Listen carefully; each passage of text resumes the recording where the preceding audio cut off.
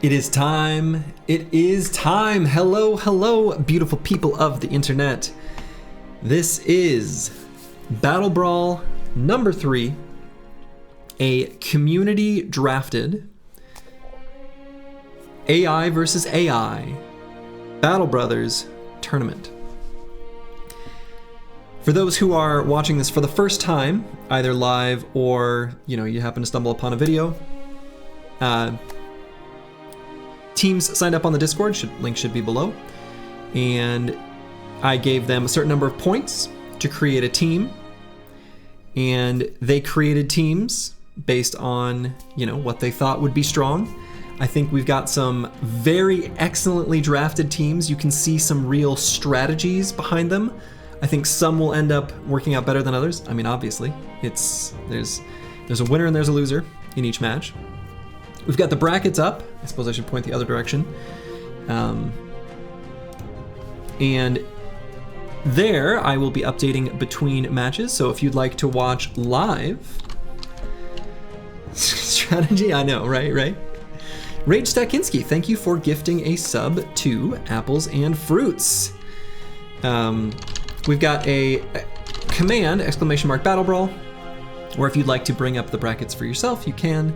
Also, I added a link if you'd like to tip TaroEld, the mod creator, for making all of this possible, because, without his work to create such a thing, well, such a thing couldn't happen. Yeah, I think there's a bunch of lore-friendly teams. There's, teams where they've got a caravan, and so they've got donkeys. Did the donkeys do anything? Well, no, but they don't need to. The donkeys are there for flavor. And I think, we're gonna see some really cool stuff. Of that, I am certain. So I thought you said we'd be able to trash talk Mrs. Clergy. Oh, you'll be able to. She's, I don't know if she's watching right now. I told her her match would probably be around 110 or 120. So that's like 15 minutes from now. Get some team sponsors. That's right. This squad brought to you by PepsiCo. We can give the Orcs little t-shirts, things like that. So, all right. And another thing, for those who are watching this for the first time, we will be doing a poll and prediction live on Twitch so that people can bet their channel points. The channel points, of course, are just for glory. Is it your team versus my wife? I don't know. No, it doesn't look like it. Looks like Caravan to Helvigborg will be against Mrs. Slurgy's Menagerie. So, Big Led is always a sponsor. You got the hookup. Very nice. So, without further adu, let's get this party started. So, our first match will be Affronte Precipitium a Tergi Lupi, which I'm sure I've pronounced incorrectly, but I looked that up ahead of time just to make sure I wasn't accidentally, saying something lewd in another language. But apparently it's Italian, and it means in front of you is a precipice, and behind you are wolves. Versus Scoot and Shoot. And also I found out that I don't know if this was intentional or whatever, but that if it's like a turn of phrase, but that's also an album by an acoustic guitarist, which I listened to and is actually really nice. So we will get our poll and predictions started in just a moment. I also created some little data structures and things like that. All right, poll is up. And prediction. Yeah, so as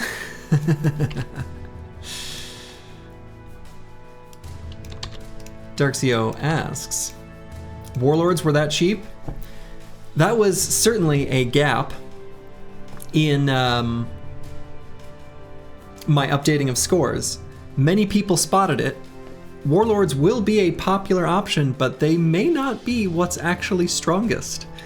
I was surprised in setting up the data structures. I set up the matches so that I could copy paste them. Anyway. So on the left, so the first entry in the polls and predictions will always be associated with the team on the left, which will also be, you know, the first one listed, and the one on the bottom or on the right is always, I'm always going to make that consistent. So Affronte Principium or whatever is the Warlords, and Scoot and Shoot is the Orc Youngs and Alps, etc.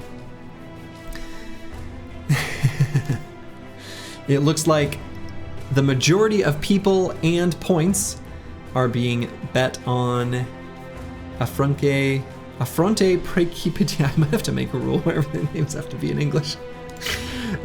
So, all right, polls and predictions are closed. Let's get our first match rolling.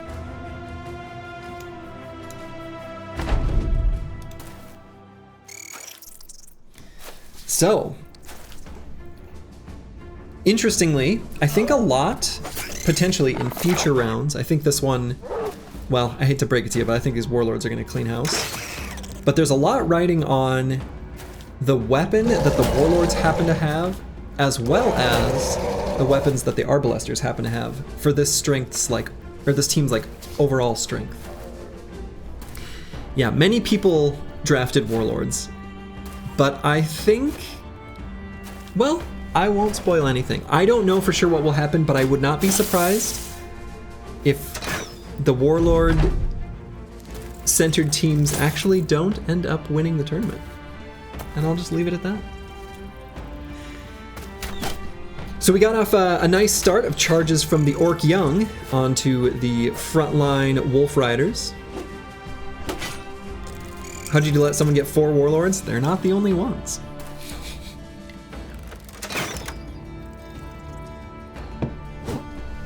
I think the Alps potentially could be pretty strong here too, putting the Orc Warlords to sleep.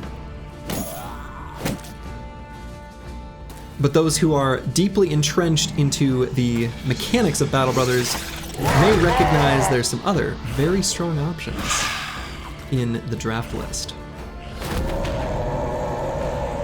Wrath of Nature would win. Wrath of Nature would do pretty well. I think that's very true. Oh, I forgot all about the fact that in chat I can see an indicator for who bet on what team. For those who are watching the VOD, those with a number 1 are the left side, and those with the number 2 are the right side.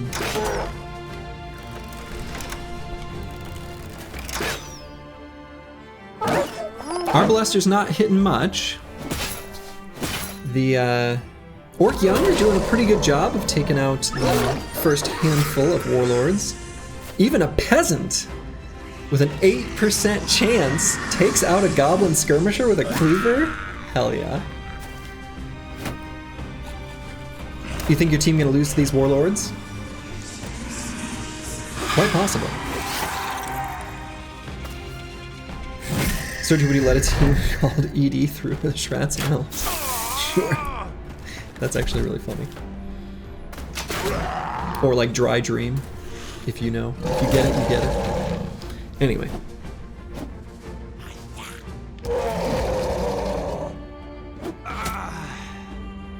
Tell you what, the Orc Young, if they could charge and stun the Warlords, would be doing a great job. Unfortunately, they can't. I hope there are non-Rockgeist teams you see beating these Warlords. Rockgeist is among the things that I'm excited that we'll see, I'll put it that way. If the Orc Young were better, they'd be doing better. So true. They're doing a pretty good job though. I mean, look, the only units remaining on the team with the Orc Warlords are basically the Orc Warlords and 1 Arbalester. Although, as you can see, the Orc Warlords are doing pretty well. It looks like Scoot and Shoot is starting to scatter.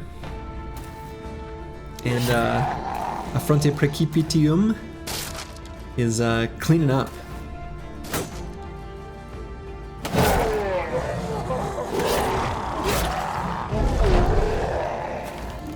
Yeah, each time we do one of these, I will get better at assigning values. So it looks like that's it. Boom! The winner is, and I will update the bracket. I will update the prediction. And there we go.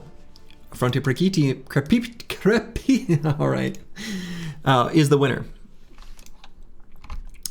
And so up next will be, move that, Heavy Metal versus Pure Rage. You hope the Rockgeist won't do too well, others you're gonna have to sit out a lot of fights? Well. Interesting you would say that. I have a feeling it'll do pretty well.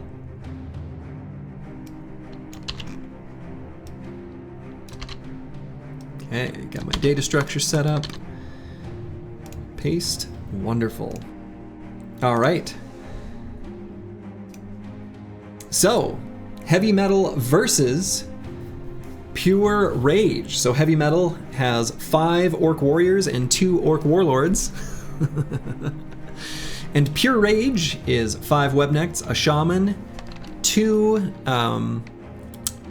the Desert Devil is actually the Blade Dancer, and 1 Zombie.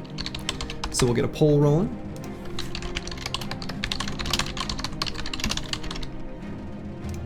And then I'll get predictions rolling.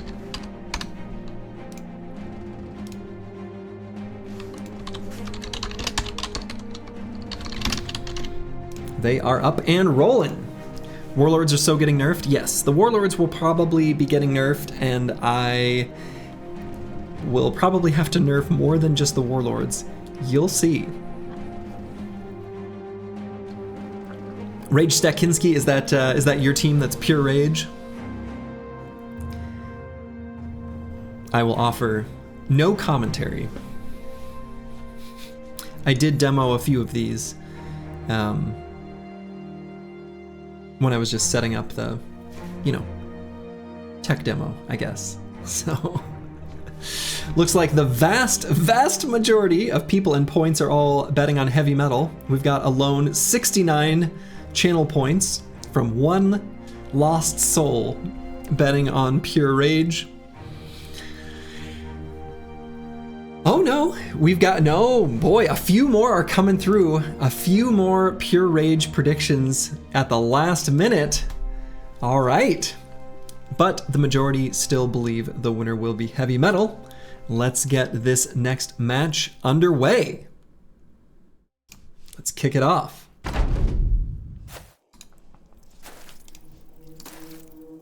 All right. Now the Webnects should be able to put a net on the Warlords. Unfortunately, and the Warriors, I don't think the Shaman will be able to root them. The Shaman will, however, be able to give them the insect debuff. However, because they have Resilient, it's only gonna last 1 turn. So this is a pretty strong team on both sides. We'll have to see who ends up winning. Also, the Sword Lances aren't gonna... I was completely wrong about the... Oh, okay. Everything I said about being unable to root them was wrong. The Shaman is actually a pretty strong option for this, for a counter for this unit then.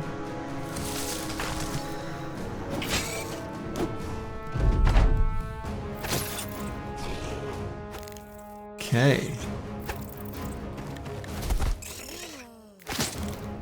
My wife is texting, how do I watch? I don't see it on YouTube. It should be live on YouTube. Check live. 2nd channel.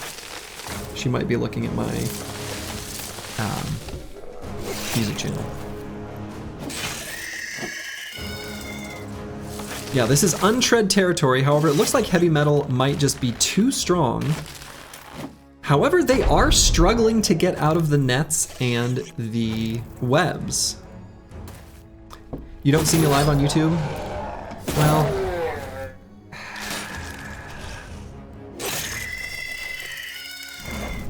Unfortunately, I'm gonna have to just accept that. OBS changed to a different version or reverted itself. I'm not 100% sure. In any case, I'm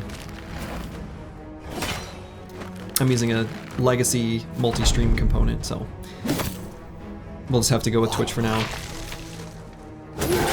For you, spiders should cost less. They might be a little too expensive. Yeah, I have to be on Twitch to trash talk. So true.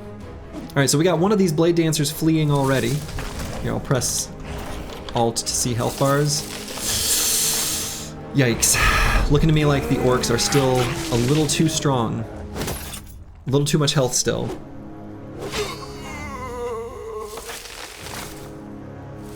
The blade dancers are good. They're a strong unit. However, against the orc warlords, they just don't do quite enough damage. The sword lance is not a very effective weapon against armor. And it looks like with their numbers diminished, they are fleeing, which is a shame. So it's looking to me like heavy metal is probably going to carry this. One big downside, even though I have, you know, fleeing turned off, it's built into their AI once they get below 35% capacity for units to start fleeing. And so what happens is, if you have too much chaff, too many weak units, unfortunately, the survivors will just simply flee, which looks like is what's happening here. And so the winner is heavy metal. Yeah, the blade dancers were cowards.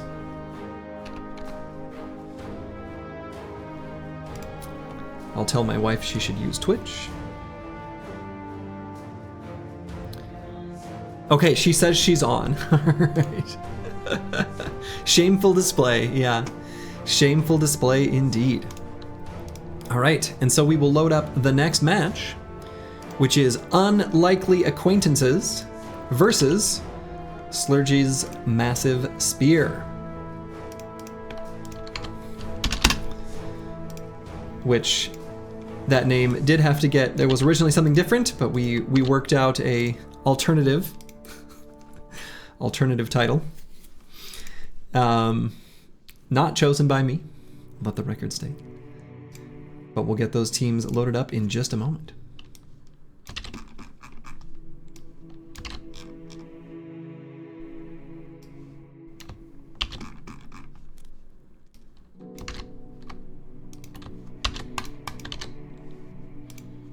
All right. Unlikely gonna meet a new acquaintance to the face. Oh man, you love to see it. So, Unlikely Acquaintances has a couple barbarian champions which are chosen. Don't be confused. The names are confusing. So it's 2 chosen, a fallen hero, a nomad executioner, and a Schrat. Unlikely Acquaintances being a pretty good name. Versus a shaman, 3 alps, 3 nachos, a spider, 2 billmen, and 3 civilians or southern peasants. Did the last betting end? It did. I just need to make it end. There we go. Heavy metal being the winners.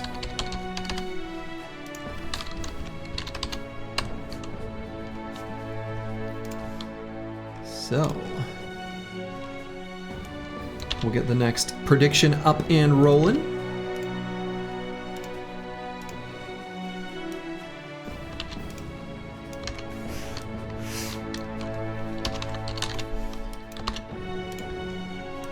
Okay, I may have to.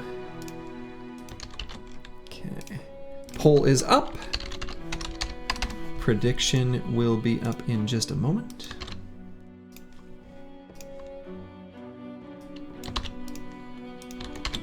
And prediction is rolling.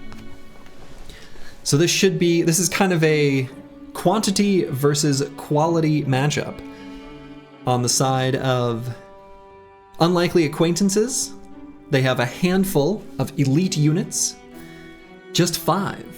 However, on the side of Slurgy's Massive Spear, we have a team of shamans and alps and reach weapons that can potentially disable their way through those units on the left. Schrat for the win. Schrats are pretty strong. I did increase their cost quite a bit from the previous BattleBrawl. However, they're still very powerful units. Only certain units can break through their shields to cause much damage, which it doesn't look like those kind of units are present on the team on the side of Slurgy's Massive Spear. All right, predictions are closed. All right. You had to do the 69, very nice. Let's get this next match started.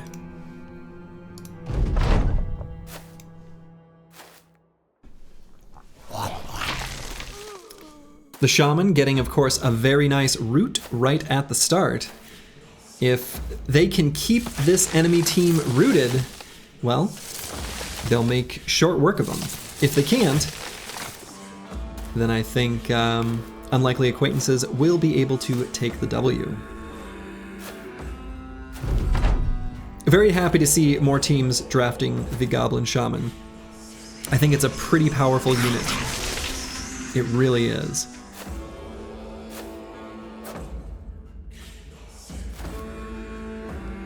Very brave citizens charging forward. Can a Schrat be rooted? Looks like the answer is no. It cannot. You can see the downside to bringing civilians being highlighted yet again, making their opponents become confident, buffing all of their stats. Yeah, seems ironic that it cannot be rooted. Once it's freed itself from its roots, it is set free. Wow, one shot. Holy buckets. They are root. Okay, but looking at that, the Nacho getting a delicious snack, feeding on the peasants. Mrs. Thochamash to clarify. That's really true. Indeed. Peasants are just Nacho food. That makes sense. This is not the only team to draft such a strategy. There are others doing something similar. All right, the Chosen both using Adrenaline. Unable to hit that Alp though. Alps are slippery. Nachos love their peasant roast. Indeed. Ooh, very nice root by that Shaman. It looks like both teams are, you know, completing to their strategy overall. The disables on the side of Slurgy's Massive Spear they're working. But will they be enough? Nice hit by that Chosen. Not lethal though. Man, that Shaman with just the perfect spot. Now also something I'm noticing here is that if you look at the combat log, the Alps are doing their best to make enemies go to sleep, but most enemy units in this game, have pretty high resolve, especially the elite units like Barbarian Chosen.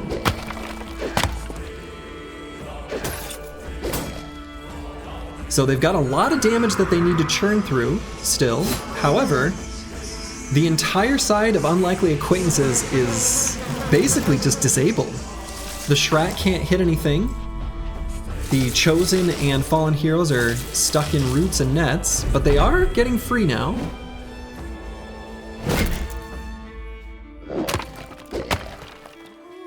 The downside then on Slurgy's Massive Spear is that the Unholds are stuck on this Schrat and not doing nearly as much damage as if they were attacking something else.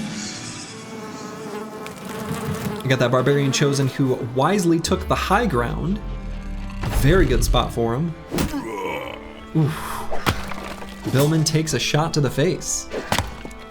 You're still waiting for Mrs. Slurgy's first chat? She might actually be signed in as Slurgy, so if you see something typed as Slurgy, it would be her. I don't know. I don't know what Twitch account she's using.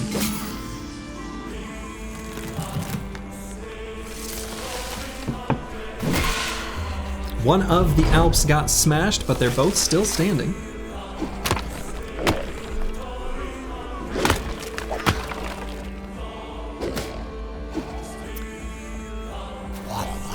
Another nice root by that shaman.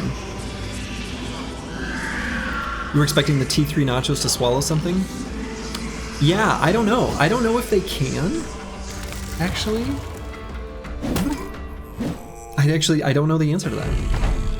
Yeah, T3 nachos can only swallow player characters. I would trust Darkso on that one. Darkso being one of the Battle Brothers modders.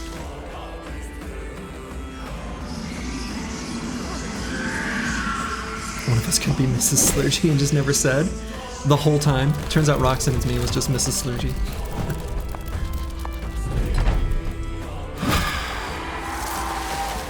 You thought your team would be able to consume the peasants and swallow an enemy. Now, I will say this. A T3 Nacho is still incredibly powerful, and it's an incredible upgrade in terms of power and hit points, and they heal up. I mean, I do think Nachos are still a wise choice to draft. You can see they've nearly taken out that Schrat. This has been quite the slog. Unlikely Acquaintances has spent most of their time disabled, whereas Slurgy's Massive Spear, they've spent most of their time attacking the Schrat. That Shaman is doing work, though. The Schrat is blind, you haven't seen it hit anything. Well, for a while it was debuffed by the Shaman. So it was, you know, it was unable to hit anything because its stats were so nerfed. Seriously, that Shaman is insane. And it looks like one of the Nachos moved to have a snack. Yeah, turtle and hare strategy. Indeed. Loving what I'm seeing that Shaman doing, though. That's nuts. I think Slurgy's Massive Spear is probably going to take this. This has been a really interesting match. So far in the BattleBrawl tournaments, it's seemed to be the case that quality over quantity has emerged victorious. But here, it's looking to me like quantity is going to take it by utilizing Nachos. But we'll see. They still got to make it through those Chosen, who are pretty banged up, but still.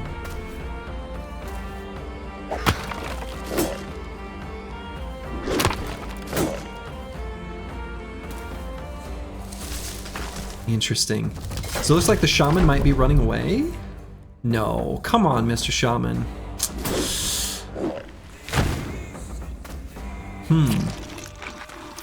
Nacho having another snack? Yeah, I don't think they have it. They might not. We'll see. Shaman's changed his mind. Ooh, okay. Nacho just took a Chosen right out. Incredible. Okay. I mean, I don't know. This is close. This is really close. Let's see what this Chosen chooses to do. Okay, that was smart. He should have attacked there. Shaman was only kiting.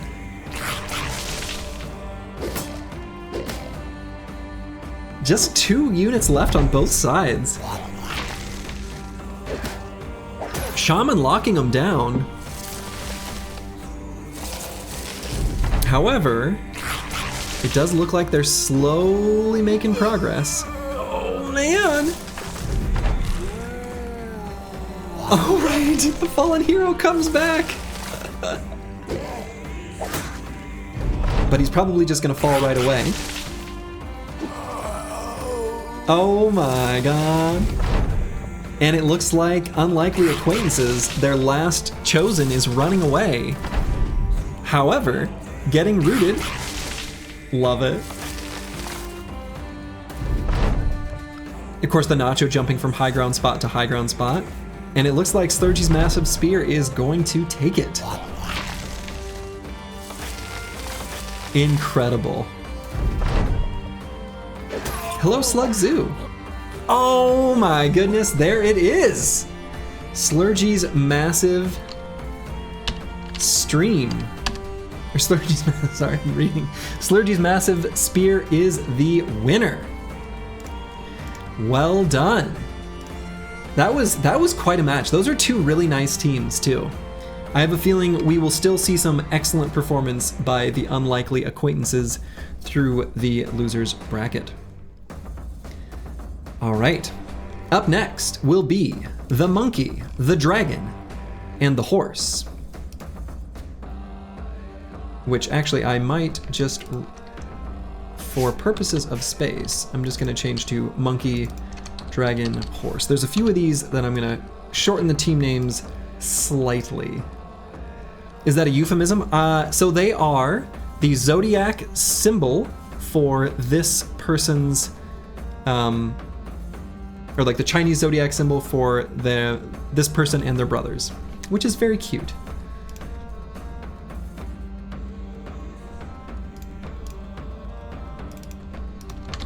So monkey, dragon, horse versus Mehr als zwei, which I'm sure I've pronounced wrong, which simply means more than one. Oop.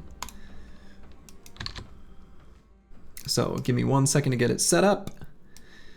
I opened that prematurely. This is probably the match, by the way, the single matchup that I'm most excited to see the outcome of. So, oh man, only 9% of people and points bet on Slurgy's massive spear. Nicely done, Roxanne, it's me. So this one, zombie boss is Rockgeist. If you know something about this fight, so anyone who has never faced Rockgeist and wants to remain spoiler-free, you should tune off this stream right now. Yeah, Green Killer, go away. Somebody please message him when this match is over. So we have Rockgeist, a Lindworm, and a Peasant versus 8 Greatswords, which are Zweihanders, 3 Nachos, a Standard Bearer, and a Peasant. This is going to be a very important match for the fate of the whole tournament. I have a feeling.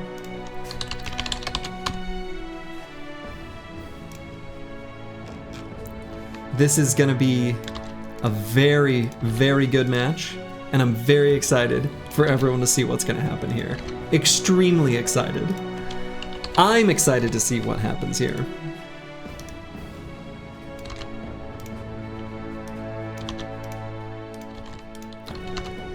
All right, poll and predictions are up, and I'm very curious how people are gonna bet on this one. Oh man.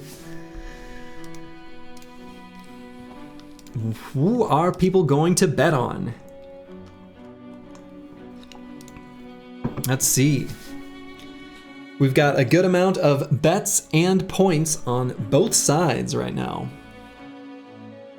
Seems more people believe in Monkey Dragon Horse, but more points are making their way towards Mehr als zwei. Whoa, except for one massive bet for Monkey Dragon Horse. Oh, very exciting. Very, very, very exciting. You think you know who's gonna win? What is Peasant Armed? So it is just a peasant who, it would be like a peasant that would appear in one of the contracts in the Noble War. So it's a peasant that's guaranteed to have a weapon. It's still just a peasant though. So they always will have a weapon, either a pitchfork or something, but yeah, this is Rockgeist. So we'll see. That was just to fill the point cap? Yeah, I'm guessing so as well. All right. Oh, I'm excited for this one. So excited because, well, you'll all see. If you remember the watermill fight that I did a few runs ago, then you'll know what's coming. let's see what's happening when we click this start fight button. All right. The Zweihanders charging forward quite bravely. Now keep in mind, they have Overwhelm. They're not particularly fast units. However, all of the units on the side of Monkey, Dragon, Horse are slow. So Overwhelm is going to play a big role in this fight. Quantity versus quality again? Somewhat. Oh man, the lightning sword. The Nachos wisely hanging back. Except for that one. Oh boy. What are they doing? They're repositioning. Come on, Zweihanders, you gotta get in there. What are they doing? Yeah, Zweis are really good units.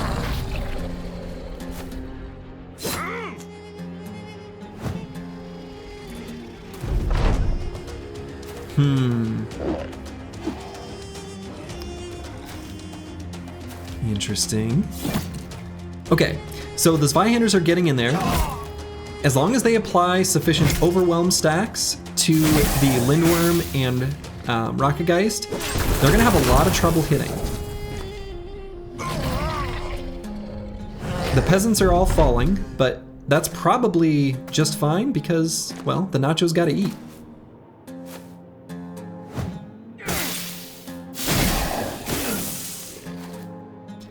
Lindworm's armor has been busted through, letting the great swords do some pretty great damage.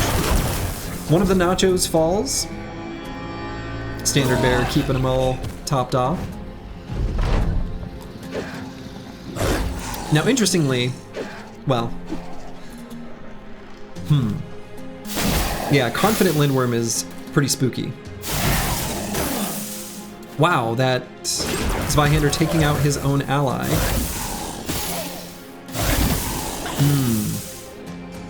I have a feeling I know how this is going to turn out. And it's not the typical result. The Zweis have this? Just wait. Alright, Lindworm is down. Rockgeist getting overwhelmed. Still managing to hit. However, well, you'll all have to see.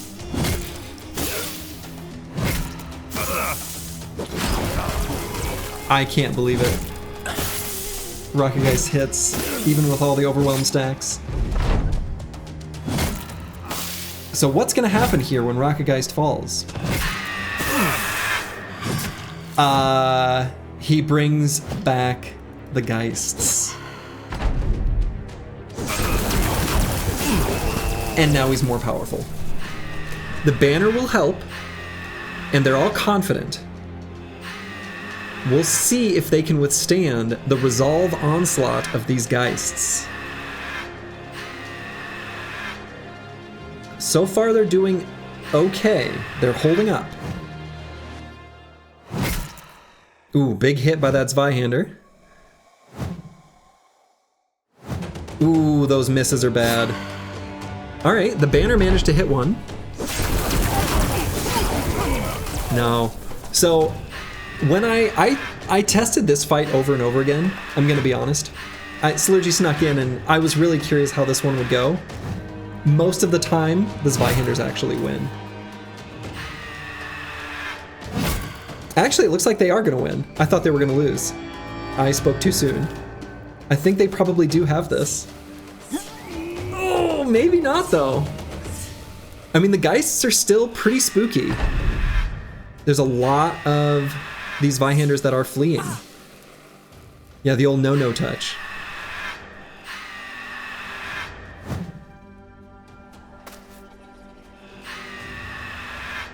I hope the banner uses Rally.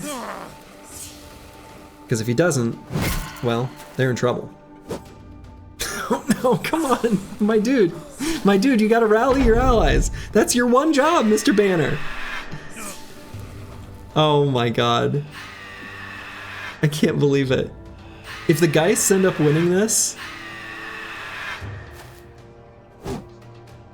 Oh my god, the banner won't rally? Is he really fleeing? Oh no.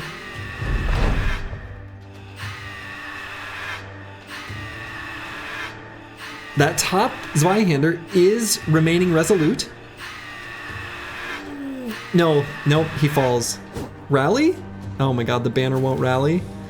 Unbelievable. Unbelievable.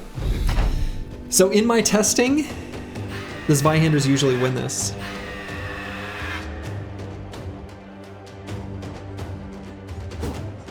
Oh man.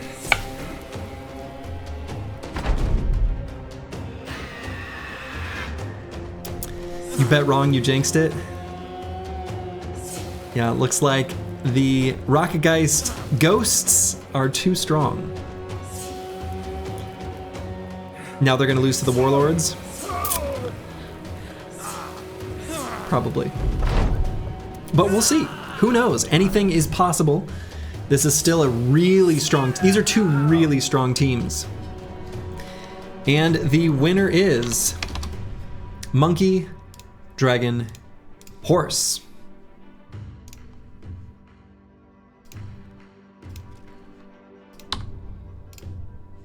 Very nice matchup right there.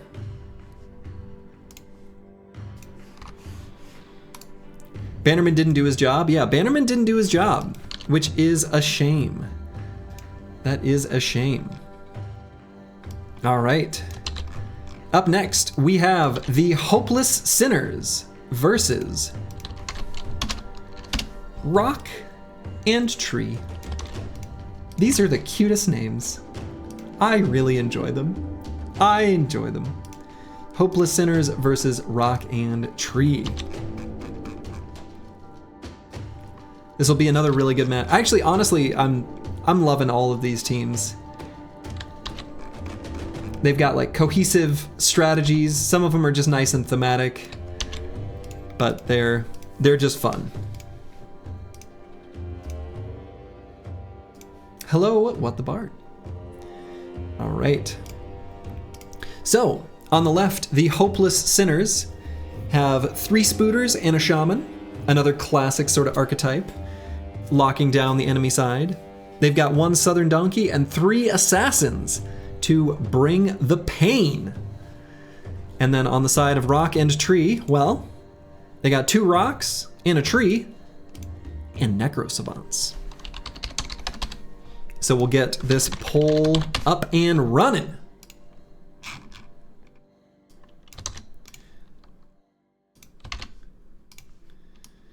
So again, we got the Hopeless Sinners on the left, Rock and Tree on the right.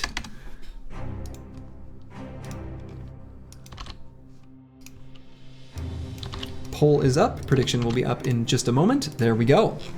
Nerf the Frost on Holds. The Frost on Holds were nerfed. Nobody drafted them, which is fine. They will probably have their price slightly lowered in the next one, but maybe not, actually. Whole crew showing up here. Where's Chaucer? I don't know. But not everyone can make it. That's all right. Looks like most people are believing in the Hopeless Sinners. Nobody believes in the power of the Ifrit, it seems. But the Schrat, you must realize, is going to be pretty hard for the Hopeless Sinners to bring down. After all, Assassins don't have any axes to break through that armor. There we go. I like to spice up my commentary to get things a little more even in their predictions. Now, it seems I've taken it a little too far. Keep in mind that if the Shaman just locks down the Necro Savants and Ifrits, they won't be able to rejoin. Okay, predictions are closed. Let's get this started.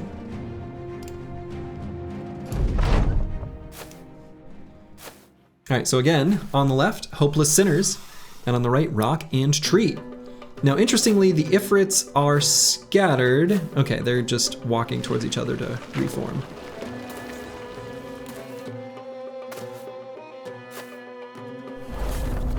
Slurgy manipulating the betting pool?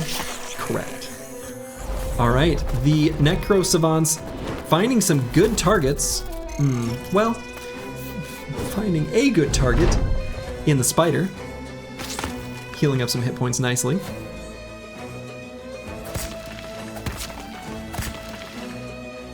Looks like the Catal's getting some good... Ooh, one of the Necro Savants brought down to proc 9 lives already. Repositioning so that he doesn't get just completely smashed. But that Assassin in the back might take out that Necro Savant. Popping Adrenaline so they can kill him before he gets a chance to move. Popping Adrenaline and waiting. And now the Necro Savant gets the chance to full heal on the donkey. Incredible. The old Adrenaline wait, a classic. A nice net, or a root I should say, on the Necro Savant back there, which the Assassins are choosing not to take advantage of. Just kidding. It seems every time I comment on a specific behavior the AI is doing, then they disregard the rest of my statement. Also, attacking with your Catal before throwing your, flash pot, that's a choice. So the Hopeless Sinners are kind of getting torn apart a little bit. We'll see if they can rally.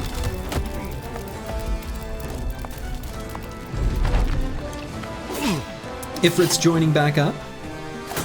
Necro Savant getting some good damage on that Assassin. The other Assassin struggling against the Schrat. Yeah, I think the Hopeless Sinners may be a strong team, but they are not strong at dealing with Ifrits and Shrats. The only units remaining on the side of the Hopeless Sinners are the 3 Assassins. Throwing a flash pot at your ally? That's a choice. That one Ifrit is perma-rooted? Seems it is. Let's see, is he really... Yeah, he's not trying to break free at all. The rocks get really confused when they get rooted? Apparently so. Or maybe it's just where it's positioned on the battlefield, I'm not sure. Alright, so one of the Assassins is fleeing. The Schrat kills his ally? Incredible.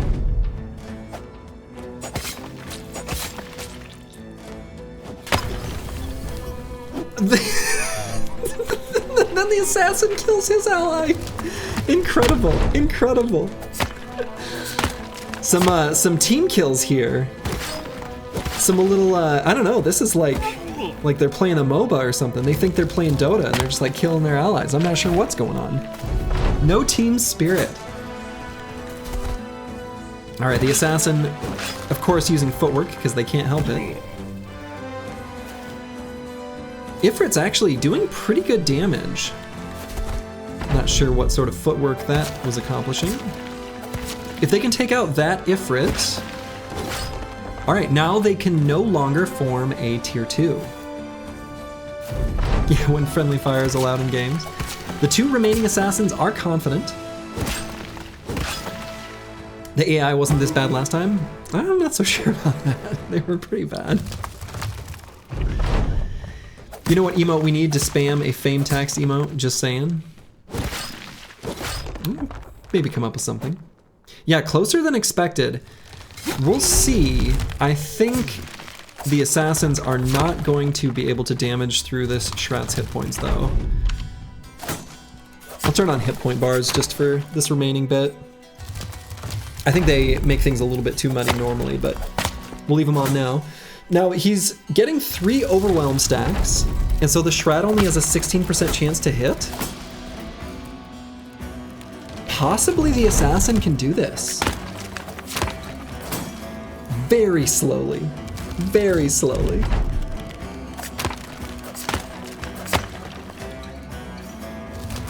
I mean, look.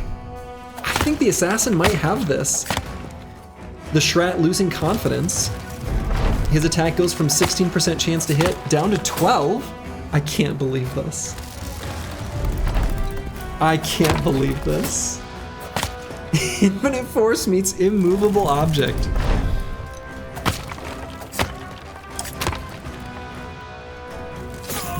And unfortunately that Ifrit in the back sitting still. Ooh, the Schrat connecting twice. And again, incredible. Now the injuries he's doing are not that big of a deal. This is so close.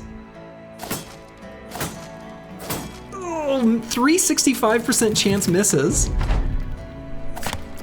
He's still gotta hit a few more times. Oh. Okay. A few hours later. And amazingly, Rock and Tree, out of nowhere, that Schrat manages to do it. Incredible. Incredible. Rock and Tree, I am speechless. Like, that, wild. Absolutely wild. Sherry says, I knew it. I did not. I kind of thought Hopeless Sinners had it there, but apparently 'twas not meant to be.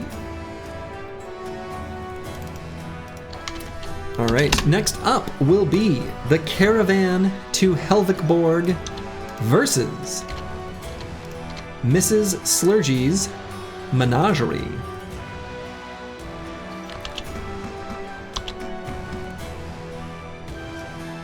Both of these teams are a bit of a mishmash, a variety of different units, so I'm actually gonna have to use the scroll bar to show what all they've got. Conflict of interest literally sleeps with the host organizer. Yes. All right. So I'm gonna have to use the scroll wheel on both of these. That's just how it is. On the left,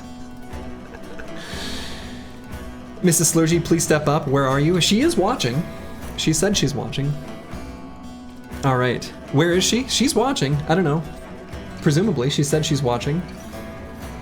Oh, and she said she can't tell which team is which. Yeah, it's the direction they're facing, my love. Anyway. Oh, there she is. All right. If you see chat messages from Slurgy, that's actually her. She found the best emote to use. Okay. So on the left, Caravan to Helvicborg is a Zweihander, a Bounty Hunter, a Mercenary, Arbalester, a Sergeant, a Ranged Bounty Hunter, a Ranged Mercenary, a Master Archer, 2 Caravan Hands, and a Caravan Donkey. Mrs. Slurgy's Menagerie has an Assassin, a Civilian or Southern Peasant, an Armored War Dog, a Nomad Archer, a Nacho, a Ranged Bounty Hunter, a Frenzied Direwolf, and a medium T2 Ifrit. And there should be a Schrat there too, actually. I think this got too long for me to literally copy paste. Yeah, there should be a Schrat as well. Okay. So as you can see, quite the mishmash of units on both sides. Both of these teams are, no, you can check their totals. They both totaled up to 300. So we'll get a poll rolling.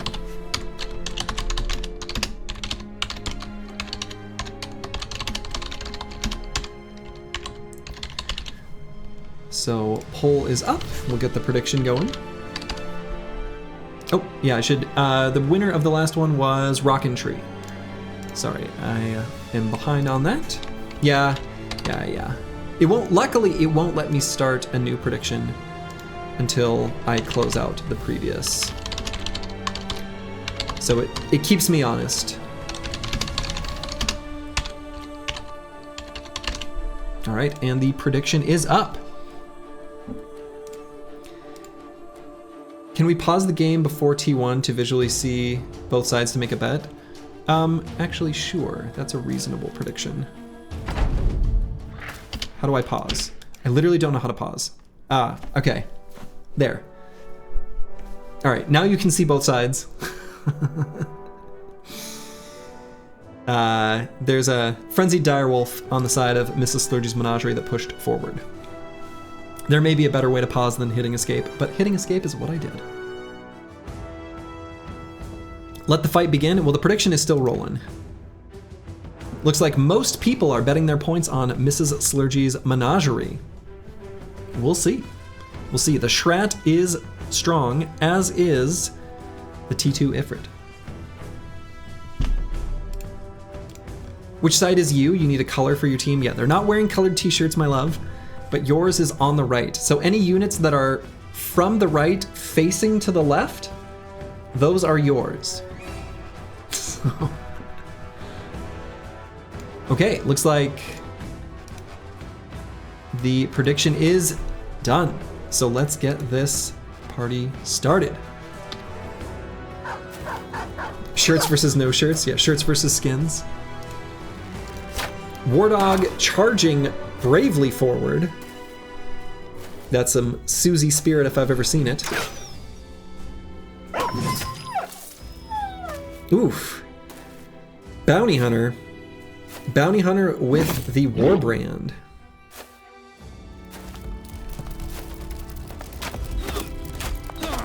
Master Archer absolutely blasting that Bounty Hunter. Not looking too good for Mrs. Slurgy's menagerie.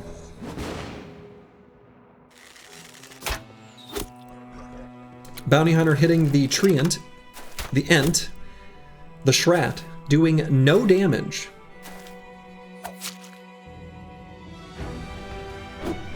Now that Frenzied Direwolf on the high ground is going to be pretty hard for him to hit. Ooh. Uh-oh. Things looking pretty rough for Mrs. Slurgy's menagerie. The ranged fire of Caravan to Helvigborg kind of tearing them apart. It is scary out there. That's right. Can they do it? Assassin throwing a nice fire pot. Uh-oh. Uh-oh. Caravan to Helvigborg with some really coordinated fighting. You know, the Master Archer, the ranged bounty hunters, they're actually doing a really good job. Assassin ready to run? Might be. Or not. Assassin confident. Ooh. But getting absolutely demolished by the Mercenary and Master Archer with warbows. Actually pretty effective weapons against the nimble Assassin. Let's see if this Schrat can get some work done. Otherwise, Mrs. Slurgy's menagerie might be in trouble. So did you ever tell Mrs. Slurgy you made Susie and Mango emotes? I did. I showed them to her. Yeah, she sees them. They're good dogs. We just took them on a real nice long walk earlier this morning. The only unit remaining for Mrs. Slurgy's menagerie is the Schrat. Now the archers will be unable to damage it completely. So if that Schrat can take out the units that it's engaged in melee, it might have a chance, but it's not looking too good. If anything, the archers now help the Schrat, considering they can get a little friendly fire in, potentially.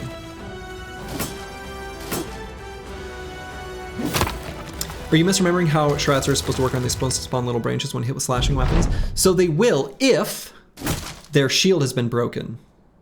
But this one, the shield is still active. So if the Schrat busts its arms open, then it'll spawn little mini trees, little saplings.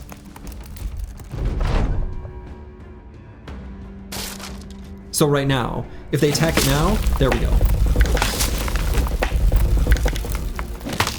Yeah, he really hates that axe. I mean, he is a tree.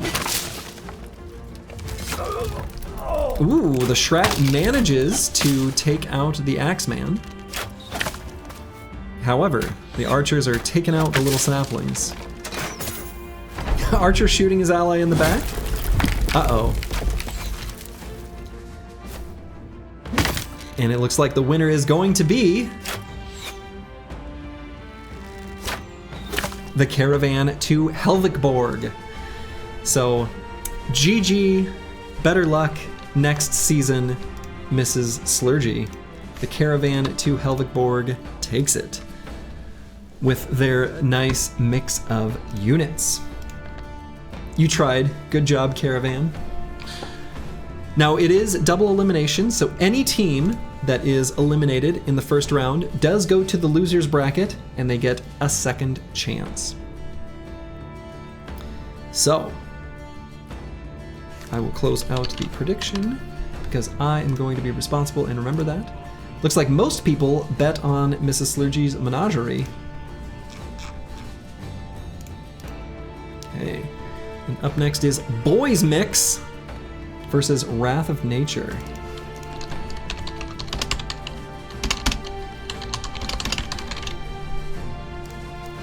Another nicely themed group of teams.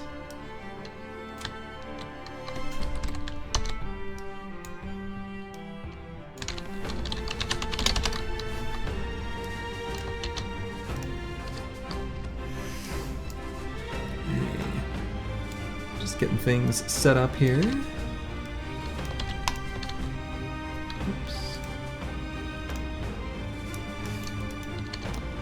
If she won, it's rigged. If she lost, Slurgy let her out to dry. Chat, did you miss any spice? There were a few good matchups. Manifest Destiny's Child, there were. All right. So, Boys Mix versus Wrath of Nature. Boys Mix is 6 honor guards. So skeleton heavy are honor guards, and these are bodyguard honor guards, so they're not going to move forward as aggressively. So these are ancient honor guards, 6 ancient honor guards, 4 billmen, and an alp. On the side of Wrath of Nature is 2 Shrats and 8 Spooters. So, we'll get the poll up and running.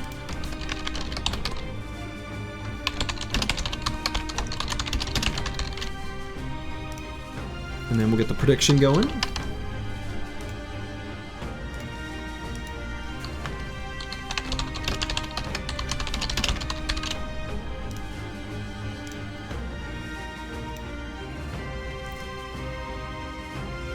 Yeah, Slugzoo did not get a team submitted for this particular Battle Brawl.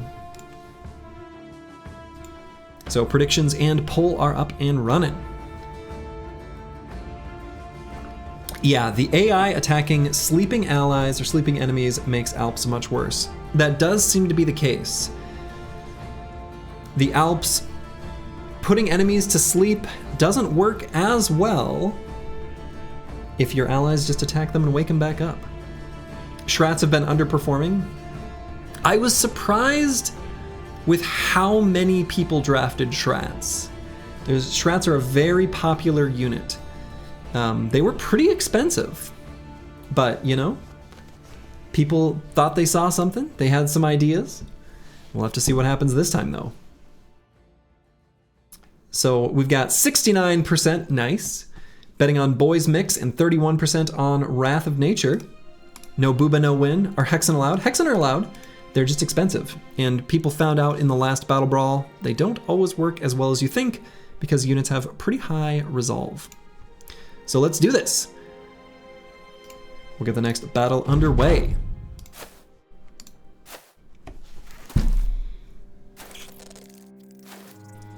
Spooters bravely charging forward. We'll see if the fearsome procs from these ancient honor guards end up doing a number to these spooters. A lot of cleavers there, a lot of cleavers. Billman backing up behind the ancient honor guards, who then charge forward. Okay. So it looks to me like the Webnecks will be able to, yeah, put their sticky webs onto the Ancient Honor Guards. On almost all of them, in fact.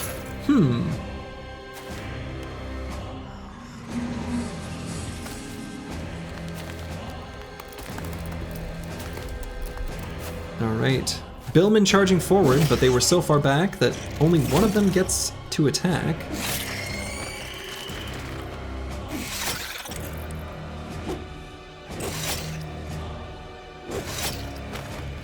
Okay. Not really much damage done, though, by the side of Wrath of Nature. We'll have to see what these Shrats are able to do on this round of combat. Unfortunately, it looks like the spider attack must be a piercing damage type, because they were not doing very much damage to those Ancient Honor Guards. Alp got hit, but not killed. Just very, very injured. Yeah, sleepy spooters. The spiders are just sleepy. I'm really happy to see a team with Ancient Honor Guard. They're a really good unit. I think they are undervalued. They have fearsome, and their fearsome procs are serious. They might even be able to make the Orc Warlords route. Just saying. Just saying. Oh, and the Schrat is running away. Again, because they lost so many of their allies. Yeah, their fearsome checks are quite strong indeed. You ever wonder why your units start running away when they get attacked by Ancient Honor Guard? Well, it's because their fearsome is real good. One of the Ancient Honor Guard is committed to not letting that Schrat run away. Shrats never again. That was a pretty good attack by the Schrat, though. Were cost of Shrats changed through all these events? Yeah, I increased their cost. But people decided they wanted to give them a try regardless.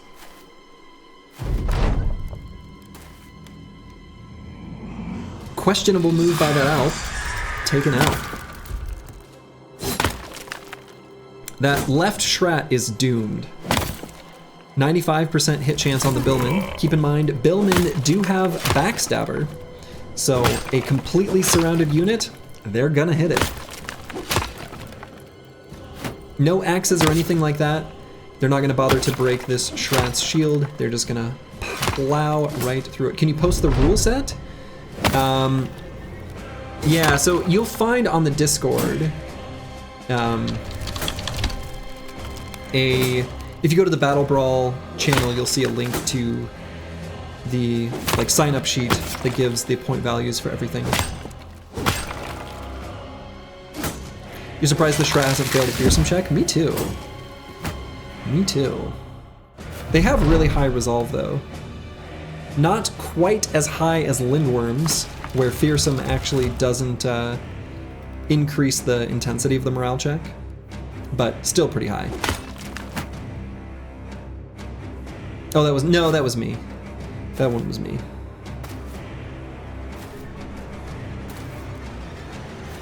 Yeah, the undead are serious. Relentless, they are.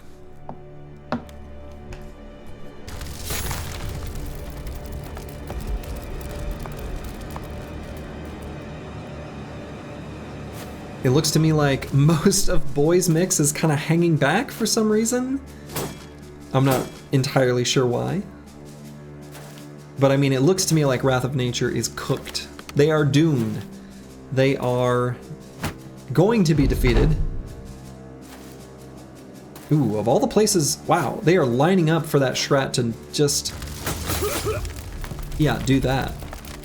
Questionable.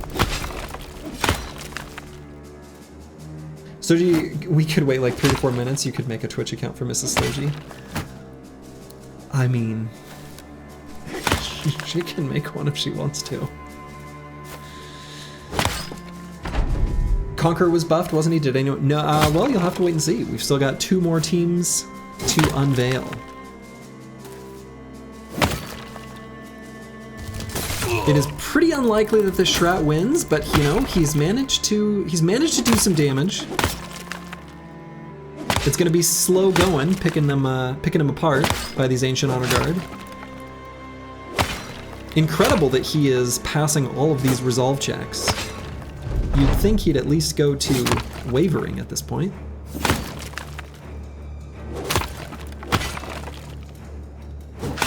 Especially with his reduced HP. And there it is. The winner is Boys Mix. With 69% of the points being predicted onto the Boys Mix.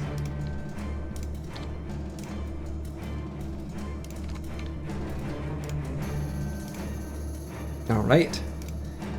Up next, the final match of the upper bracket shall be, oh my goodness, what have I done?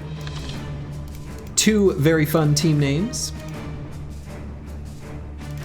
It will be Weavers and Reavers Inc. versus Redemption.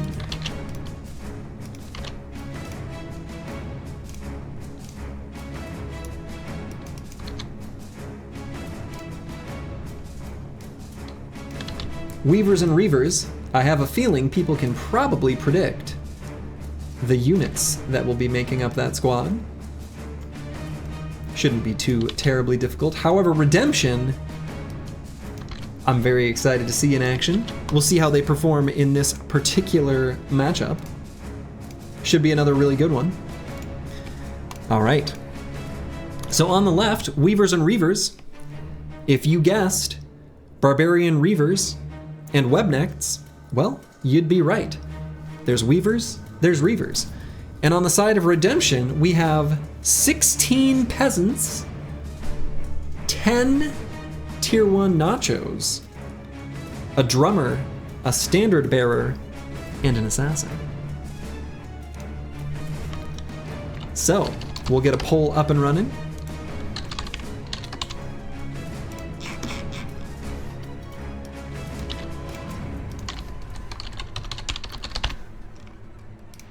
And then I will make a prediction. There's definitely a cohesive strategy to both sides. Can Nacho eat spooter bodies? I think so. I think so. Yeah, how many tier 3 nachos? How many tier 3 nachos will we end up with? Yeah, peasant slash nacho, brilliant, absolutely. Absolutely. But I will say, it might be difficult for the nachos to get in there to eat if they are wrapped up in spider silk.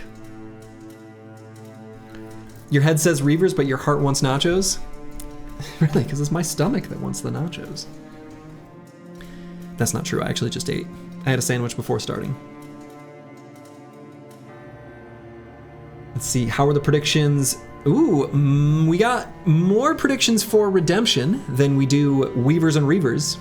This one could easily go either way, though. I'm looking forward to how this one turns out. All right, the poll is ended, as is the prediction. All right, let's get this party started.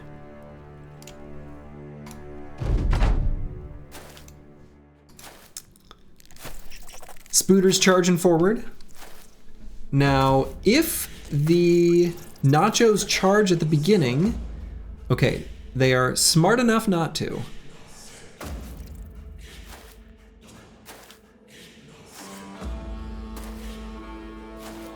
Ideally, for the side of Redemption, the peasants charge forward first. Yeah, the old peasant YOLO. Very brave. Also, the initiative order is really going to matter here. The fact that the spiders are faster means that some of the peasants might fall at the start of the next round, which actually will be good for the side of Redemption. Holy quantity? Yes.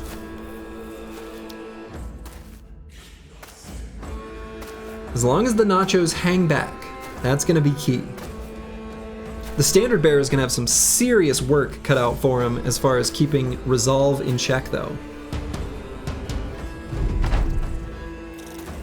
You just joined, but this tournament looks great? Oh, it is great. Total trash mob war, and I'm all for it. Absolutely. Absolutely.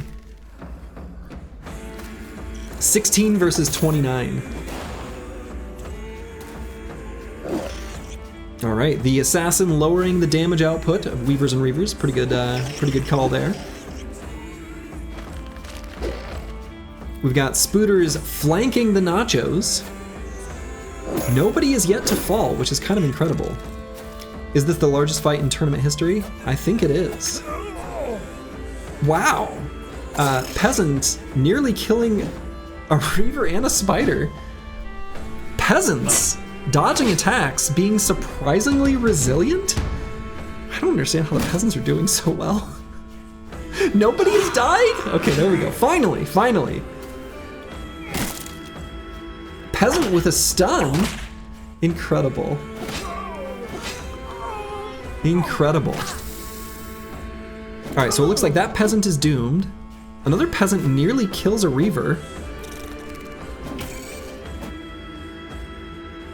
Incredible. The peasants surprisingly doing a lot of damage. Standard bear just stabs one. Incredible. All right, looks like that is a nice little pocket of food for the nachos. We'll see if they take advantage of it. Nachos can be kind of weird and cagey about moving to the right hex sometimes, it seems. You'd think they would want a snack as soon as one is available to them. That's how I roll. The front line is falling. There's a lot of bodies. Will the nachos move forward to take advantage? Or will they get wrapped up in nets? We shall see. All right, so that nacho moved to a corpse, as did that one. So next, there we go. Oh man, it's happening. Redemption. The nachos having some snacks.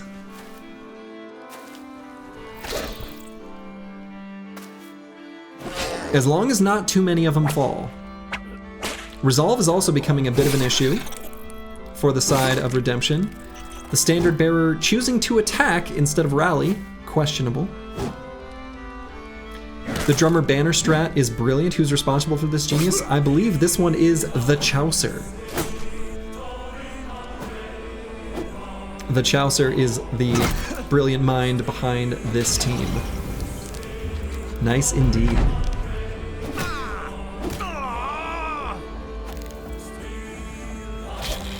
But not that many nachos have had a snack yet. Unfortunately, a lot of them have had to hop over like, 2 hexes, and then they don't have enough AP to have their meal. But those two managed.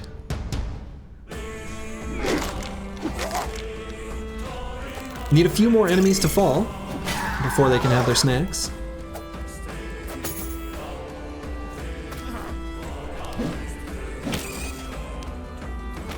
Peasant doing battle with a nacho back there. Weavers and Reavers, though, doing pretty well. A lot of these Reavers are, holding up, but not all of them. Meat is back on the menu. The peasants with the pitchforks doing a surprisingly high amount of damage. Are the teams based on a point system or eyeball? They are based on a point system, your octopus boyfriend.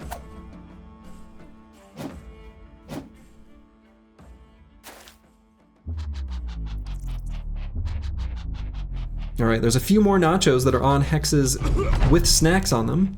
Maybe just one, actually.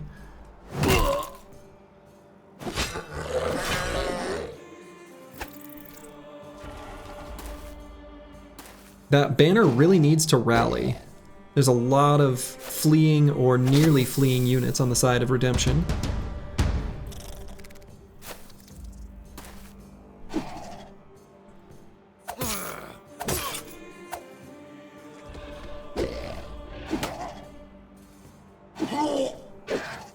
Nacho's doing a pretty good job with their attacks. A T3 Nacho is on the field.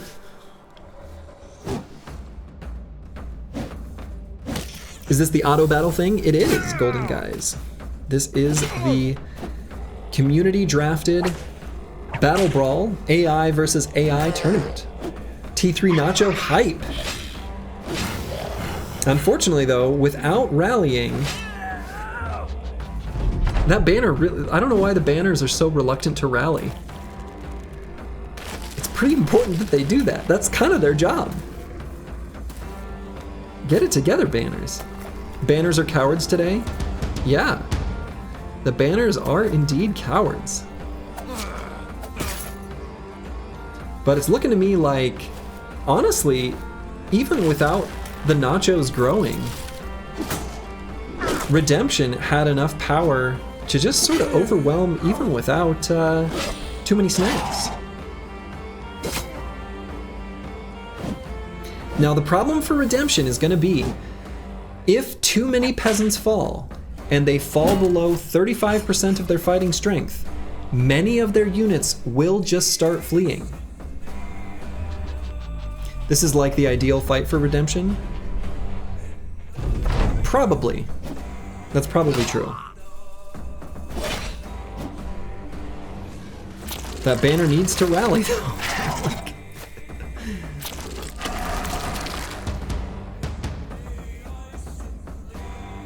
However, you know, we've got four T2 Nachos, one T3 Nacho.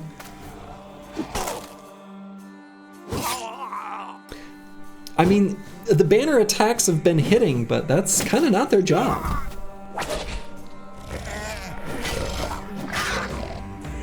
Beastmaster managed to whip that Nacho to where he's gonna die. Goodbye. Yeah, bleeding out. The units on Weavers and Reavers are all confident. They might be able to do this. Confident is a pretty important buff as far as improving your stats. Oh, Nacho disrespecting, moving out of zone of control just to have a snack. There's only 2 Reavers remaining. And I got 2 Reavers, 1 Spider, and a Beastmaster. That's probably not going to be enough.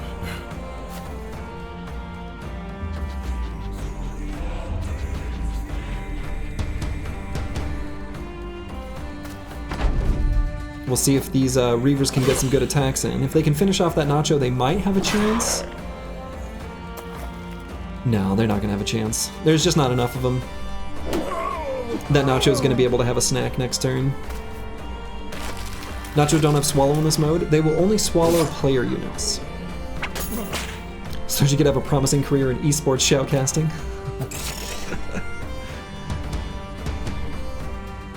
I do enjoy watching esports events. Probably not my thing. Yeah. Yeah, so it looks like only 2 units remaining. I think Redemption is going to have this. Only a Beastmaster remaining. Not looking good for the side of Weavers and Reavers. Unless this one whip can pull off a miracle. But I suspect that ain't happening. And indeed, it is not. So the winner is Redemption. 70% of you predicted correctly. And so that is the final match of the upper bracket. The winner goes to Redemption. All right, so we will now move down to the losers bracket round 1. Oh my goodness, what happened? Okay. We now have Scoot and Shoot versus Pure Rage.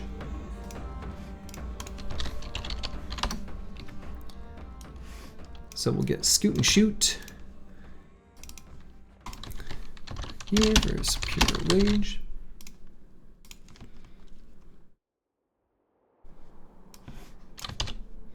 So I'll get the next one set up here.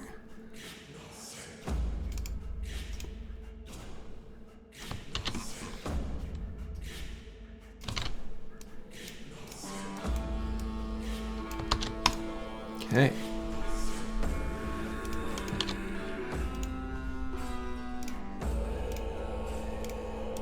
So I didn't know you were from Iowa, fake Minnesotan. I am indeed.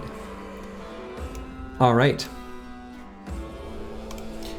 I am going to use the restroom real quick. I had some afternoon coffee to get pumped up for this. I also had a Hams, and so I need to use the restroom, and then we'll get this next match started. I'll be back in just 1 second. I'll actually leave the brackets up.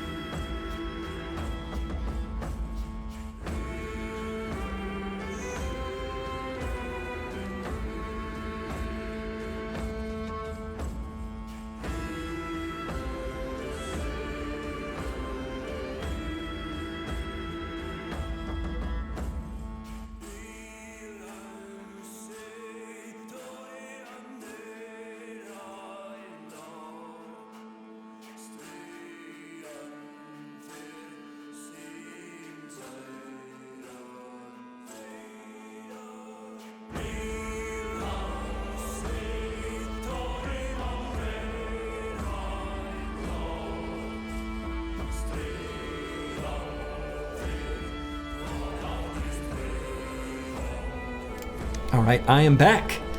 We will get our poll up and running. So, Scoot and Shoot versus Pure Rage.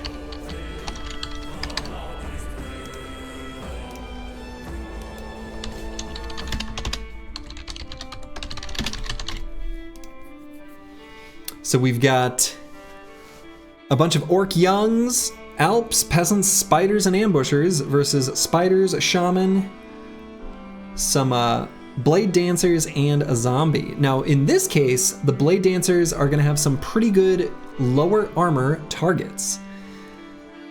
We'll have to see if the stuns from the charges of the Orc Young are enough to overwhelm them. Lots of Alps out of nowhere? Yeah, people liked the Alps. It's kind of interesting. Alps and Shrats were popular choices. Looks like a lot of people are believing in Pure Rage. Hovering around 69%, nice, of the predictions. This is a tough one. I agree. It really depends on the behavior of the Blade Dancers. Oh man, this is a close one.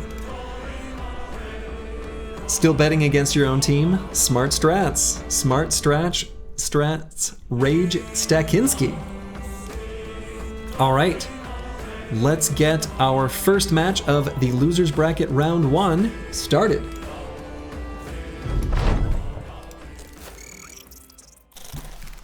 Spooters versus Spooters.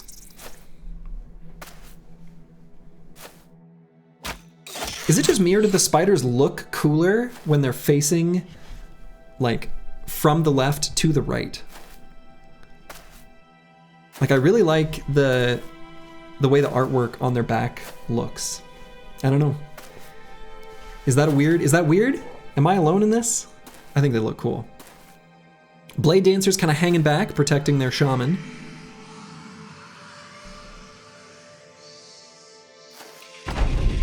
Alps waiting in the wings. Their legs look weird facing that way. Kind of true. Ooh, some spiders going to flank that Alp on the side. Interesting. Okay. This is kind of a chaotic little battle. Blade Dancer's finally moving forward. Still not able to attack yet, though. I don't know, I think the Blade Dancers were hanging back far too long. The Orc Young might be able to get some charges in and just completely, you know, negate their ability to do good damage. Alps can't break free from nets, somehow relevant? Maybe, we shall see. All right, Adrenaline on the Blade Dancers. Smashing an Alp. Taking the high ground, which is a choice. We've got some spider on spider violence at the bottom. Ooh, sniper shot by that ambusher. Now, Pure Rage only has 4 units remaining. The shaman choosing to use his club instead of one of his debuffs. Nomad taking a nap. The other Nomad taking a nap. Ooh, I don't know. This is looking... I think between the Nightmares and the stun charges from the Orc Young, Pure Rage has been essentially disabled and unable to do anything. Yeah, the Blade Dancer just officially wasted 3 turns. Unfortunately, it seems like they often do that. Okay, the Ambusher killing his allies. Incredible. Incredible.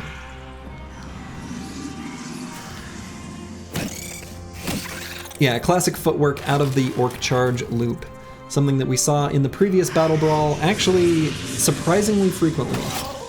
It seems the Blade Dancers can't help but to use footwork as soon as it's up.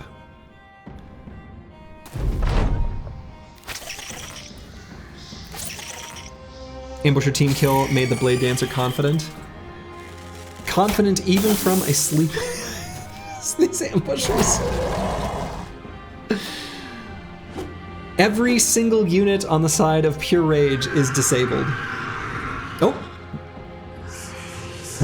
But woken up. Okay, they are gonna get a turn. We'll see if they're able to do anything in this round. Can they? Yes. Where are they going? All right. The Orc Young are going to be able to charge again.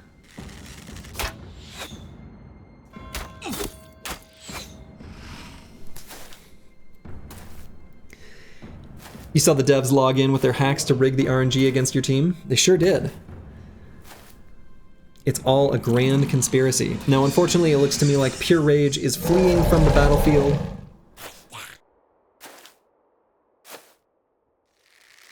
Yeah, once you get below 35% strength, squads will run. I'll see if I can... Well, we'll see if that can be fixed for the next Battle Brawl. That poor Blade Dancer. Sleeping. The Alps did a good job in this particular matchup. This was brutal. This wasn't even close. Scoot and Shoot absolutely dominated to the extreme.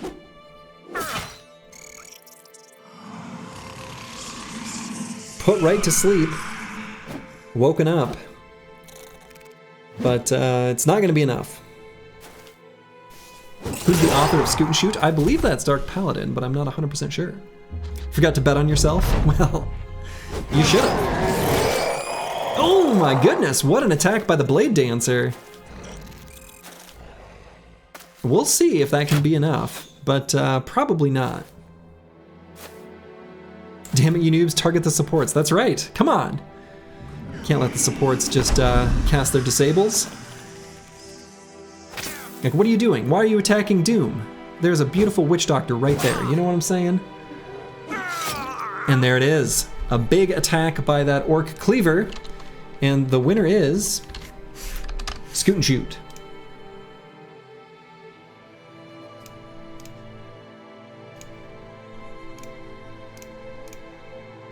So we'll go ahead and get that updated. All right. So the next matchup will be Unlikely Acquaintances versus Mehr als Zwei. And actually what I'm also gonna do is, so Pure Rage is unfortunately the first team eliminated from the tournament. So Unlikely Acquaintances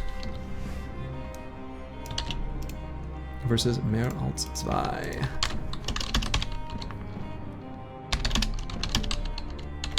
Which I am sure I'm pronouncing perfectly correctly, because my German is impeccable, as everybody knows.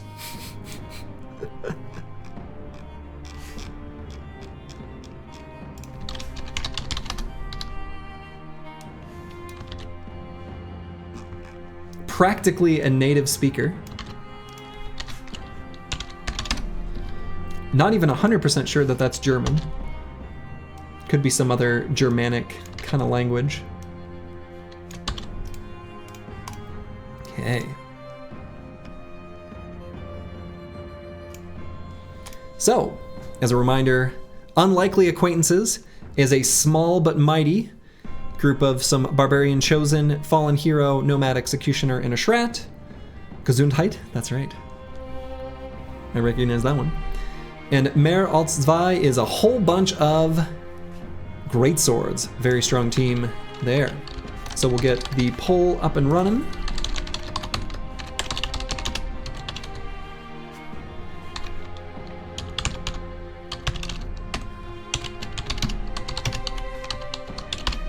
And I'm dangerously deciding to type these instead of copy paste them, which is questionable.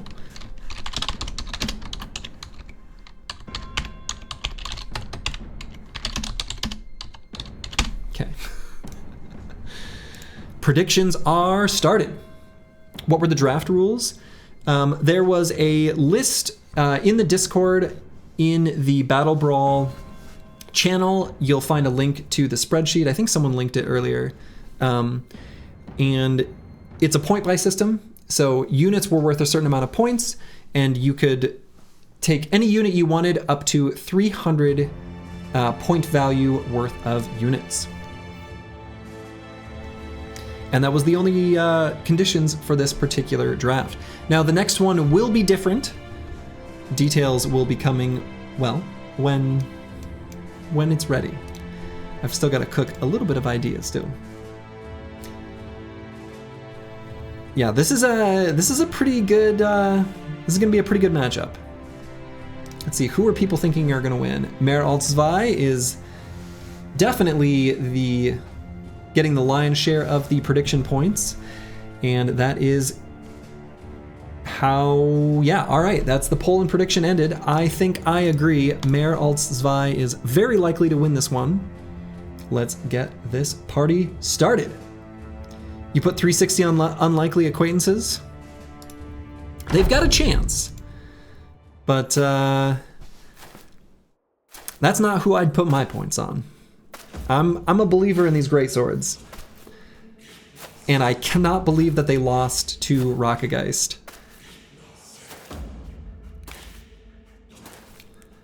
Well, a lot was riding on that, I'll say that. You think Overwhelm carries this? I think so too.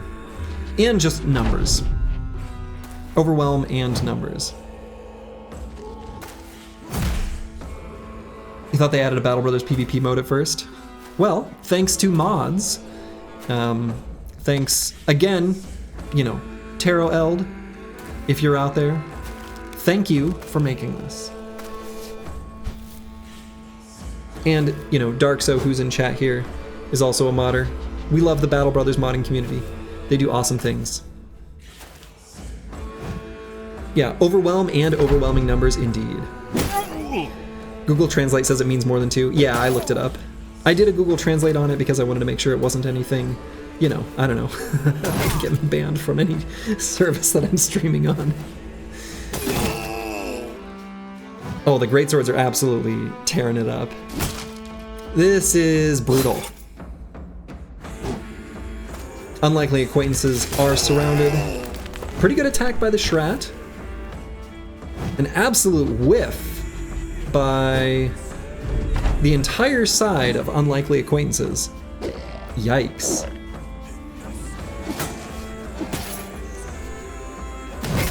The Schrat is about to carry? I don't think so. We'll see. We'll see, but I don't have high hopes.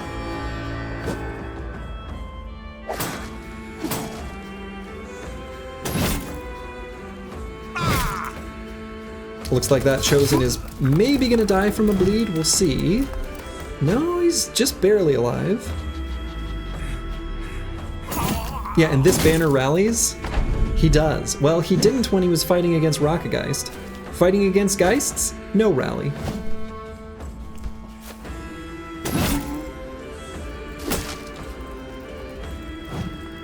The Greatsword, of course, does have a attack that can break shields, and so the Zweihanders are making use of that.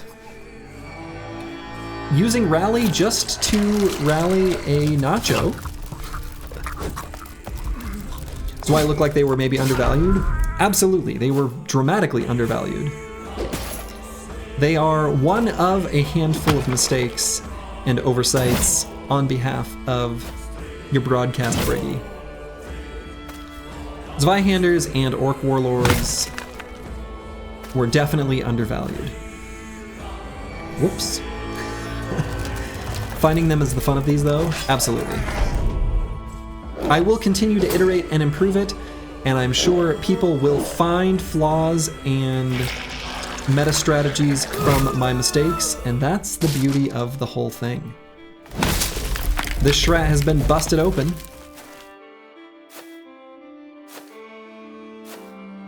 Zweihanders, pretty strong unit. This Schrat is doomed. The Greatswords are gonna obliterate him. That is so much damage. So much damage.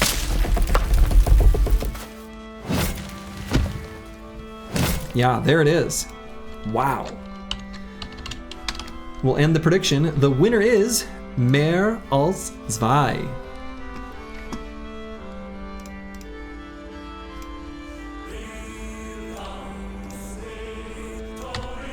All right.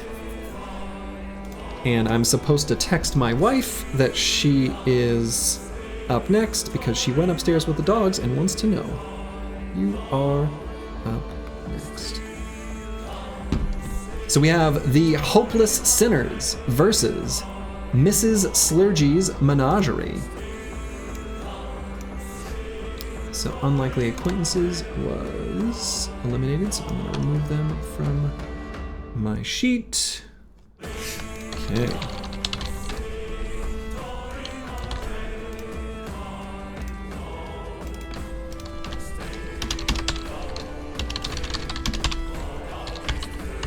Menagerie is not a word I type often, and would very likely make a typo trying to type it. Is it an E? Is it an A? Who knows? English spelling is a mess.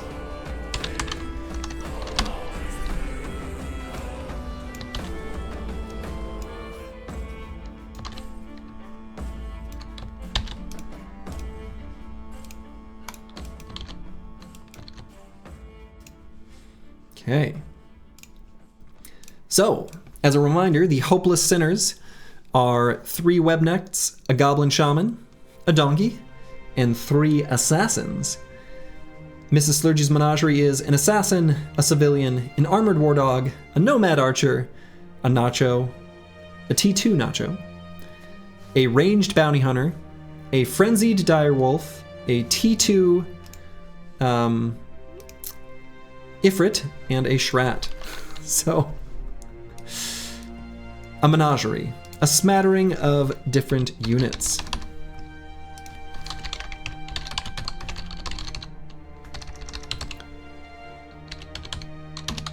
So, the Hopeless Sinners versus Mrs. Slurgy's Menagerie. The poll is up. We already saw this matchup? We did not.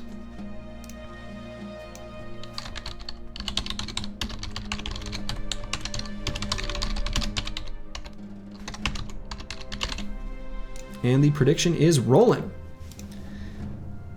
You can't believe you missed your team fighting. OMG, they won. Lucid Tavi, they not only won, they really won. In a matchup that they could have lost, I will say that. Is there an all-sand team? Unfortunately, no. Lucid Tavi's team is the one with the Rockgeist.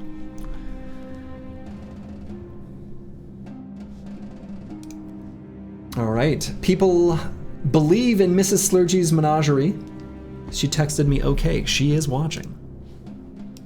Link to mod?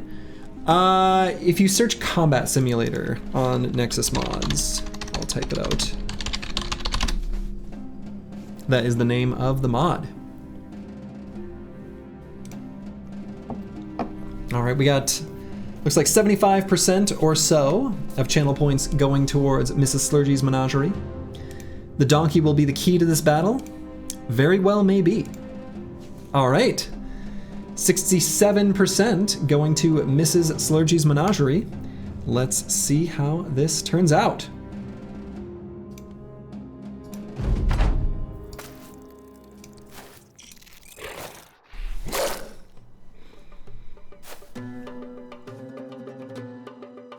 You need the Rockgeist to go down ASAP? Unlikely. The Rockgeist is pretty strong.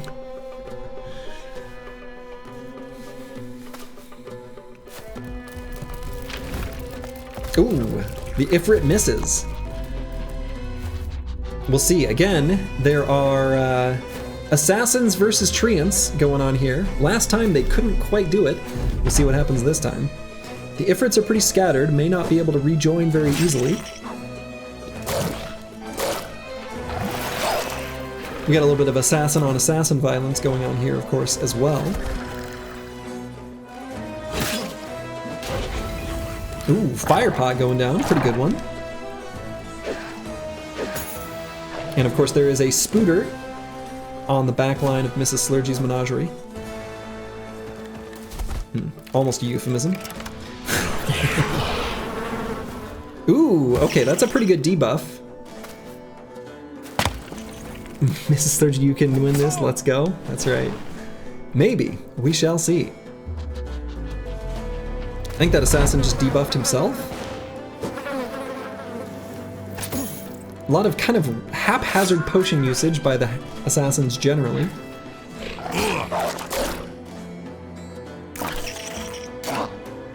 Alright, it looks to me like the Ifrits will have an opportunity to reform up into their... Ooh, okay. However, they are rooted. Ooh, that was a big attack by the Schrat. Huge attack. Hitting those assassins. Ifrit still rooted. Interesting. Yeah, the one that reformed them was the one in the back that was rooted. Maybe it doesn't have the AI to try to break out? Interesting. The donkey will carry? Maybe. So it looks like the Ifrit was able to still launch an attack. However, it's not going to be able to reform up if that one in the back is still rooted.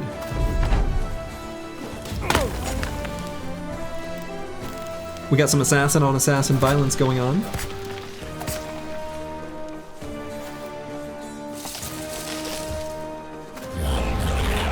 Another big debuff down on that assassin. I will say that insect debuff is really strong, and if the shaman puts that on the Schrat, I was gonna say I think the assassins can finish it off. However, the shaman might die. We'll see.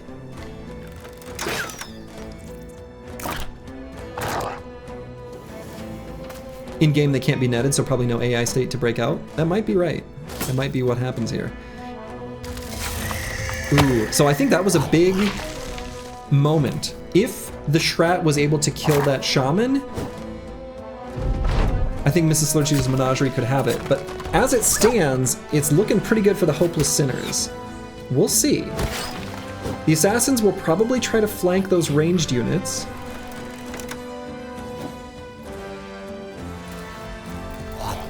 Oh, are they fleeing? Oh my. Mrs. Slurgy's Menagerie might be running away, but that assassin will have none of it.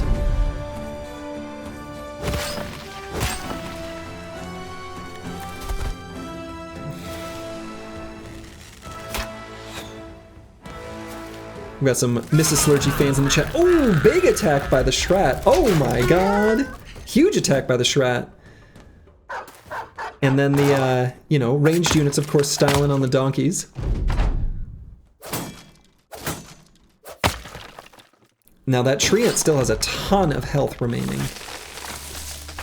Need a no footwork mod? Nah, the footwork's half the fun. Shooting the donkey. I mean, that's a choice. So we got a Schrat.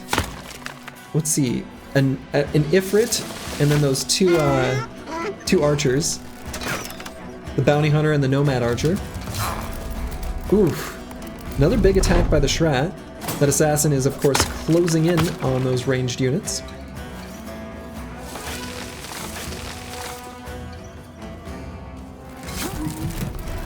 The Schrat managing to hit these really low percentage attacks. I mean, that's a 14% chance, and it is...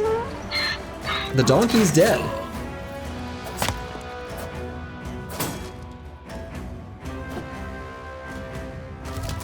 That injury is 30% minus melee attack. Which one? Pierced arm muscles. I think 20%, but something like that. Donkey down, all hope is lost. Not all hope. The two assassins still stand. The Schrat has a very low percent chance of hitting. However, the ranged support by Mrs. Slurgy might do it. It looks to me like that assassin is running. With the donkey down, he doesn't believe. What a coward. Oh no. Yeah, the archers wreck the assassins for sure. Boom. And incredibly, Mrs. Slurgy's Menagerie manages to take it. She was very, very, very nervous about just getting eliminated without winning a single match. She'll be very happy to know that she didn't lose all of them. So, congratulations to Mrs. Slurgy. All right.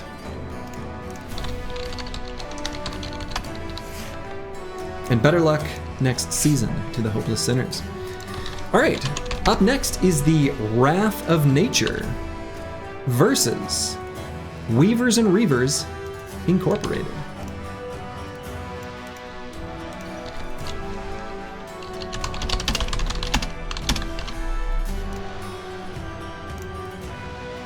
Yeah, Shrats, I like where Shrats are at right now. I don't think they're too strong. There are definitely units that counter them. And they make for some really, like, nail-biting, I don't know. They're good. They're good. I like where they're at.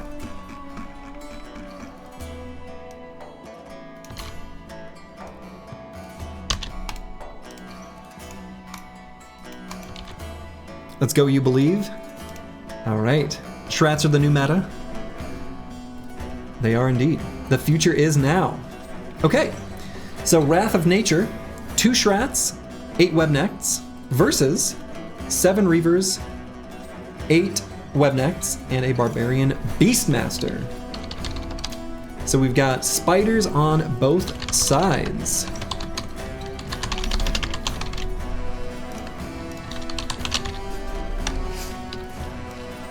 So we'll get the poll up and running. And then, oh, yeah, we got to choose the prediction from the previous one, which was Mrs. Slurgy's Menagerie. So we'll get the next one up and rolling. Boom. Next prediction is up. Wrath of Nature about to get clapped. Darkso with some trash talk. You love to see it. You just joined the stream. What did you miss? Well, luckily, we've got... If you'd like to check the current state of the bracket, there's a link right there. You've missed some good matches. You put 2K on Wrath of Nature? That's we'll see. It kind of depends. I feel like this depends on the weapons that the Reavers spawn with and the outcome of the spider on spider violence.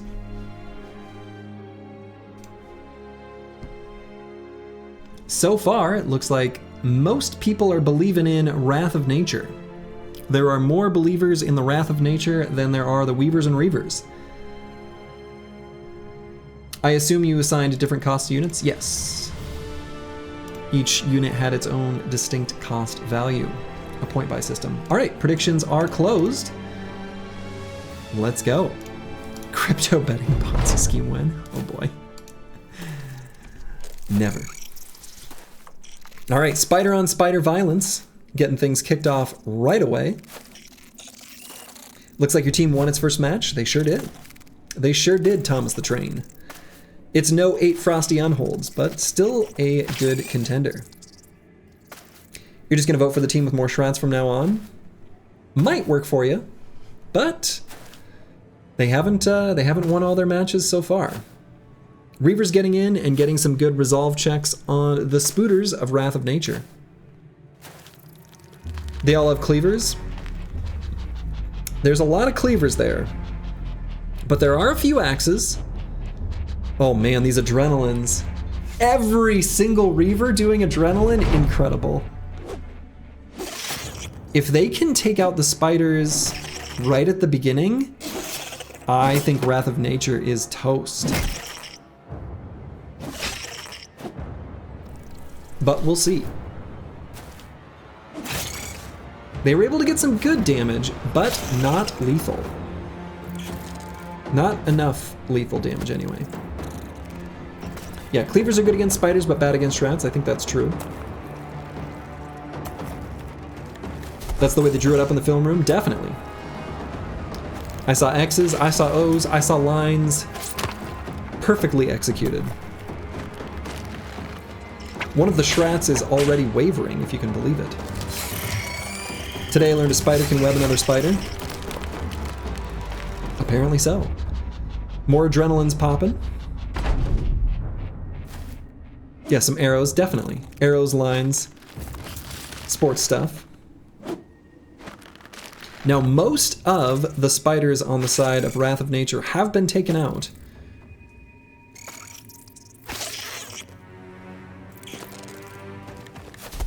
Nope. Footwork.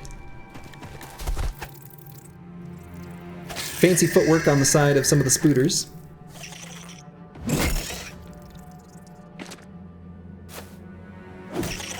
Surprisingly, the whip actually a pretty decent weapon. The Beastmaster doing pretty decently against... Why did a guitar pick just fall off my... Huh, that was weird. I'm not sure if that came through the microphone. Made a nice sound. Yeah, they're trying to footwork the morale check. That's kind of what it looks like.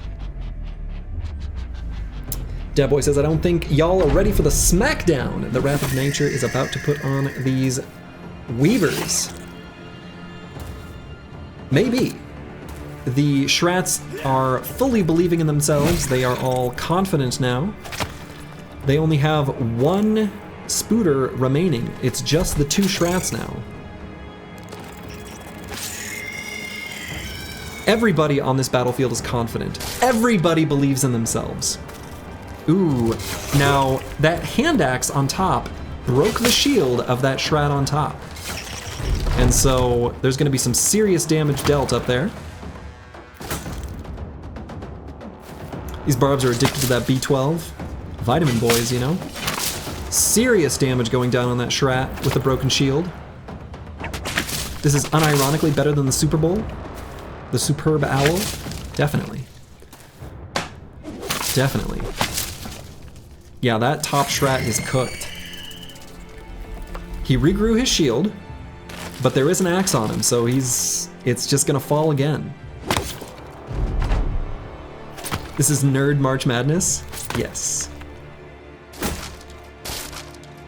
Shield popped right back open. Unironically, the Hand Axe and Shield Reavers carried this. Hello, Grib. Beastmaster almost finished off that Schrat on top.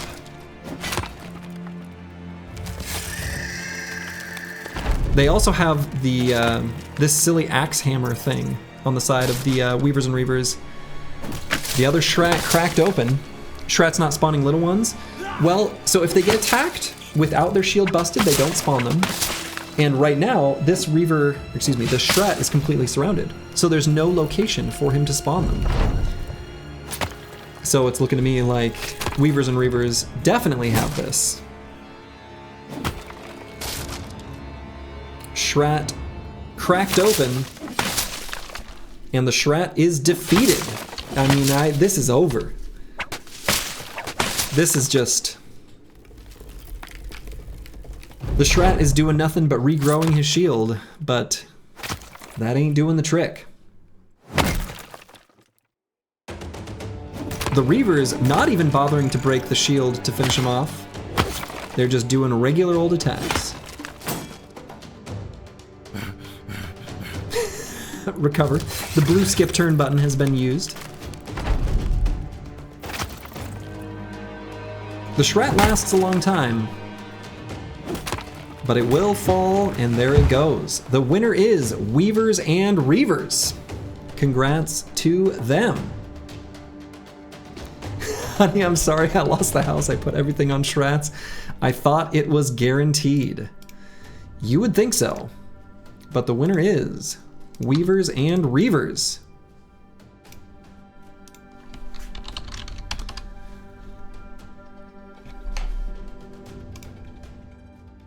Oh, wait a minute.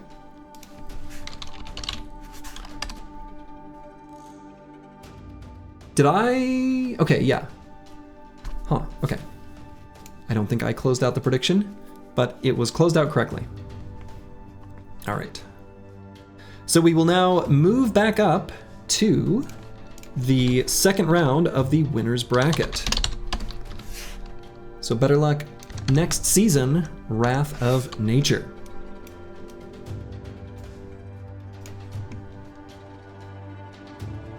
We'll move to round 2.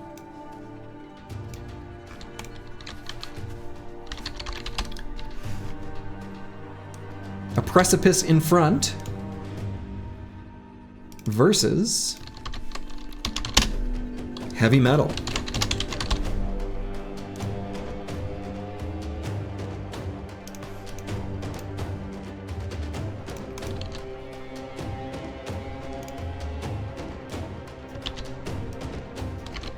So this is going to be some orc on orc violence. You love to see it. Okay.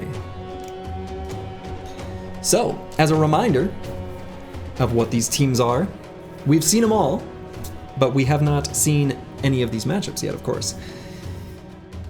On the left, Affronte Precipitium, we've got 4 Warlords, 3 Arbalesters, and 2 Wolf Riders.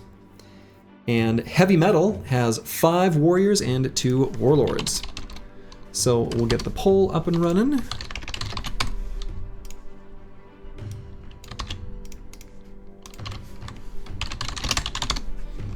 And then I will get the prediction going.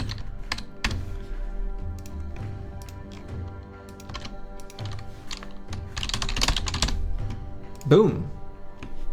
It's an all-out Warlord fight. It is Warlord on Warlord violence. A greenskin crisis.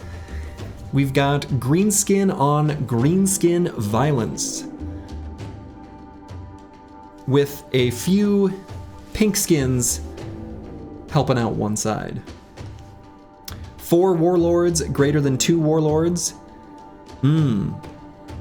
Let's not forget their pink skin allies. The Arbalester is, of course, contributing some damage. And the Wolf Riders.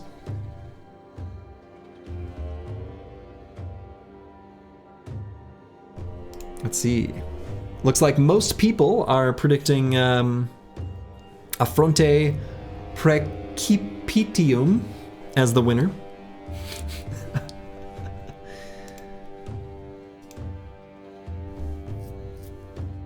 So do you think fortifications should be a draft point option? So the difficulty with that, though, is what if two teams face each other that have fortifications?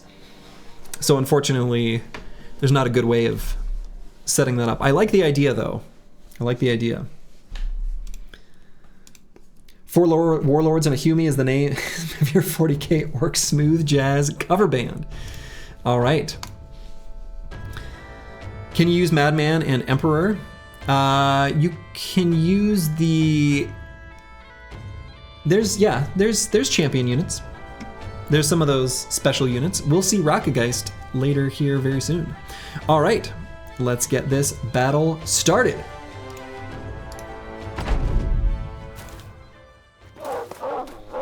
Ooh, very brave movement from these Wolf Riders and Arbalesters. Questionable decision. That Wolf Rider might be toast.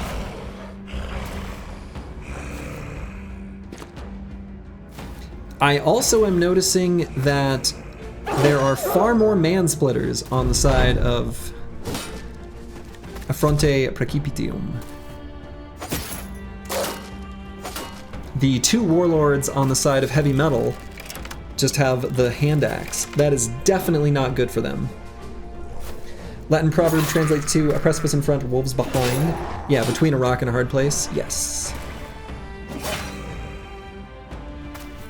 Yeah.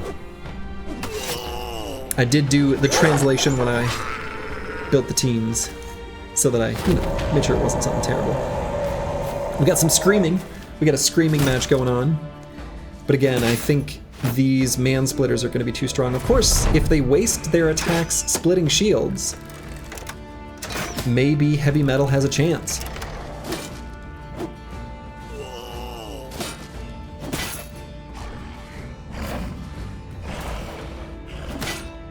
The Cleaver's not going to be very effective either. Yeah, wasting turns splitting shields. I don't know. This is actually really close. Ooh, okay, that was a big man-splitter hit. Dueling screams. Yes.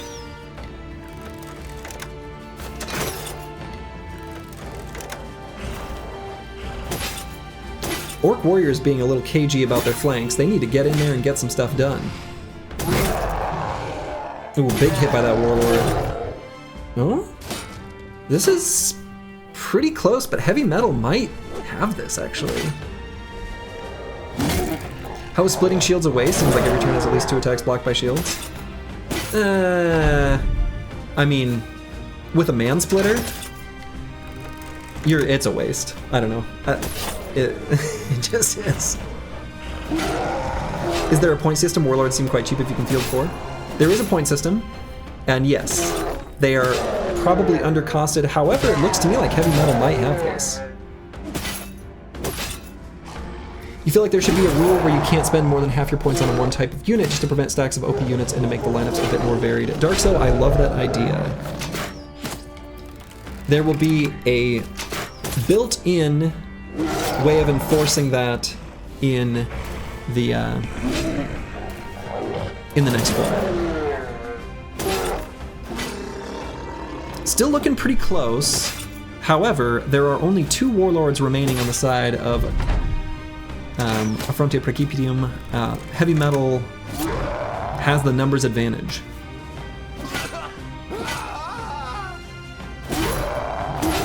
Yeah, I mean, look, I made a mistake in making the Warlords as cheap as I did.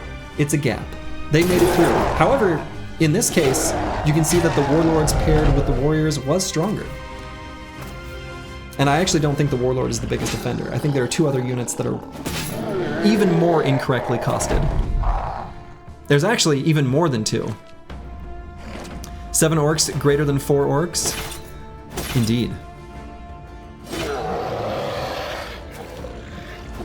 Now with that unit falling, we'll see what happens here. You're sure unholds received a cost increase? They sure did. Kiting working again. So it's looking like it's going to be 1v2 here in just a moment. And there it is.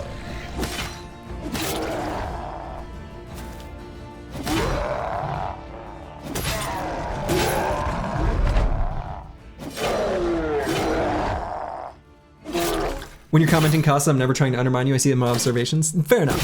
Yeah. I'm just, you know, I'm just admitting that the mistake is mine. That's fair. Does Slurgy have a team competing? I do not. All right, Heavy Metal is the winner. Nice close matchup, and ooh boy, lots of losers, but a few big winners for Heavy Metal. Incredible, incredible. Most people did not believe in Heavy Metal. Okay. Sergi, we love you, we'd never undermine you. I mean, you can, I don't know. I am flawed, I am human. All right, up next will be Slurgy's Massive Spear versus Monkey, Dragon, Horse.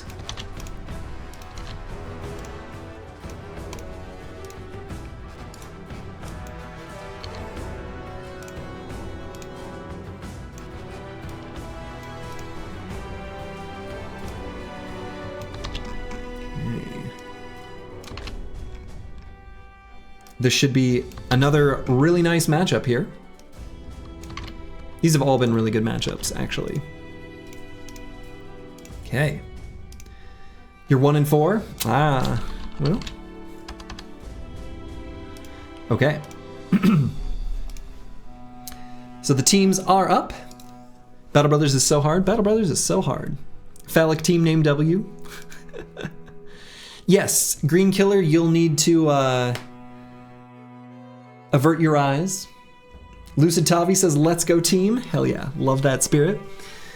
So, Slurgy's Massive Spear has a Shaman, Alps, some Nachos, Spider, Billman, and some civilians versus the Rockgeist, a Lindworm, and a Peasant.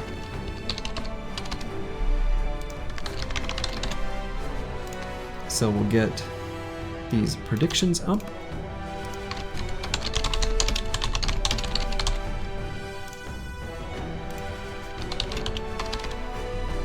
Easy monkey win. Now, is that a statement made in earnest, or merely trying to muddy the waters to try to win some points? You'll cry laughing if Spear goes up to Mrs. Slurgy's team. Actually, that might happen. Oh my god. Oh boy. That's funny, because that is actually a result that is certainly possible. Huh. Well, we'll see what ends up happening here. This looks like most people believe in the monkey, the dragon, and the horse. You know? Pretty good prediction. Peasant on peasant fight. Yes, just a little bit. Just a little bit. Now the peasants, it might feel like you want to use all of your points, considering this is a point buy system. However, piece of advice for future drafts, I would not fill out your team with peasants unless you've got Nachos, because you're just going to make the enemy team confident. Nachos gotta eat, baby. Nachos gotta eat. Nachos gotta eat. All right. Polls and predictions are closed. Let's get the next battle underway. You couldn't bet in time? Sorry, Flapperjack.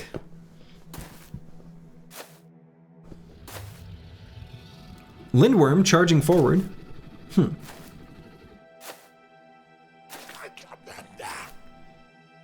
only afford 2 sticks for the 3 peasants. Yeah, One of them just going into battle with a scarf. That's a very brave attack by that spider. Why did the Alp start so far away? Good question. Now, if that Alp can put the Lindworm to sleep, that will definitely go a long way.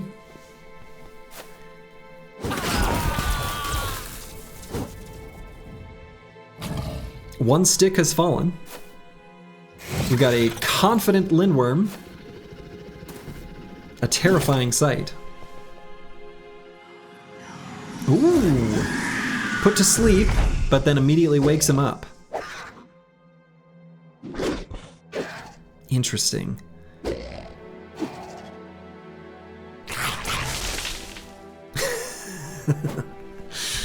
The peasant has been rooted. In Australia, that would be inappropriate. I don't know what that Alp is doing. Moving into melee? Huh.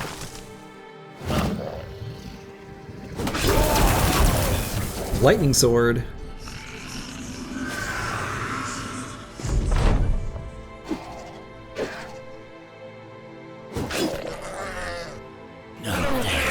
Ooh, okay. That debuff from the shaman is a really big deal. Yeah, laser sword doing work, but he's probably not going to do any damage here. Oh, no, he's definitely not. Taking a nap.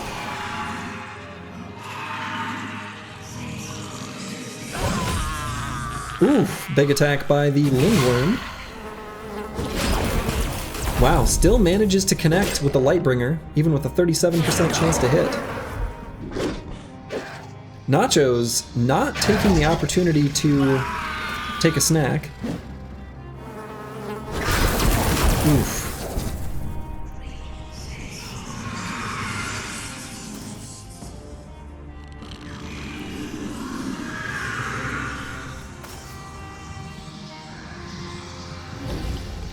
Lindworm missing his attacks. Okay, Nacho trying to get over there to feast. Taken out though.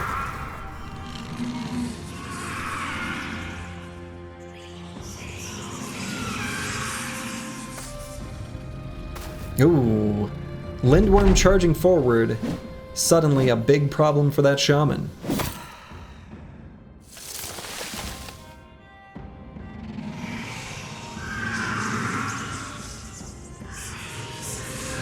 Unfortunately, the secondary, like the follow-up attacks by the Alps are just not quite doing it. They just don't quite do enough damage, and it looks like they are now fleeing. I don't blame them. Looks to me like the monkey, the dragon, and the horse is gonna take this one. Lindworm alley-oop to the Rockgeist. I know, I love it when that happens. Slamming him into position. That's a really cool team, definitely. These are, honestly, I was really impressed by the drafts overall. Not even just the strength value of each, but just the seeing the team strategies. Love it. Love it. But it looks to me like the winner is the monkey, the dragon, and the horse. Congratulations to our winner. All right. There goes the house. Up next will be Rock and Tree versus Caravan to Helvigborg.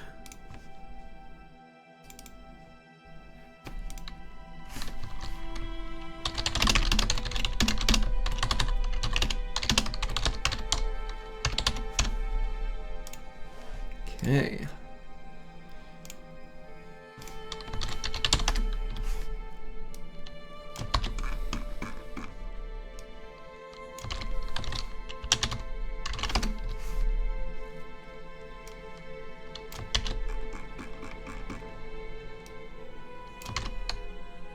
Just getting the matchup set up here. Slurgy realizing Spear can go to Mrs. Slurgy's team as your top oh no moment of the year. And in fact, that is what's going to happen. So. All right. So, Rock and Tree is a fairly straightforward team. We got rocks, we got trees, we got a couple vampires, which are also known as Necrosavants. And then on the side of Caravan to Helvigborg, since we've got a scroll wheel, I'll go ahead and show them. We got a Zweihander, a Bounty Hunter, Mercenary, Arbalester, Sergeant, Ranged Bounty Hunter, Ranged Mercenary, Master Archer, 2 Caravan Hands, and a Donkey. What size are the Ifrits? They are the... actually, I can show you. They are the T1 Ifrits. The little small guys. So we will get the pole up.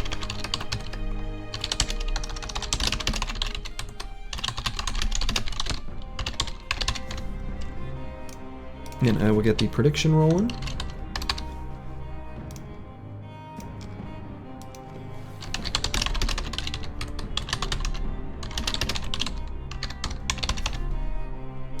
All right, poll and prediction are up.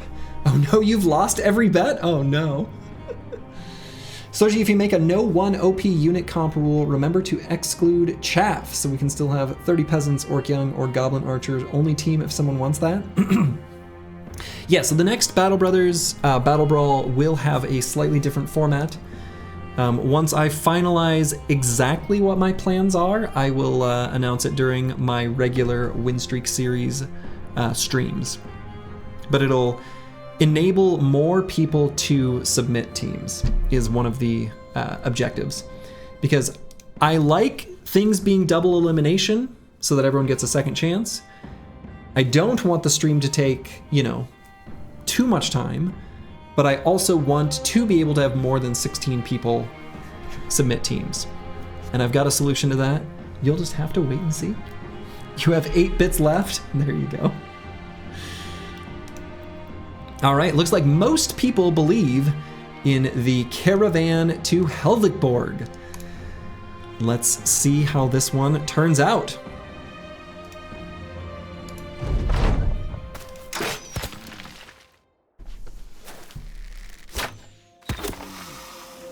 I don't know. I think there's a lot of ranged units on the side of Caravan to Helvigborg that are not going to be able to do much to any of the units on Rock and Tree. But we'll see. We shall see. Let's see if the Necrosavants go all the way to the Donkey. I knew it! Now, by going to the Donkey, they're going to be able to heal up. That ass is going to get destroyed? So true. Master Archer shooting a Schrat, not doing any damage.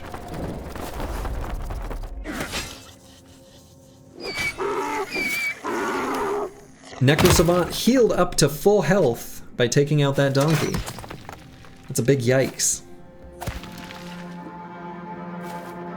We've got a huge Bardiche lined up against the Schrat. Yeah, Bardiche Merc definitely blessed. Same with the Warhammer on the Sergeant. But will it be enough? I have my doubts. Necrosavants are absolutely gonna tear through the back line. Necrosavants were made very expensive, but there are some compositions where they are still very strong, and I think this is one of them.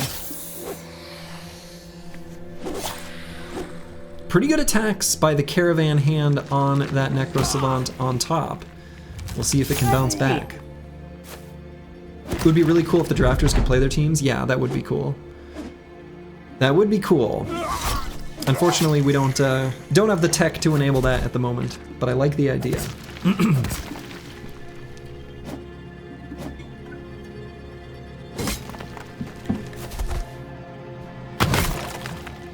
All right. Got a lot of confident units on the battlefield.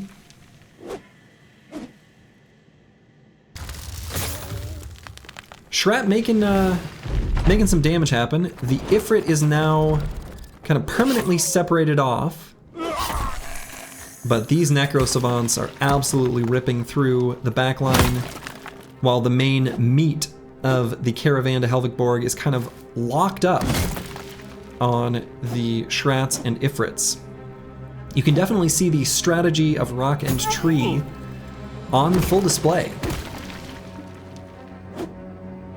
Having some rock-solid, kind of unkillable units, while the Necro Savants have a field day.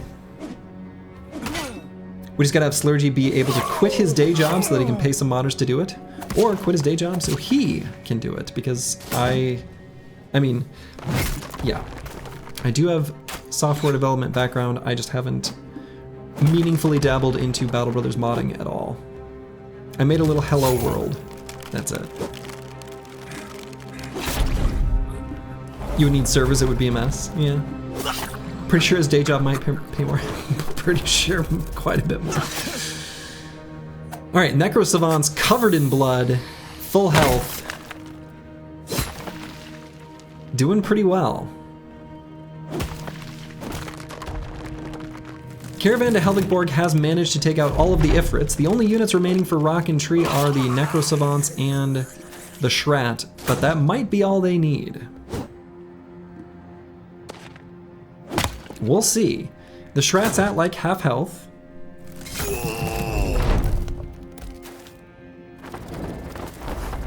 Not sure what that move was by that Necro Savant. But the other one decided to do the same thing. Sergio becoming one of the bigger Battle Brothers streamers though. Slowly but surely. But I mean, Battle Brothers is a pretty niche game. But I am happy for, you know, all the, oh my god, what an attack. Happy for all the folks that have decided to, you know, come hang out while I play. Make sure you put it into div, yeah. Your points, my points! My cabbages. Cornering the market on the 300 English Battle Brothers viewers. Yes. But I will definitely plan on streaming Menace when it comes out, which will be Overhype Studios' next game. Now it looks like this Schrat might fall. The Bardiche has managed to, you know, whittle it down. You can't wait for Menace? Oh, I'm so excited. The Schrat falls. The only remaining units for Rock and Tree are the Necro Savants and the little Schrat saplings. Might be all they need. Closer than you expected? Yeah, same.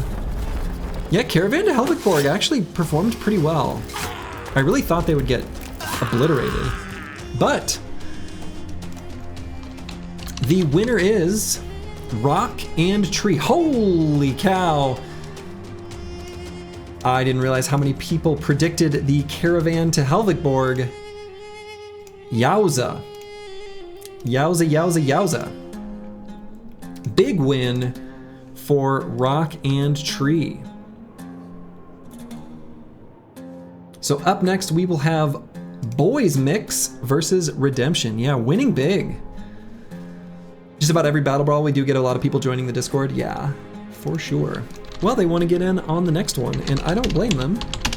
It's a pretty fun little thing we got here. All right, Boys Mix versus Redemption.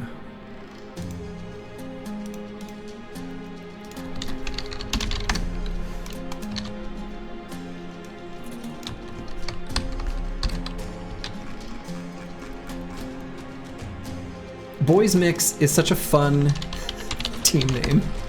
Like, I don't know. It's like a little bit stupid, but stupid in a great way, if that makes sense. It's not a joke, but it still is to my sense of humor. I know that doesn't make any sense, but yet it does. Okay, so the Boys Mix has some Ancient Honor Guard bodyguards and billmen with an Alp.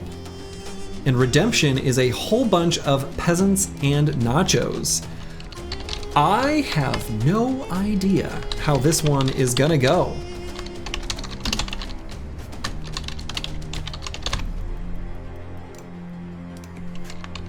Frankly, this is a total toss-up. I agree. I could see this one going either way. It depends on what and if the nachos eat, and the severity of the fearsome procs, because, boy, fearsome is gonna do huge work here. This is gonna be a great opportunity for me to very quickly use the restroom while predictions are coming in. I'll be back in just 1 second.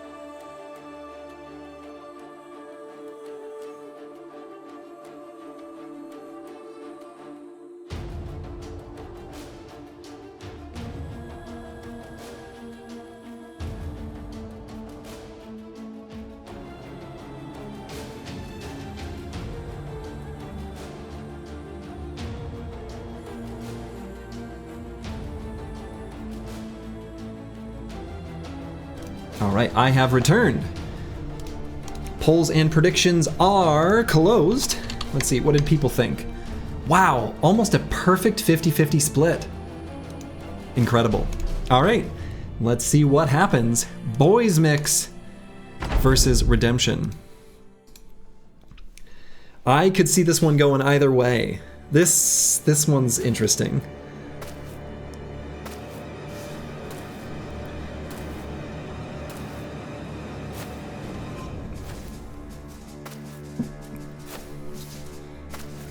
Peasants charging forward. As per their battle strategy, that would be the correct maneuver. But I'm a little worried we might see a mass rout really quickly because of how powerful the Ancient Honor Guards are. So Boys Mix, so the way I'm doing it is the team listed first is always on the left or top. The team on the right is always the right or bottom.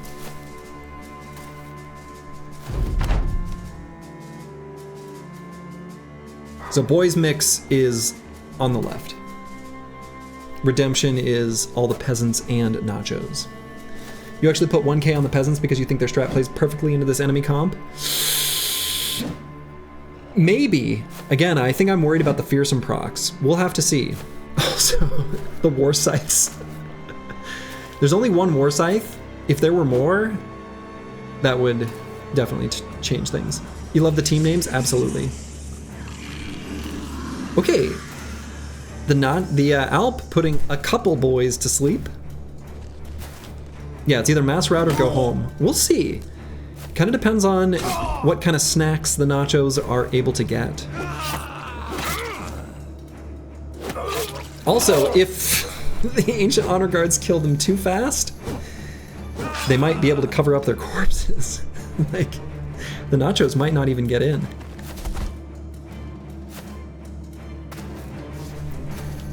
I think the Nachos might have moved too slowly here. Yeah, we'll have to see.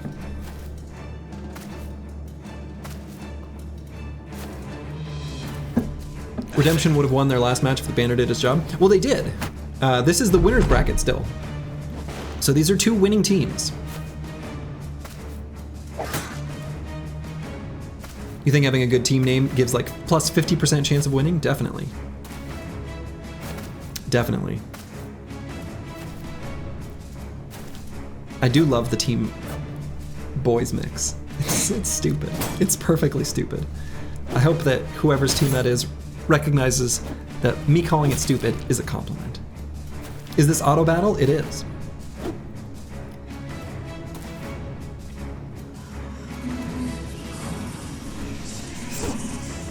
Okay. Now, if the Nachos, there's a few Nachos that manage to move out front.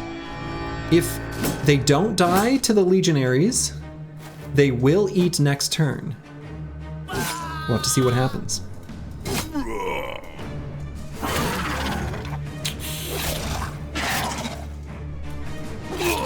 Yeah, the Ancient Honor Guards, they're just too accurate. Oof. It's not even, you know, it's not even the Fearsome Fox, it's just, they're just straight up killing him. Yikes. But there is a second chance here. All right, we got one Nacho who got a chance to eat. I think this Nacho, oh shoot. One of those Nachos would have been able to feast, but it got interrupted. Nice fire pot by the assassin, that's really good. This is actually pretty close. Yeah, they're cock blocking each other, as happens. Sometimes as a player, when you're fighting against Nachos, it's a good idea to attack Nachos to specifically manipulate their turn order so that they do that to each other. So there's a lot to be learned from these auto battle fights, actually. Oof, I don't know. Too many of the Nachos are falling. So many powerful, you know, anti-flesh weapons on the sides of the boys mix. I love the team strategy of Redemption though. We'll see. So this Nacho is gonna feast. That's pretty good. Of course, by feasting, they also gain a resolve boost. It depends. So if the banner rallies here, I don't know, this is maybe still pretty close. Sochi, what have you done? You've turned Battle Brothers into an auto battler like Dota Auto Chess? Hell yeah. And I'd do it again. Wonderful rally by the Bannerman. Very important. You love to see it.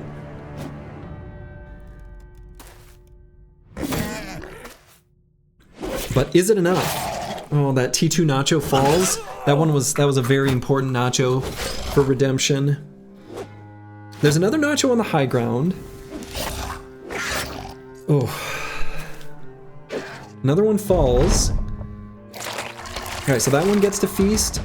I think the Nacho on bottom should be able to feast as well. Chooses not to. The peasant stabs the Alp. Incredible. Oh no! And Redemption, their numbers are too low, they're starting to run. Uh-oh. Yeah, he could have T3'd.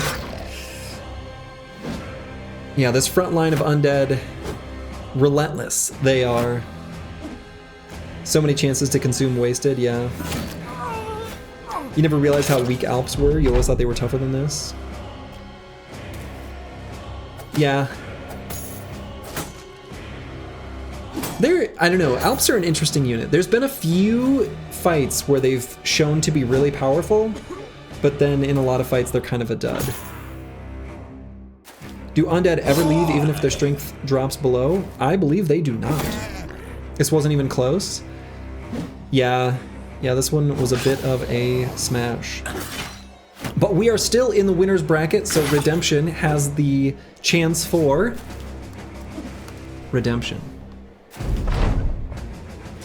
It's the same story of AI units having higher resolve, so Alps can't sleep as well. Yes, in the last Battle Brawl, Hexen dramatically underperformed relative to how popular they were, and a lot of that is because the Hexen couldn't charm successfully because AI units have really high resolve.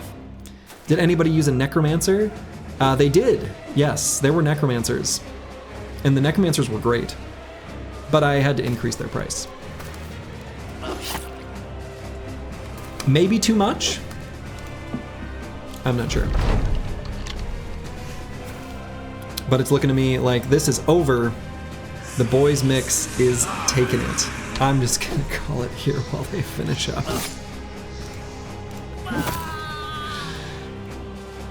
There's only one fleeing peasant with a pitchfork. I don't think I've called it too early. He's dumb. He's doomed. He is doomed. We'll let him finish, but, well. I'm gonna let you finish, however.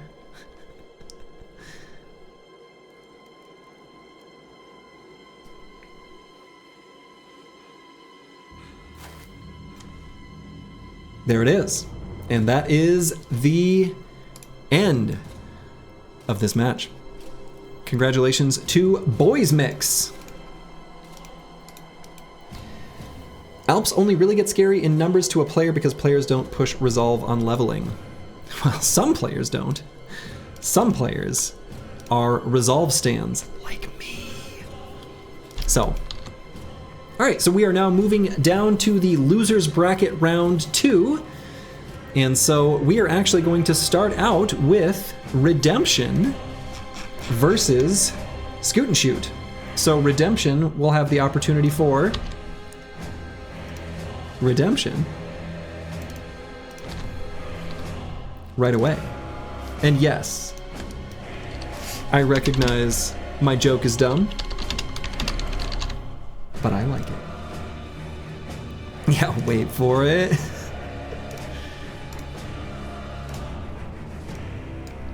Your boy Slurgy cannot resist a pun. Simply unable. I'm not a human dad, but I am a puppy dad, and well, you know, it's just the way of it. You feel like as a player they're not that scary either. You only ever lost one bro to them. Yeah, I kind of agree. I don't think Alps are that bad. Okay, so you actually won. Well, congratulations, King Harlaus Butterlord. Wow, that's a great name. Just call him dad jokes. You're out. Yeah. Okay, so we have Redemption, who we just saw. The whole bunch of nachos and peasants versus Scoot and Shoot, where we've got some Orc Young, Alps, Peasants, Spooters, and Goblin Ambushers. We've got some Squishy Boys on the side of Scoot and Shoot. Maybe that will allow Redemption to gain. Redemption.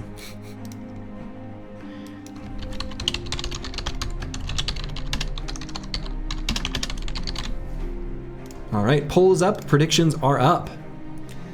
You've been wiped by Alps because you had no idea how to deal with them once you know they aren't very scary. Yeah, I mean, the first time, what I love about Battle Brothers is when you're a new player learning the game, the first time you face basically every enemy in the game, you're probably gonna die, and you're gonna say, this is bullshit. Like, what?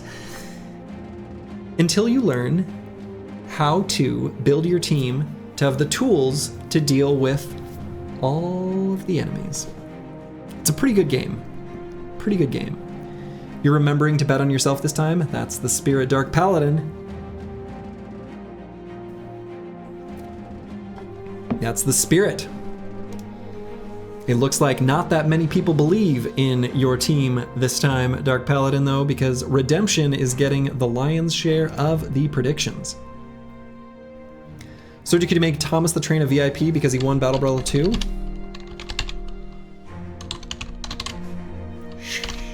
Sure. He's a VIP now. You've been part of the subreddit for years. This is bullshit. This is the kind of post you live for. It means someone's learning. Absolutely. I agree. Oxford, comma. All right. Looks like most people believe in Redemption getting Redemption. Let's see this fight. When will the next BattleBrawl be? The next one will be after my next run of the Win Streak series, which will be Gladiators. Some never grow out of the it's bullshit post though. So true. All right, this is another big fight, 29 versus 16. Peasants bravely charging forward.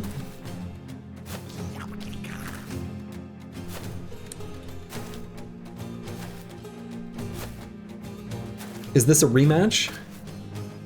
I don't think so. I think Redemption faced, the other large team that they faced was Weavers and Reavers. So yeah, no, this is not a rematch.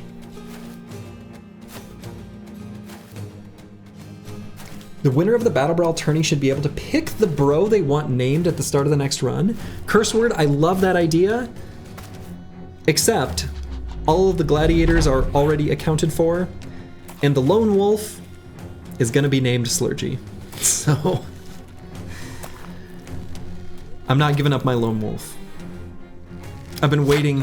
I have not claimed the name of a bro the entire series, and the lone wolf, I'm gonna name him Slurgy. I can't not. All right, the nachos being cautious. That's probably a good thing for Redemption.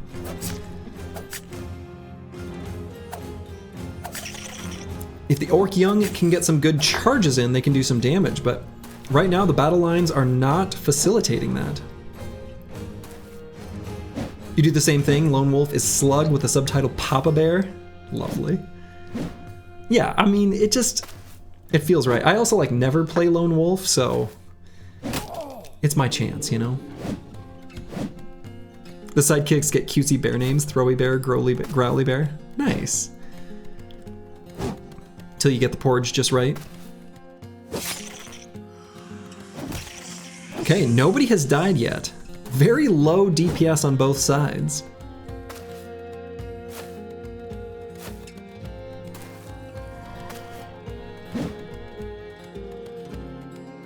Alp's putting some nachos to sleep.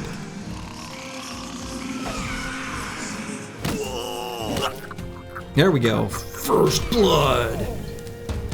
Nacho follows up the first blood with a fire pot. Second blood. And third blood. All right, we got ourselves an official bloodbath. You love to see it. We'll see if the nachos can get on top of those corpses and turn them into snacks. Slurgy, you know it's early, but can you get on the bro list to fight along Slurgy in Lone Wolf? Sure.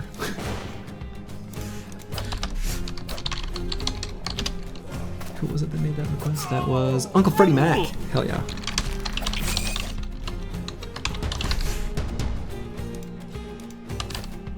Now remember, we do have gladiators up next. Still, so.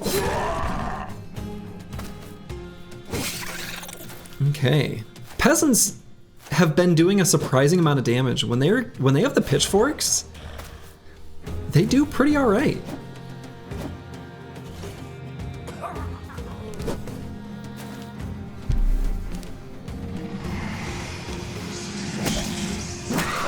Okay. Orc Young remain a very strong unit, despite the fact that I nerfed their point value from the previous BattleBrawl.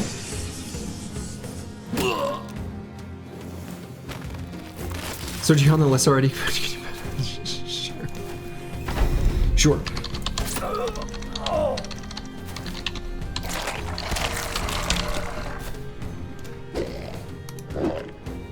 Okay.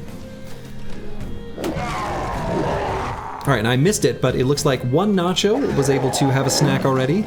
The other Nacho is pushing forward. I think if the Nachos are able to eat these next corpses, I don't have high hopes for Scoot and Shoot, but we'll see.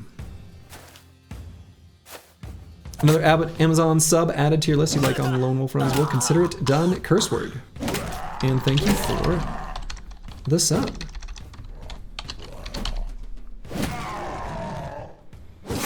Can you pre-claim a spot in the Menace campaign? Will we be able to name our squad in Menace? I'm hopeful. I'm hopeful that we will be able to. Actually, I should ask that in the Overhyped Discord. The devs are...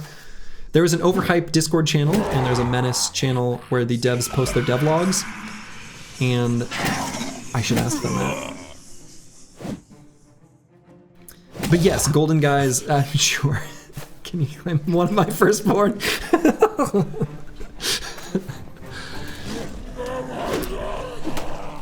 Sure. Yes, random dude lurking in chat.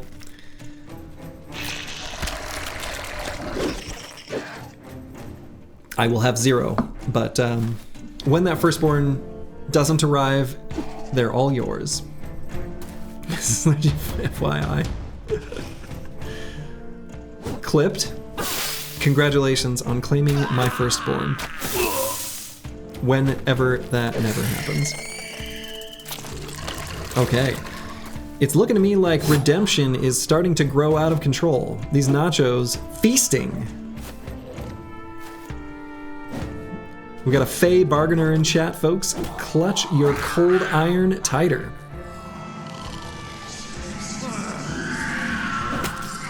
So you figured out you could make a Google Doc sign-up sheet and people can just email you for you, since YouTube will just put the link in its pinned comment on every VOD. You're talking about for signing up for bros? Yeah, that would be a way of doing it. I don't hate that. That's a pretty good suggestion, actually. I like that one because that actually kind of works across platforms. Who's going to be the lone wolf? Hello, Caesar. Slurgy. Slurgy will be the lone wolf.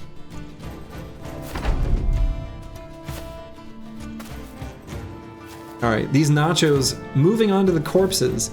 Redemption is a very snowball-y team. I feel like Redemption either gets smashed or smashes. There's very little middle ground. Yeah, Dark Paladin, I think you might be cooked. All of these nachos standing on corpses in the center of the battlefield. Not boding well. Also, like, honestly, if you could guarantee the peasants spawned with pitchforks, they'd be a really, like, good value unit. The pitchfork peasants are really strong.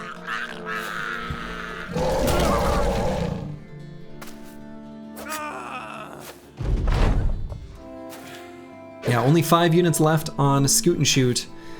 Scoot and Shoot may find themselves eliminated here.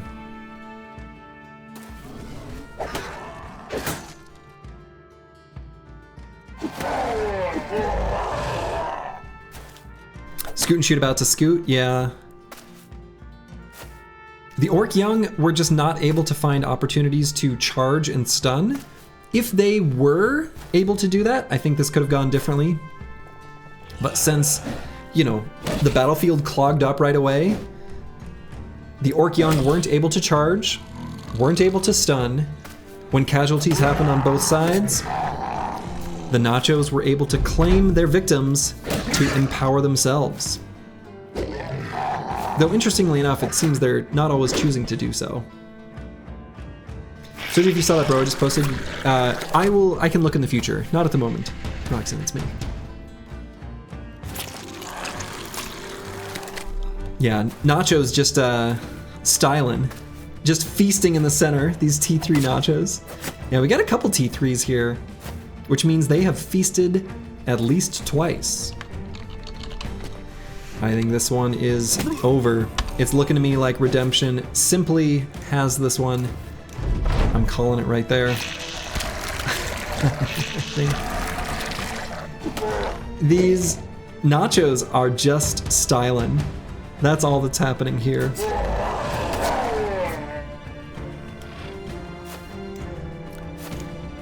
Kinda rude of these nachos, but you know,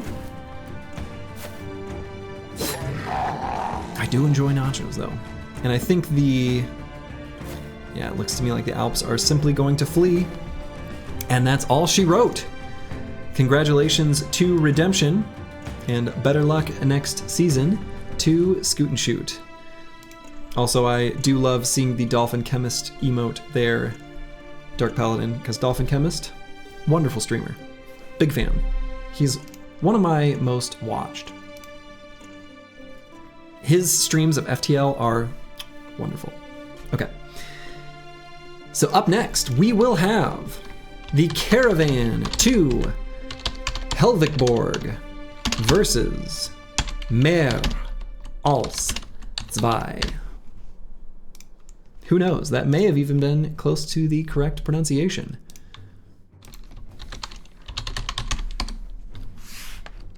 So Scoot and Shoot, I can cut from my spreadsheet.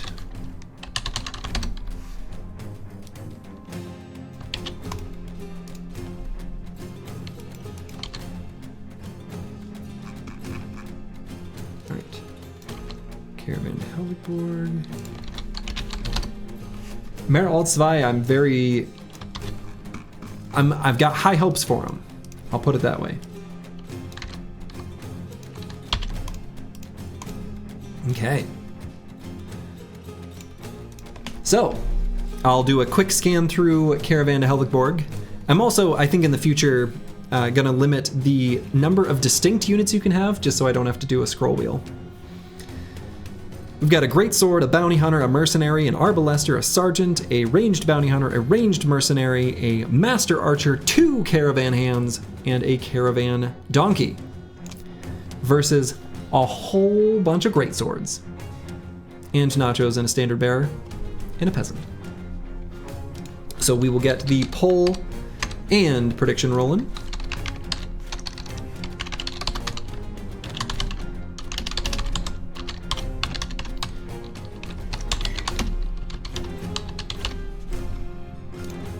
Poll is up.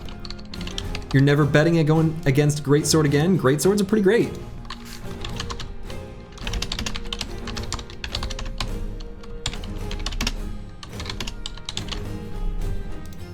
All right.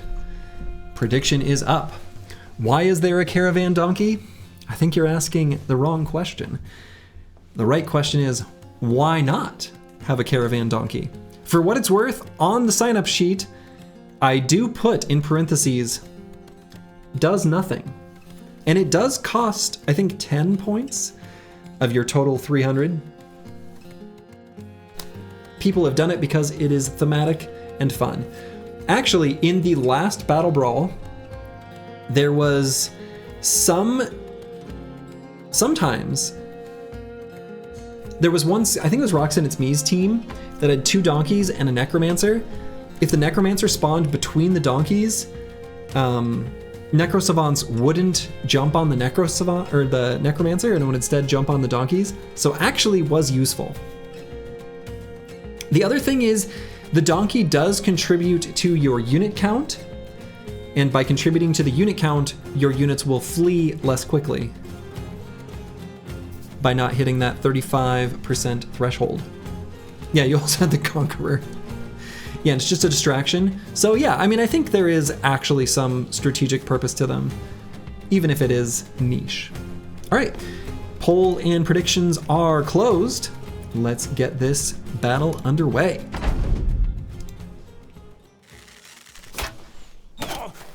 Ooh. Big opening range damage attacks right into the helmet of that single Zweihander in the center.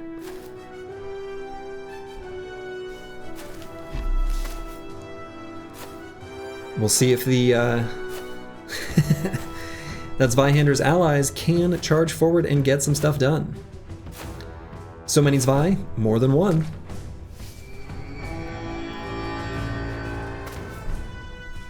More than 2. in fact. That's right. I'm practically a native German speaker now. Deutsch. Ja, jawohl. See? I use some words. Oh! Nacho sniped. That's actually kind of a big deal, because those nachos, you know, being able to pick up the litter on the battlefield and power up is kind of a big deal. Yeah, the Caravan to Helvig board taking the high ground. Actually, kind of, they've got pretty good chance of taking this, surprisingly. This is another team where, like, honestly, the ranged advantage and ranged units are pretty powerful. Jawohl, jawohl, ich liebe Alkohol. Does that mean I like alcohol? Jawohl means yes. I know that one. I think? I don't know. It's got ja in it.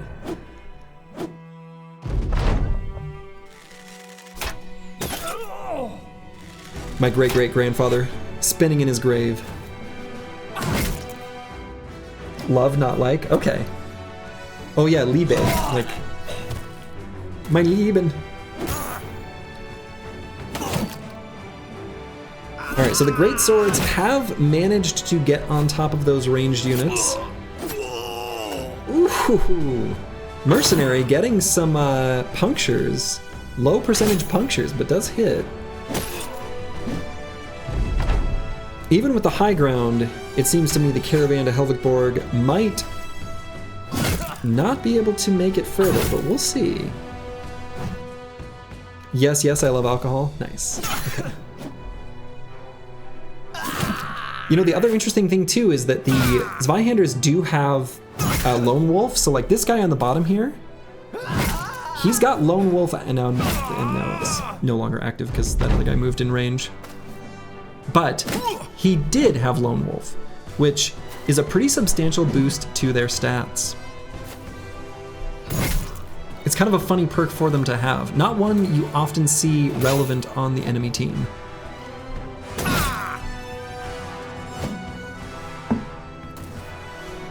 But yeah, it looks like the Great Swords are simply overrunning this caravan. They had a nice run though.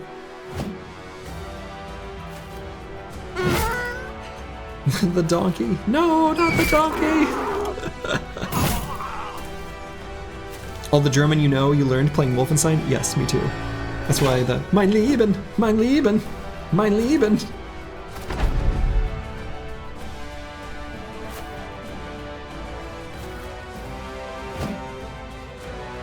Zwei maybe a little bit cheap? Yes.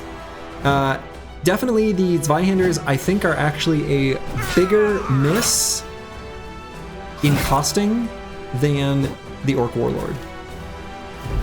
They have pretty janky AI though, that's true. XGI7 is very correct there. They desperately want to flank, and there it is. Yeah. Ja. Zweihanders wanting to flank. And the winner is mehr als zwei. Ja. Okay, I'll stop offending the entire country of Germany. Or all German speakers everywhere. All right. The winner is mehr als zwei. And so now we move on to our next match, which I cannot believe is happening. What are you? Mayday, mayday, we're sinking. What are you sinking about? God, I love that commercial. Is so good. Commercial is so good. All right, so unbelievably, Slurgy's massive spear versus Slurgy's menagerie. I cannot believe this particular matchup is happening, but it is. I should text her.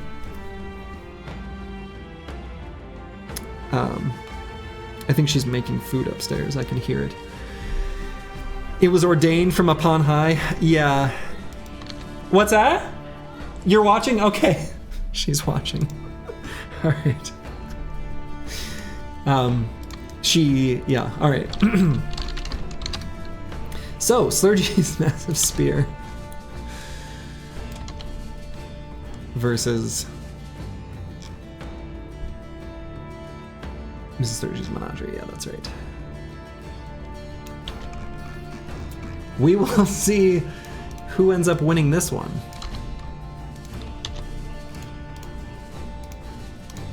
Okay. What did you just tune in? I know, right? Giant Spruce, you're asking an excellent question. What did you just tune into? What is this? Just avoid the tip. All right. Okay. So we've got a Shaman, 3 Alps, 3 Nachos, 1 Spider, 2 Billmen, and 3 Civilians versus an Assassin, a Civilian, an Armored War Dog, a Nomad Archer, a Nacho, Ranged Bounty Hunter, Frenzied Direwolf, Tier 2 Ifrit, and a Schrat. The firstborn is back on the table. Okay.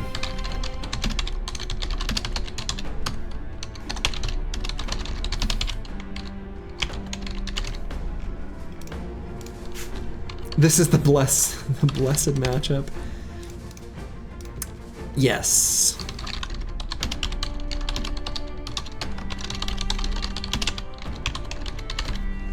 All right. Poll is up. Prediction is now up as well. Yeah, either. Roxanne, it's me, you are right. Either way, there's plenty of innuendo to be had, I guess. I will relent. I will admit. I will concede. All right, looks like most people believe in Mrs. Slurgy's Menagerie, getting absolutely the lion's share of the prediction points. You put it all on Mrs. Slurgy? I think I would too. It's you know, definitely, as she was making the team, she was originally just going to do cute animals. And then she asked, is the assassin strong? And then did with her fists. And I said yes. And so she made sure to add an assassin. She asked, what's a Schrat? I was like, it's like a giant tree. She's like, oh, I want one of those. So, yeah. How was the view? Yeah, I don't know. I actually probably should just put the shades down, but yeah, apparently it turns teal. I don't know what my camera is doing. It's snow. There's snow outside, but my camera doesn't know how to handle it. All right, looks like most people believe in Mrs. Slurgy's Menagerie. We'll have to see if you're right. If you lose, it's because it's rigged, and if you win, it's because it's fair. That is, that's the way it works. All right, looks like this War Dog pushing forward is, oh, I was really hoping that would get punched down. There's the pitchfork. The pitchforks have proven to be really quite powerful. We got a shades reveal. You've never seen them. Yeah, I mean they're like wooden shades. Ifrits hitting an Alp. That is an utterly bizarre interaction. Ooh, okay, that assassin, that's one of the best flash pots I have ever seen. Slurgy's Massive Spear getting quite the feast.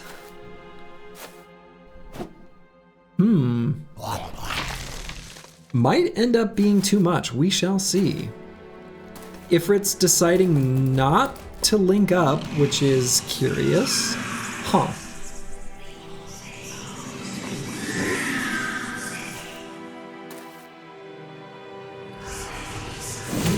Schrat's trying to put, or excuse me, the Alps are trying to put the Schrats to sleep, not quite able to do it.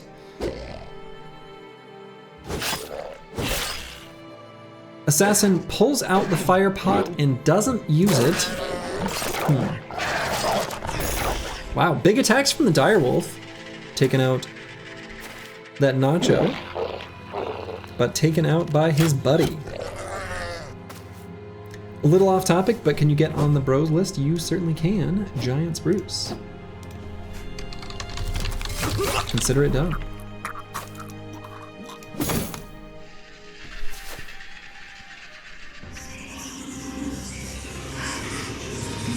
Alright, one of the Alps does manage to put the Schrat to sleep. I kind of feel like if the Alps are able to keep that Schrat asleep, then Slurgy's Massive Spear, those units might slowly be able to whittle the Schrat down, but we'll see. I wish that assassin would throw the fire pot. He really needs to.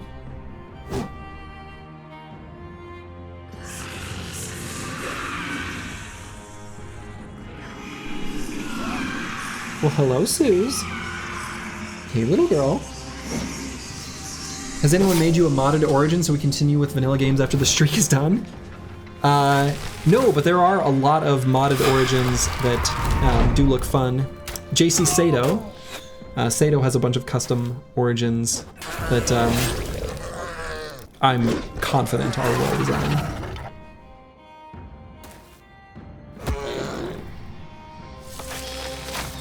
Okay, we've got a lot of casualties on both sides. There are T3 nachos. If that T3 nacho in the middle of the fire pot can be taken out, I think Mrs. Slurgy's Menagerie has a chance. If not, I'm kind of thinking this might go to the Massive Spear. Shaman has moved for 4 turns. Yeah. Yeah, Legends is a bit too much for you, but having extra origins was definitely a favorite part. Yeah. Are you doing well? You're doing okay, my love. It's pretty close. It's pretty close.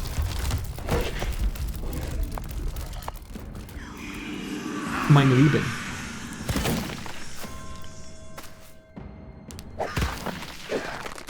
This morning. Let's see, that Nacho needs to eat. There's a T3 Nacho on the brink of death.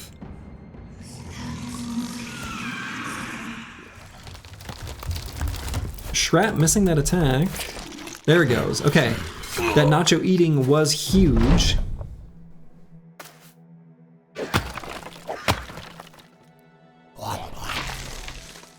There we go. See, you're the shaman did something there. Oh no, they're running. Oh my goodness.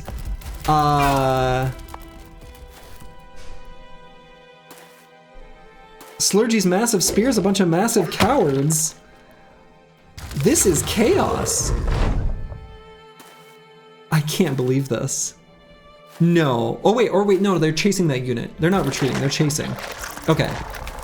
Right? What is happening? This is nuts. I can't tell who's on my team. You can't tell who's on your team? So yours are the ones that are facing left. So you've got, well, yeah, you don't have much. You've got these 2 rocks that are covered in vines. Those are yours. Yeah, but they're gonna die. Shush. And then that giant tree that's running away, that's also yours. Yeah, it's scary out there. I should run. You should run. Yep. It is kind of hard to tell. Yeah, that's fair. They really should have colored t-shirts. And so those bugs that are on your tree into there, yeah, they're a problem. They're gonna make it I know your accuracy and damage on that tree is very low. It's very low. Yeah, unfortunately, I think that tree is slowly gonna get whittled to death. But I mean, we'll see. The treant is very strong. It's gonna take a really long time for them to be able to take it down.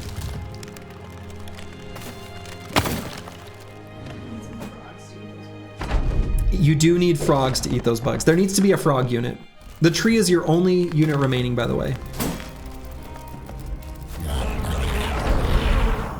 And he keeps putting bugs on you. I know. Your treant is wavering, which means he's ready to run. And he loses stats. What's this scary goat thing? The goat thing? That's a nacho. Oh, your treant just took out a Billman though. Good. Yeah. I don't know what that means. You killed a unit. Good. So now it's 1v3. Legolas. See, The Legolas. I have. What do you mean he by? just got killed, I think. He's bloody. He's falling over. Oh yeah, that was a Billman.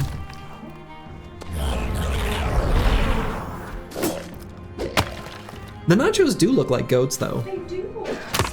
Very scary goats. Yeah, honestly the insect swarm is doing massive work, just keeping the treant from doing much of anything. Yeah, that's your only thing left. And even though it's very strong, it's not gonna do it. The goats are eating the tree.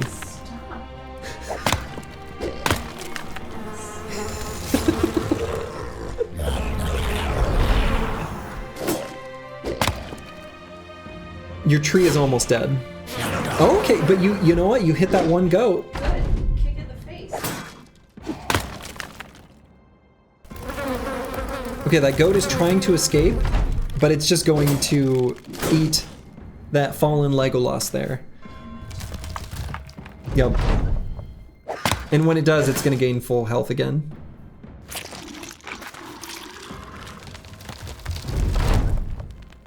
She's lost because he let this happen. Okay. And the goat just, you've been defeated. Damn it. You're knocked out of the tournament, my love. I won one game. You won Yes. one game. You did. Okay. All right. So, All right. Go team. Whoever wins. Congratulations. congratulations to whoever wins. I don't know if you heard, but the winner in this particular match was Slurgy's Massive Spear.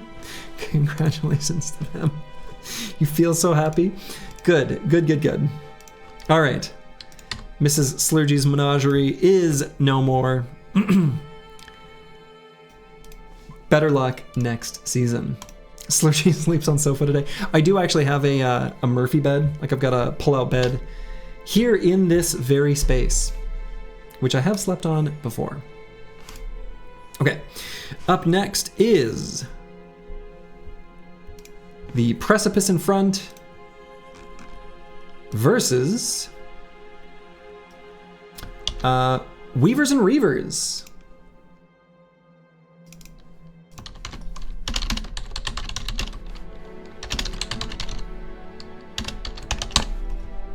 Okay. So we'll get these teams loaded up.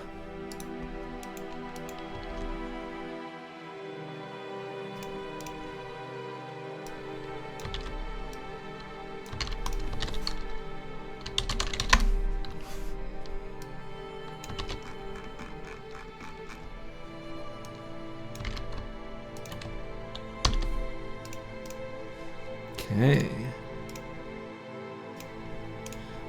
So, it's been a hot minute since we've seen these teams, so we'll do a quick review. Basically, Warlords, Arbalesters, and Wolf Riders versus some Barbarian Reavers and Spooters. So we will get the poll and predictions up. So poll is up. We'll get the prediction rolling.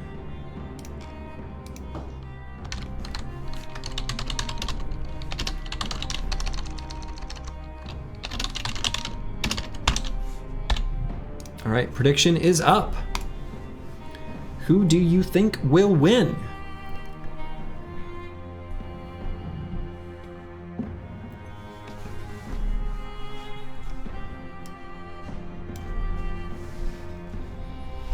Let's see. Predictions so far are overwhelmingly going towards Affronte Precipitium. Precipitium? I have no idea how to pronounce that. But yeah, by far more people betting on them. A few more people betting on Weavers and Reavers. What happened, Slurgy? I don't know, what did happen?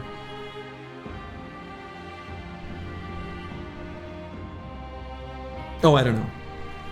Staring into your soul. Affronte prescription is gonna get clapped, Darkso predicts. We shall see. We shall see if Weavers and Reavers can do it. The trick to pronouncing other languages, be confident, not correct.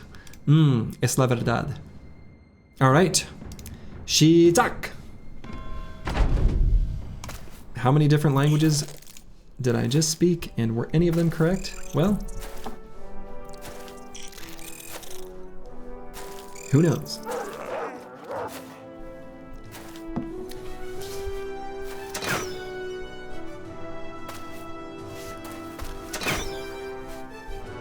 So it looks like the Warlords all spawned with one-handed weapons. I think that's actually good for them this time. I think these are the weapons they want. Klingon? Nah. 'Twas Spanish and Korean. But maybe also Klingon. Very brave little spiders charging forward.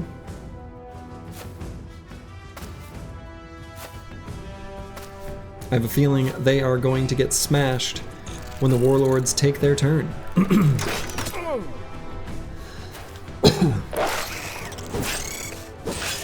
Oof. Wolf Rider taking out 2 spooters, making the whole team confident. Yikes.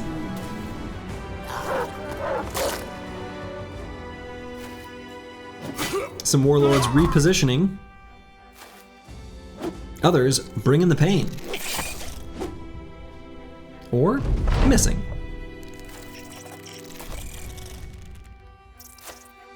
A few more spooters trying real hard to flank. I think there's just not enough anti-armor damage on the side of Weavers and Reavers, unfortunately.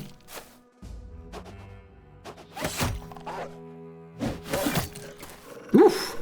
Big throwing spear. That did do a lot of damage, but... And the disarm. That disarm's pretty legit from the Beastmaster.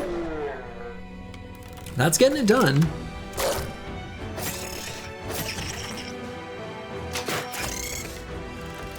In this particular matchup, I feel like the Wolf Riders are actually contributing a lot of damage.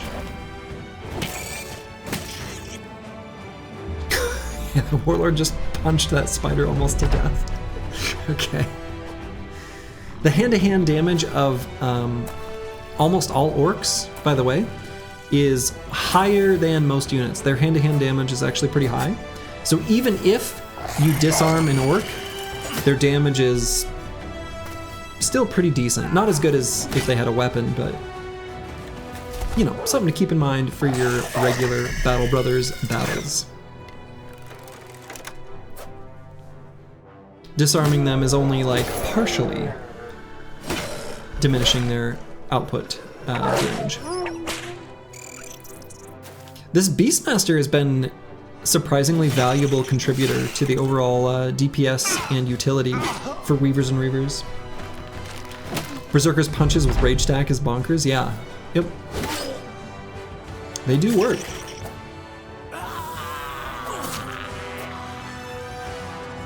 Alright, that Arbalester in the back, dying to the poison of the Webnects.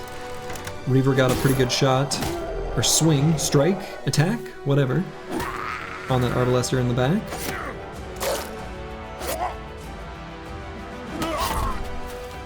Wolf Riders have been performing really well in this particular combat. You definitely thought it was safe after disarming a Warlord before he kills your bro with punches? Yeah.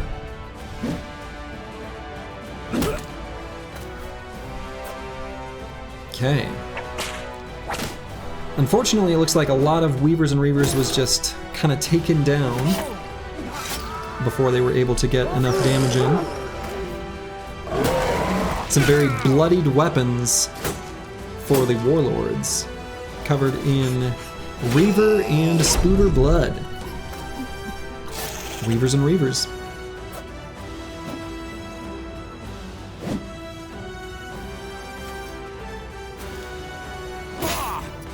That might be all she wrote for the Weavers and Reavers. Affronte might have this. And by might, I mean it's 6v1. I think that's probably a good enough I can call it here.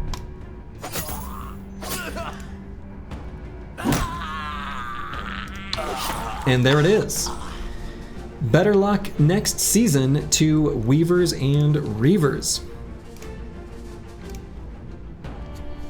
Close. Close-ish, in a way, if you think about it.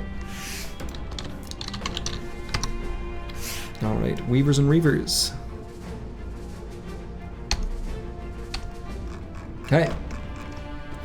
So up next, we have, and so now we're moving to round 3, back up to the winner's bracket.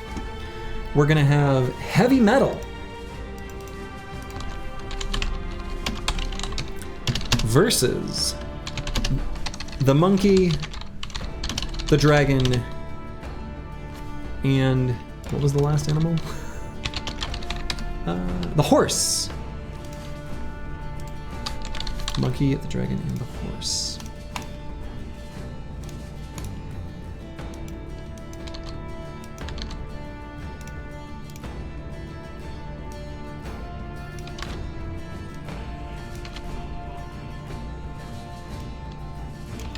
So we'll go ahead and get this matchup set up. Okay, so we've got a bunch of Orcs, Warriors, and Warlords. We'll see if they are strong enough to take out Rockgeist. And so if Green Killer is here, Green Killer, don't spoil yourself. Close the stream for now, or mute it, or minimize it, whatever you've got to do.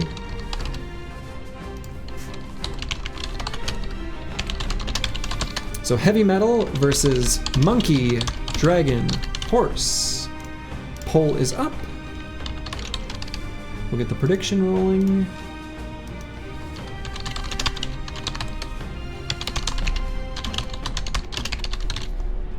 Cool. And the prediction is going now as well. I am going to use the restroom again because, as you can see, I've had coffee and a cider, and so I'll be back in just a moment.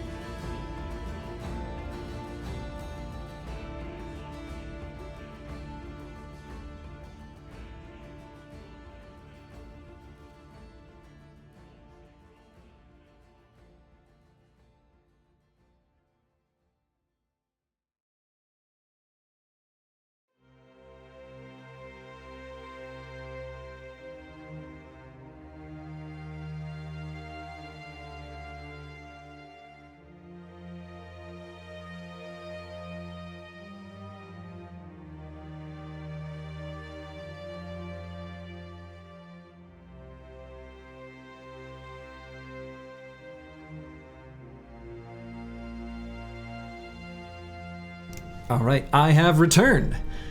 Let's see, what do people think is gonna happen here? All right, this is pretty close, and I agree. I could see this one going either way. We shall see.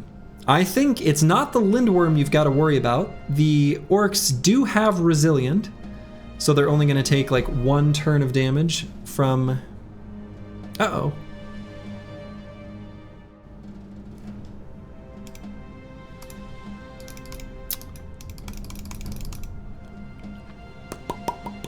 Okay, I've got to relaunch the game. It crashed. Whoopsie. Whoopsie.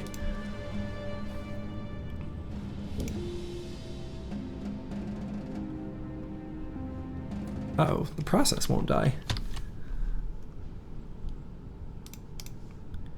Okay, there it goes. We'll start it back up again. Technical difficulties.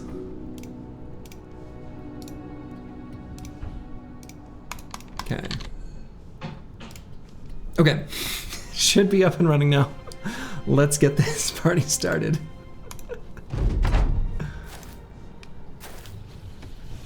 All right. We'll see. Can heavy metal do this? Now, one thing that heavy metal has going for them, they have a lot of one-handers. That's good. When Rockgeist falls, they need the 4 AP attacks to be able to take out the Geists.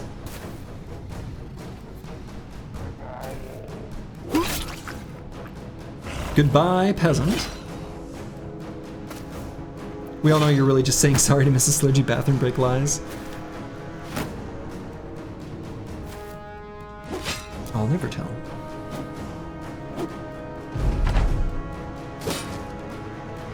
Wow, okay, Rockgeist misses. The Orc warrior blocking it with his shield. Lindworm, Acidic Blood, gonna do some big damage to the armor of these Orc warriors, but honestly, armor's not their problem. It's gonna be hit points and resolve.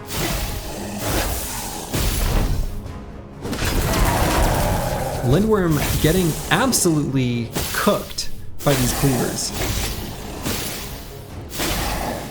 Yeah, the Orcs are completely demolishing this Lindworm.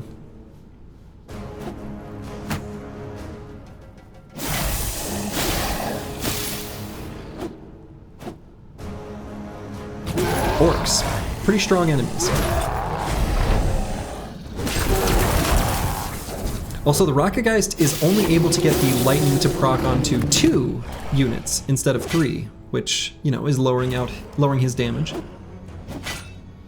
Sergi says cooked. Yes, yes, learn the kid language. How do you do, fellow kids? You wonder what would happen if we put all of Sergi's company from the win streak against each other? That is the plan, actually. I know it may not be as interesting to the community as much as it is interesting to me, but I'm planning on doing a tournament with all of the squads from the win streak series. All right, 1 Orc falls. Rockgeist is dead. Now, ideally, he doesn't die. Okay. I was gonna say it'd be, well. Okay, so some of the Geists being in melee range is good if, okay, if they can get some kills. That's really good, actually. We'll see. They're all confident, which is also a really big deal. Thank you, my love. All right, so we've got 1 Orc warrior who's fleeing.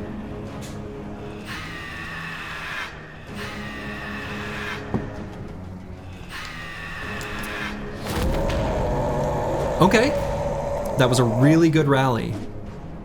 Oh my god, Rockgeist's melee defense is insane. Oh, they need to hit him. They need to hit him. They can't do it. They can't do it. Oh my god. Oh no.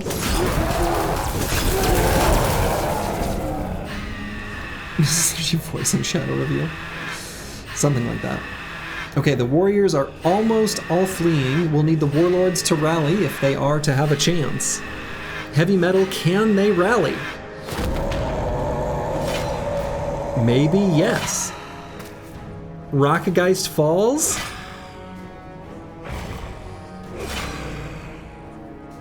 Okay, they might do it.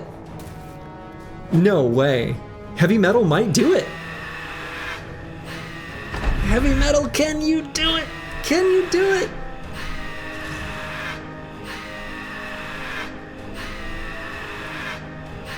You don't see any team beating the Orcs? Maybe not. I think Thomas the Train might be correct. We do have a previous world champion giving his insights.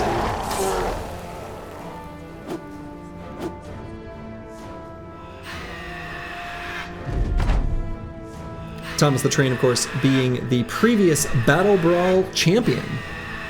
You think your team would get crushed by them? They usually do. I also tested that out.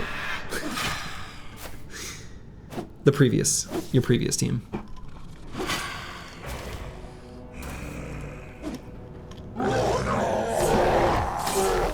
You thought Sorty was going to make Thomas the Train a VIP? I did. I thought. Did I not? Oh, there's a 1? Okay. Built-in Bannerman that does his job. Yeah, actually. That's a good point. Wow, okay. Heavy Metal. Incredible job by Heavy Metal. And there it is. Only 42% thought that would go to Heavy Metal. Oops. Okay.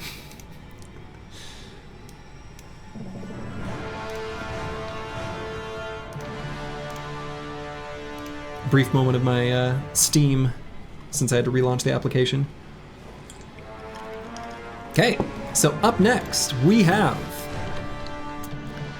Rock and Tree versus Boys Mix. These are two delightful names. I love these team names. These two in particular. I like it when they're like simple. I don't know. Hey, Rock and Tree versus Boys Mix.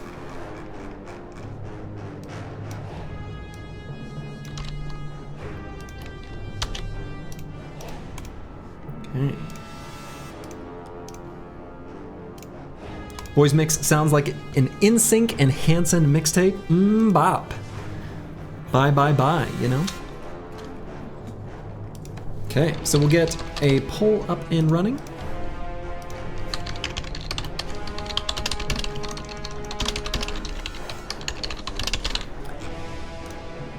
And then we will get a prediction rolling as well.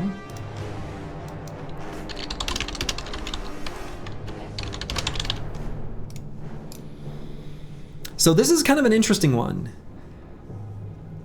I feel like as long as the Necro-Savants don't grow out of control, Boys Mix will have it. However, there are some tasty Billmen that the Necro-Savants could jump on and eliminate real quickly like. After all, the fearsome procs from the Honor Guard won't do anything. Looks like most people believe in Rock and Tree. 89% so far. Ooh, now down to 66. All right. Big bets placed on Boys Mix. Sergi has Dota 2, you're disappointed? Yeah. Yeah. Yeah, I've played a lot of Dota 2. I hate to admit it, but it's a good game. You put it all on Rock and Tree? Yeah, I mean, I think that was a good choice, but we'll see. In the end, 62% for Boys Mix. Schrat kills the Honor Guard easy. Schrat will be very effective against the Honor Guard. I agree with that. Let's see what happens.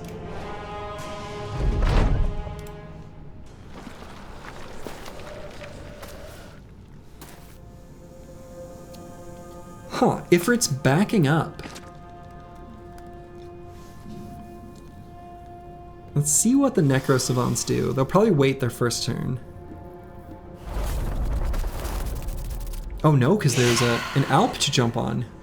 Oh, wild. Okay.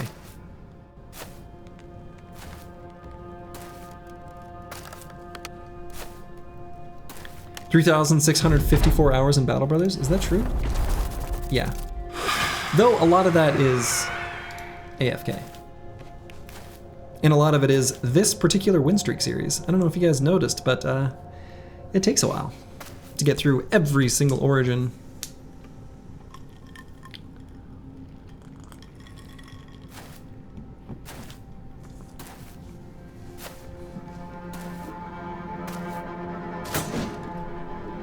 All right, so the Schrat has charged forward and is going to eat up a lot of attacks, which is kind of its job. So I feel like Rock and Tree is kind of playing to their strats. They're now going to be able to get the Necro Savants on the backline. Yeah, I don't know. I think Rock and Tree is kind of playing by design. When did you start the win streak series, including the failed run? Around this time last year, actually. The old Schrat. Say that 6 times fast. We got some rock on rock violence.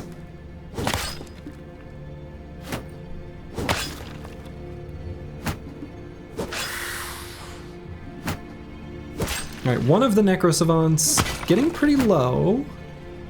Fearsome procs on the Schrat actually working. Yeah, Fearsome actually doing work. Absolutely.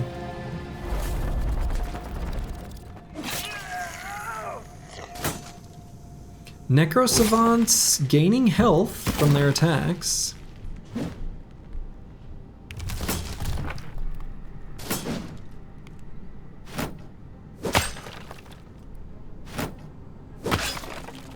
Schrat's still pretty healthy though. These attacks don't do a ton of damage to it. Meanwhile, Necro Savants kind of doing what they're meant to do. Now they're going to be attacking uphill against this Billman. Still worth though. Boy, yeah, Rock and Tree. This is basically going exactly, you know, as designed.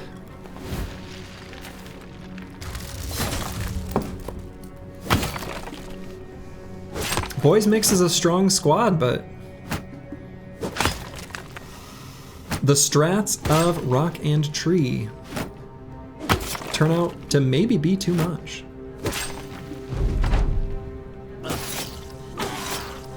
Looks like they're gonna finish off this Billman. There it goes. And now they're pretty high health, so not gonna be easy to take down. But there is a 9 lives proc on one of them. So maybe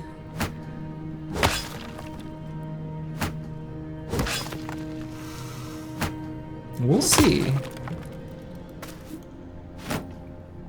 These Ancient Honor Guards with the tower shields are going to be pretty hard to hit.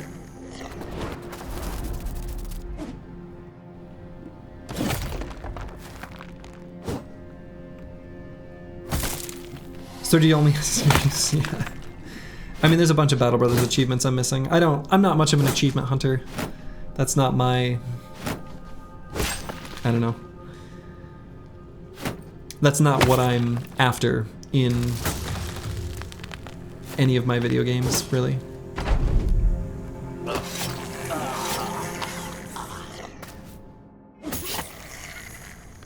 If they can, as I say, if they can hit that Necro Savant and take it out, they'll be in good shape. Okay.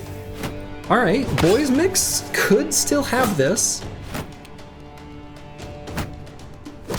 A lot of their units are, of course, locked into this Schrat, but the Ifrits are now basically permanently separated. One of the Necro Savants is down. The other one is going to be getting good damage on that Billman, and so it will probably heal up pretty nicely. And you know, actually these Ifrits might be able to join back up, considering that Ancient Honor Guard just died.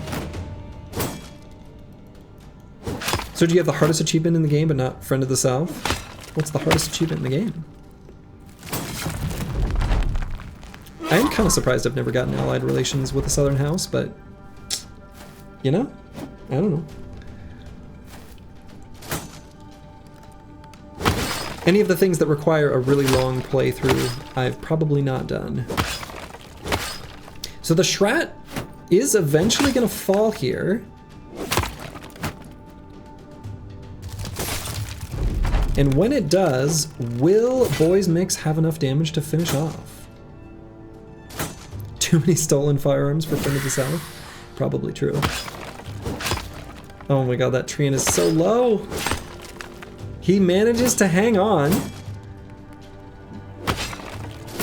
Oh my god, I can't believe that it's still alive after all those attacks. Necro Savant stealing the lifeblood of this bloodless creature. Okay, there goes the Schrat. That was actually a pretty good rotation too. Surprisingly good rotation.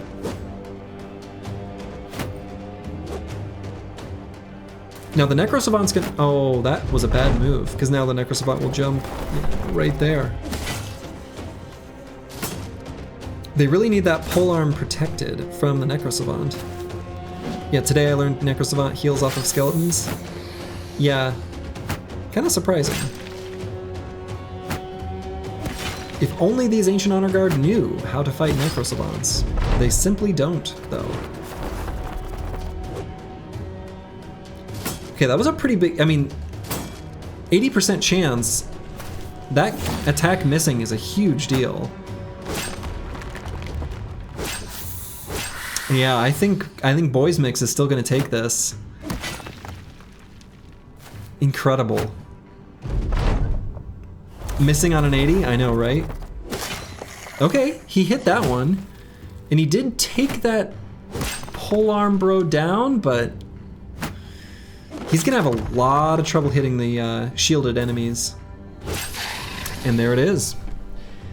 The winner in the end is Boys Mix. Better luck next year to... Actually, nope, we are in the winner's bracket, so Rockin' Tree is still in this.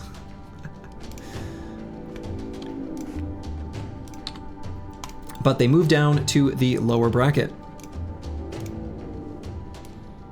So, up next, we are now in Losers Bracket Round 3, where we will have Redemption versus Mehr als zwei.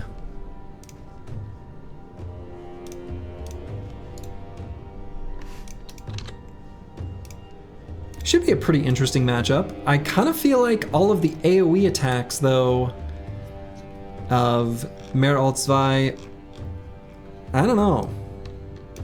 Maybe I shouldn't taint things with my commentary, but Great Swords do have... Oh my goodness. Whoops.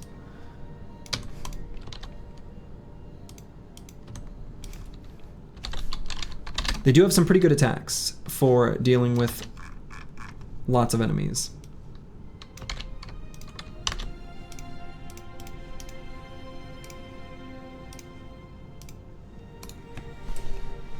You want Zwei to win so they get a rematch against the Rockgeist? Is that how that will go down? Yes, indeed. Though, you know, Redemption could also have a chance against them. So I'm gonna get a pull up. Unrecognized command pull, because I had too many L's.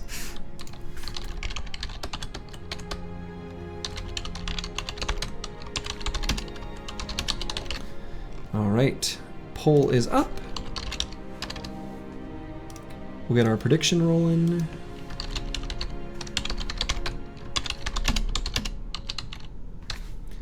Prediction is rolling. We'll see what people think. Who do they think is going to win this match? Place your bets now. Overwhelmingly, people are betting on Mehr als zwei. More than 2.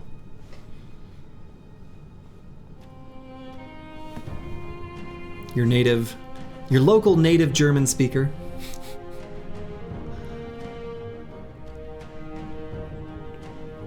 The funny thing is, knowing that this game was developed in Germany and has a large player base and fan base in Germany, and probably some people watching from Germany, just know that I do indeed love you.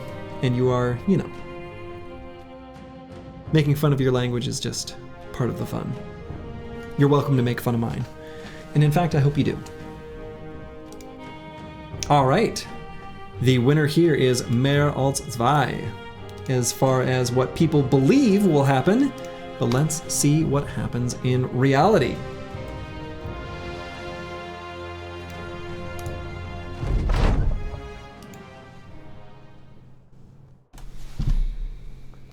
Will Redemption be able to do it? Will their nachos eat enough to, gain enough strength?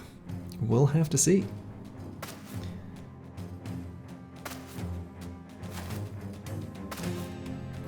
We've got a solid line of great swords moving on the side of Mehr als zwei. Both teams being pretty cautious. Nachos hanging back.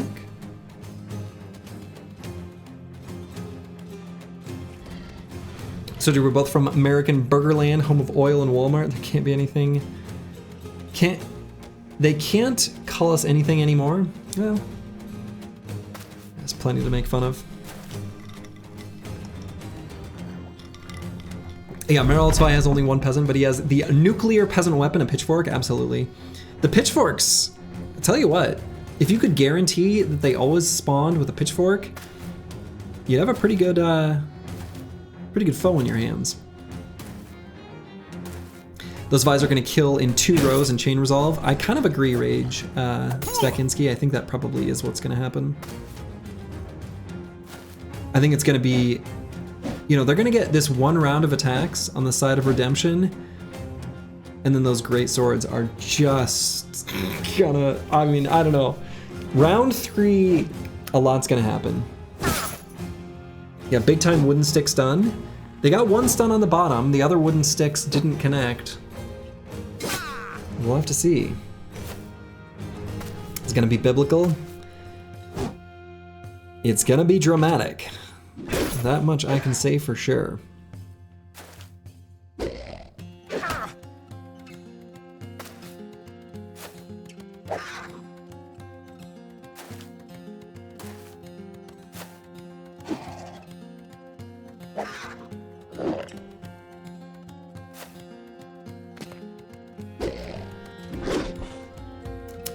Okay, let's see what happens at the start of round 3. So all the nachos are gonna go first. All right, well, after the assassin, who just snipes one on the back line. But then what? That's the real question. Now, unfortunately for Redemption, a lot of the nachos are already on the front lines. So if they get taken out first,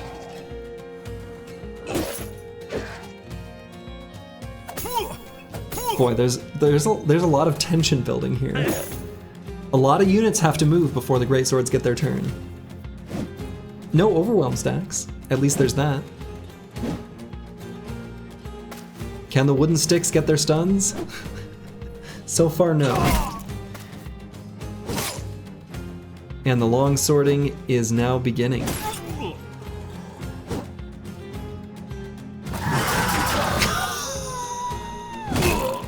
Oh no! Oh my god! Oh boy.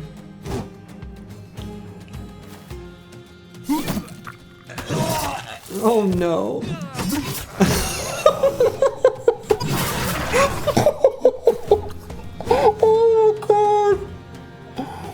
Oh my god.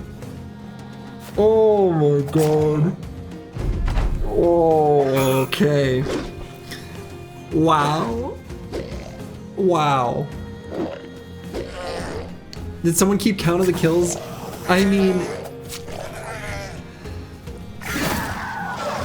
Wow. Wow, wow, wow, wow. Yeah, Zweihanders have Berserk. Incredible. Wow. Yeah, like 16, something like that. Close match. At least 2. Oh, okay. Well, that was dramatic.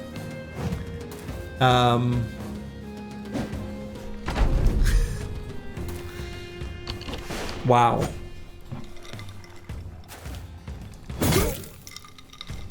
I think Mayor Alt-Spy definitely has it.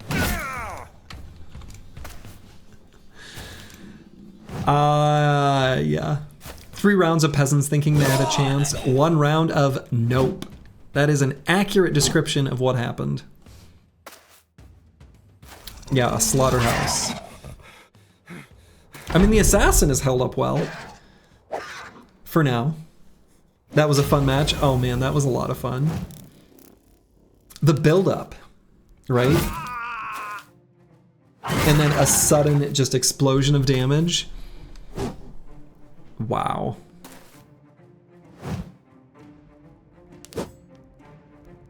This is like when I fight assassins. They got him fleeing now, though. You were getting worried from all the chip. There was a lot of chip damage. That's a good point. Yeah, I think this is XGI7. This is your team, right? All right. And Mayor Alt-Spy has it. Better luck next season to Redemption. They did not get Redemption.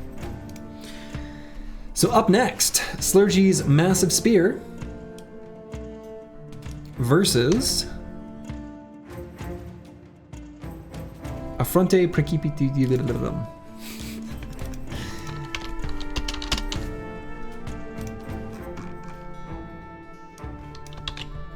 I might have to put constraint to make teams in English for next time.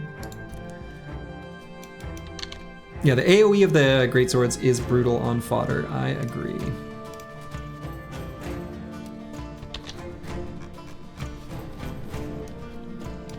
Okay.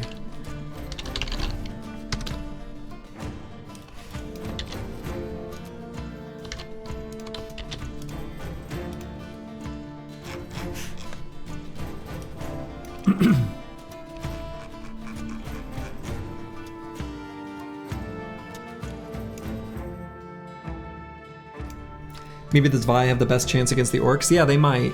The problem with Zweihanders against Orcs, though, is that they'll be able to overwhelm them because they'll be faster, but greatswords don't do great damage against armored enemies. I could see it going either way. Is that a rematch with your team and the Zwei? Yes, it will be. It will indeed be a rematch, Lucid Tavi. You are correct. If only the Zweis has 2-handed maces and axes instead. Yeah. But then, you know, there wouldn't be Zweihanders. All right, so we're gonna have to copy paste these teams because I can't spell in languages I don't know. But I can type Slurgy's Massive Spear. Those are words my fingers are quite used to.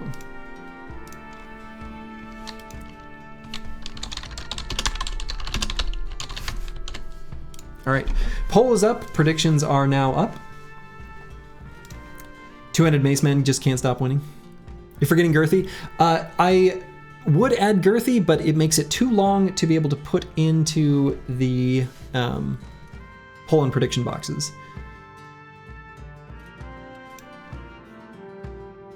They have a character limit. Makes it too long to put it in. Yes. You Googled it. The Latin equivalent of between a rock and a hard place was this: a precipice in front and wolves behind. Yes. I did do a translation that, what's funny is that Google told me it was Italian, which, you know, Italian and Latin, close enough. Looks like most people are predicting Affronte Precipitium. All right. Very few believers in Slurgy's Massive Spear. Let's see what happens. Massive and girthy spear.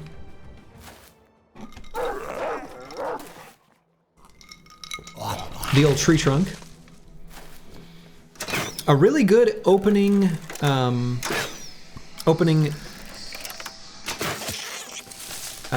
rooting. Trying to think of a word other than rooting. You know. The Australian definition of that word is a little too on the nose for the team name. Alps just spawn wherever feels. Yeah, they spawn. Their spawn locations are bizarre. Now here we do have a warlord who spawned as a champion, which does have a chance of happening. Sometimes you gotta hold him down before you administer the spear. Okay, all right.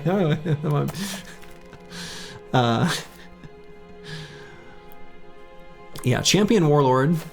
Now the civilians charging forward might be in trouble. Pretty good attack by that bill hook.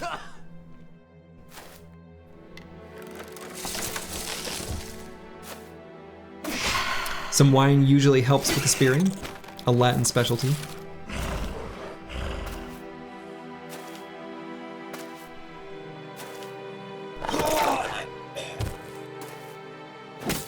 Wolf Rider biting down that poor citizen.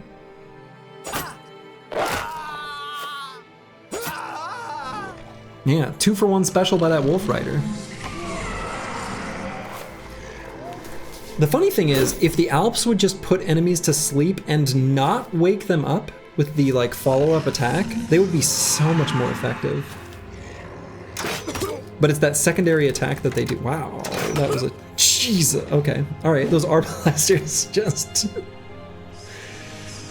yikes. Yeah, Slurgy's Massive Spear, things not looking good for them.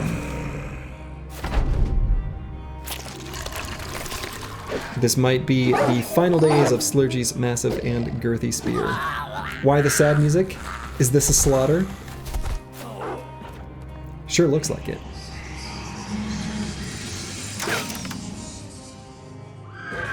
You all said that the T3 nachos 8 units. Yeah. Yeah, apparently that is limited to only consuming the player flagged units specifically. I do think the nacho is still like a decent unit to draft though, in the right circumstances. Because even just getting up to a T3 is a really big deal. You want T3 nachos eating everything? Yeah, sadly, apparently they do not. This is a slaughter. This is brutal. The sad music is apropos, which is probably also Latin. How apropos. Kraken round or riot? No one's gonna beat the Kraken. You don't think anyone took damage? Yeah, Shaman did. Yeah. Brutal. All right, and that's it. Affronte Precipitium is our winner. Better luck next season to Slurgy's Massive and Girthy Spear. And so, we now move up to round 4 or to the semifinals. So actually, what I might do now is continue all the way through the losers bracket, and then we'll continue from the winners from the, actually, no. Considering it's the semifinals, we're gonna do top of the round. I think that'll be better, actually. So we're gonna go to heavy metal versus boys mix.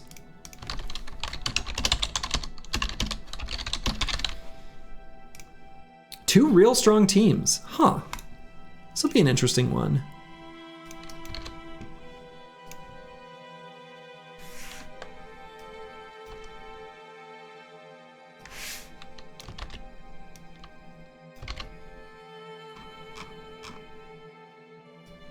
Happy to see some Ancient Dead representation this far in the tournament. Ancient Dead, so far, not a popular choice, but I think they're kind of underestimated. Like, they're pretty good. All right, yeah, 2 music genres clashing it out. I'll get a poll rolling.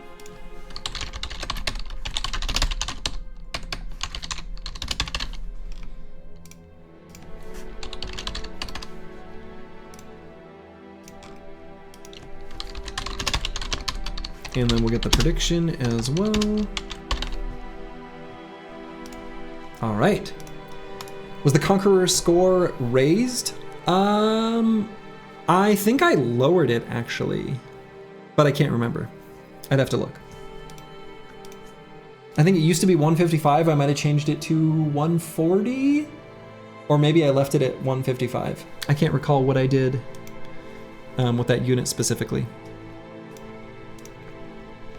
All right, so far we've got 61%, like 60-ish. Ooh, no, perfect 50-50 between the two.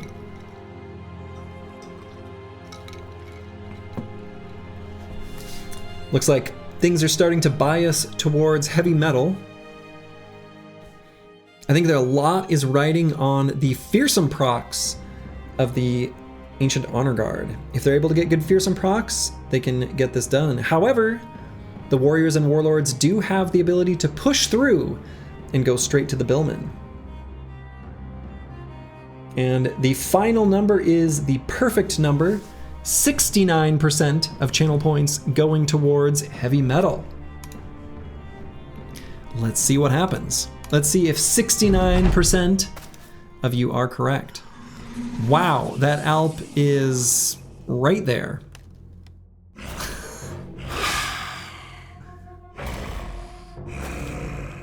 Warriors will push through the Ancient Shield Wall, yeah. Now the Alp might not be getting much done, but it is making them split. And so if the Warlord on top gets isolated, that's actually going to be a really big deal for the boys mix.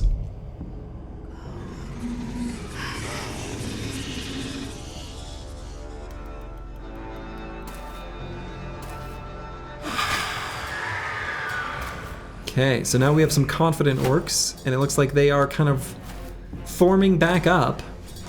Orc Warlord taking that high ground hex. Alps be Alpin. I think that high ground going the way of heavy metal is a really big deal.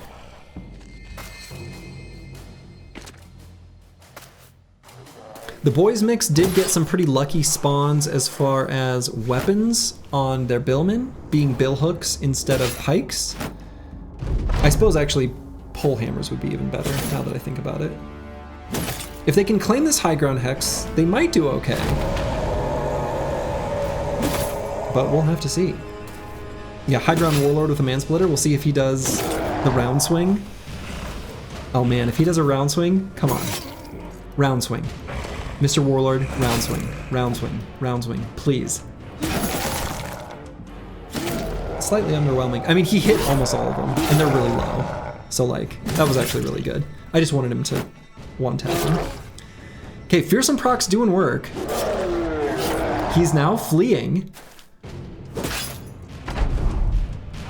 So we have a fleeing Orc Warlord, and he's gone.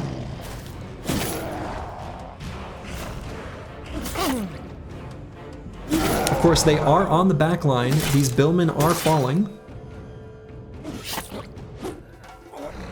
Ooh,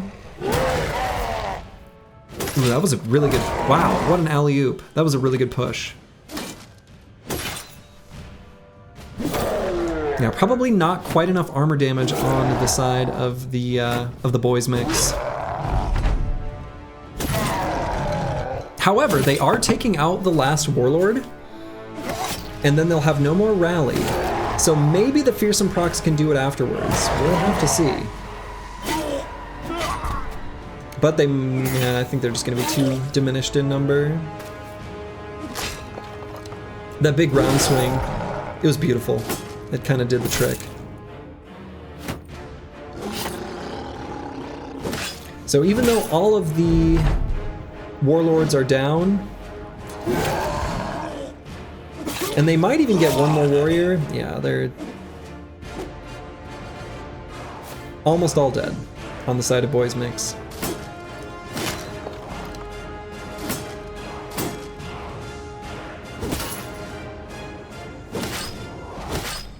So unfortunately for Boys Mix, they're going to be pushed down to the losers bracket, it looks like. Billmen are just too squishy for this match. Yeah, I think that is an accurate analysis of the situation.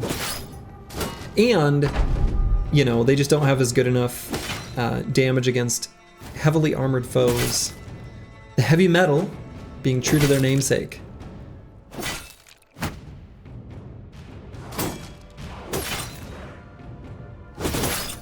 Nice reap there, but not going to be enough.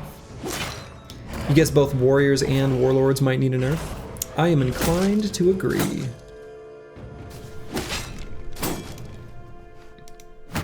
But it's looking to me like Heavy Metal has this one.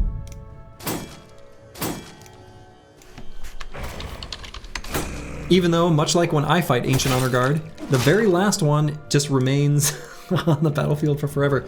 All right, Boys Mix goes down to the lower bracket, and Heavy Metal takes it.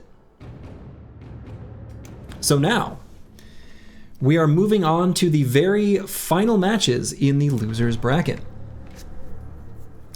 Up first will be a rematch of an opening fight. The monkey, the dragon, and the horse versus Mehr als zwei.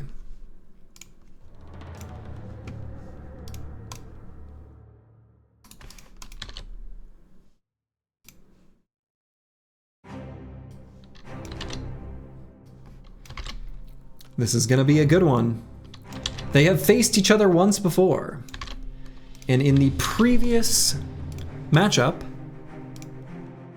the monkey, the dragon, and the horse did come out on top. The rematch we all wanted, or you did at least, Vi should have had it. We shall see. We shall see.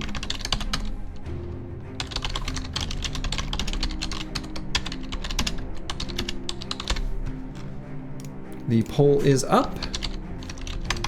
Prediction. RNG bless me, I know, right? We should all say a tiny prayer to RNGesus every time we crack open this game. Because, you know, she can be fickle. Slorgy, remember the last winner always has to fight special forces to prove they're a good team? We'll see.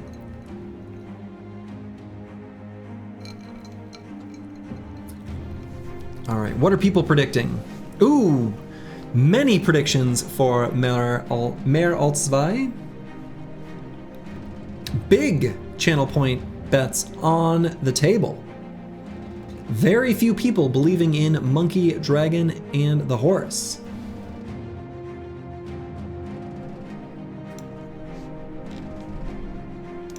You've got just like 20-ish seconds left.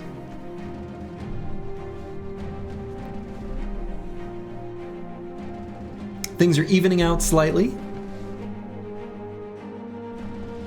but still more channel points on Mehr als zwei.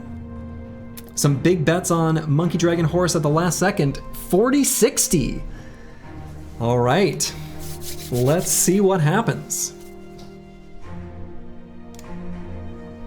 Too much overwhelm with big damage for one worm?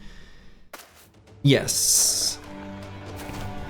Okay, there's a lot of interesting high ground here, which does make units act somewhat strangely.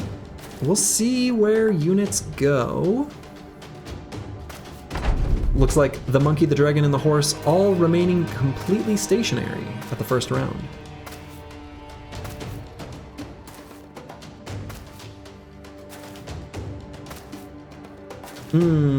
Oh, okay, the peasant taking that spot from Rockgeist is actually a big deal. but Rockgeist will be able to claim that one. One Zweihander fall. Oh no, this high ground. I have a feeling we're going to see a repeat of last time. That high ground is a big deal. But we'll see. We shall see. There's at least a couple snacks for the nachos. Oh boy. Yeah, that high ground is too much.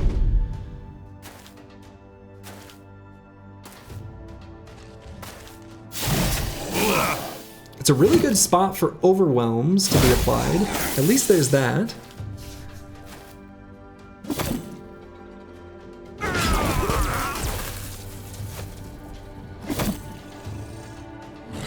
And some good, you know, some good angles for the greatswords to get their AoE attacks. Nachos having their snacks. You love to see it. Ooh, that was unwise. It looks like the nacho at the bottom. Oh, okay. He lives, so he's gonna be able to feast next turn. Maybe that will be enough. We'll have to see. Lindworm is down. Only one nacho remains. He's gonna feast. The Zweihanders are all confident going into this, which is gonna be really important for when the ghosts, you know, come to life.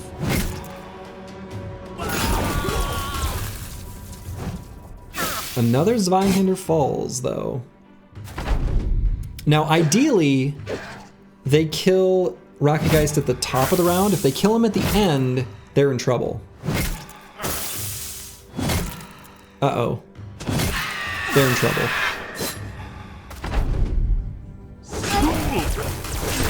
Because now, you know, they don't get like a free turn of attacks. Because anytime a unit is created, or rises from the dead or anything like that, they never get a turn to do anything until the next round. I guess you can just blame the terrain. Indeed. If they can take out the Rockgeist, they might have a chance. Okay. Okay. Actually, Meralt Zwei might have this. Will the Geist Screams be enough to break their spirits? And if so, will the Bannerman use the rally ability? We shall see.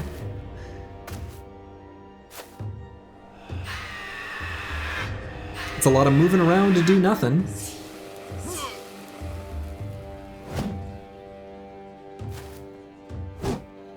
He will not use the rally ability. I can't believe it. Incredible. The Bannerman just needs to rally. It's your one job, sir.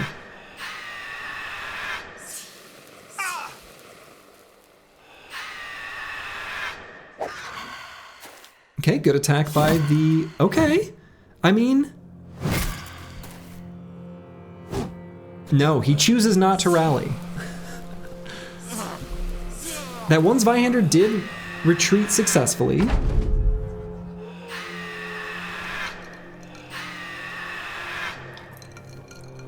Bannerman, W2F do I pay you for, right?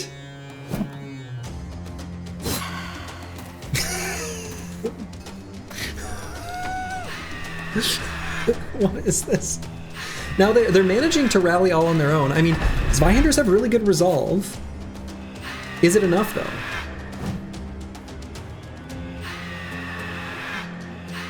Incredible.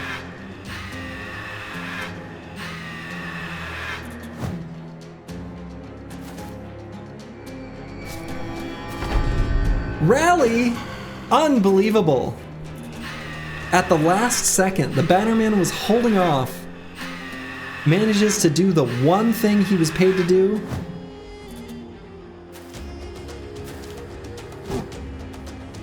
But won't do it again, just the once. He said that was enough. These Geists on the high ground are pretty hard to hit.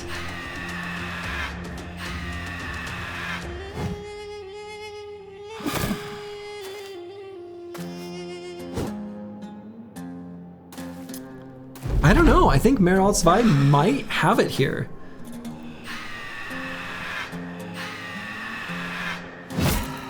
I think they've got it.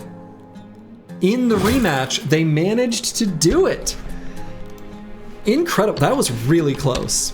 That was really close. Maybe Bannerman is stammed out? No, because enemy units gain stamina at a faster rate than players, and I'm pretty sure they're just always able to do it.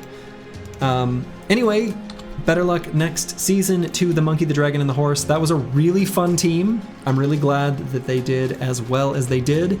It was really nice to see Rockgeist in action and to make it as far as they did. What is this? It's BattleBrawl. Okay, so up next, whoa, that's not the button I meant to press. Oh my goodness. Okay. All right, up next is Rock and Tree versus In Front of a Precipice.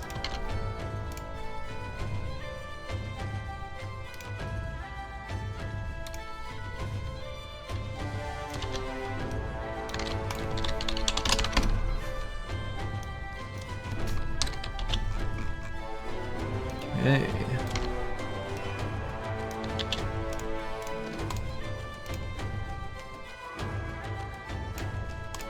In front of a press therapist. Indeed. So again, Rock and Tree, we've got rocks, we got trees. And then on the side of Affronte Precipitium, we've got some Orc Warlords, Arbalesters, and Wolf Riders.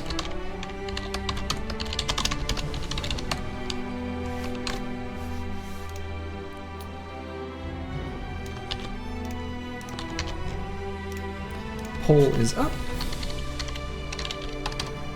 And let's get the prediction rolling.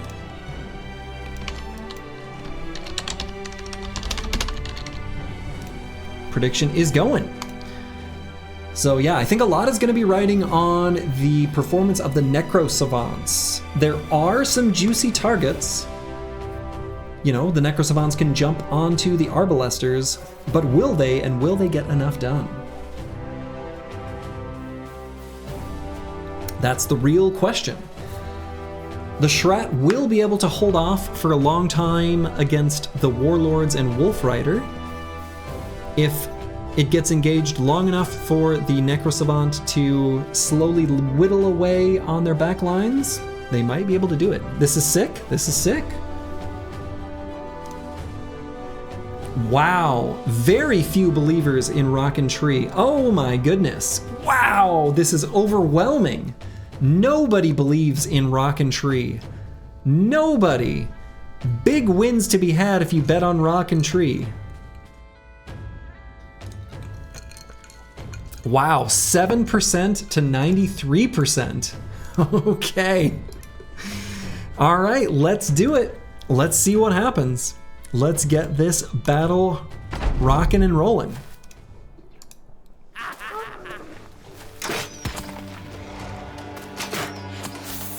Ooh, big hit on the Necrosavant.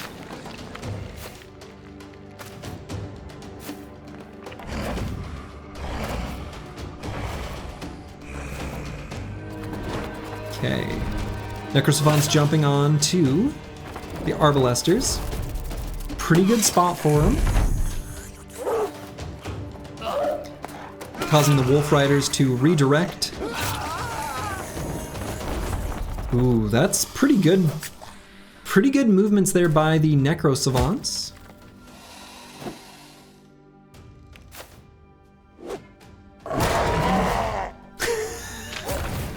Warlord pushing through. The Rock did 1 damage. Did it really? All right, Necro Savants doing a good job of dodging and evading the Warlords.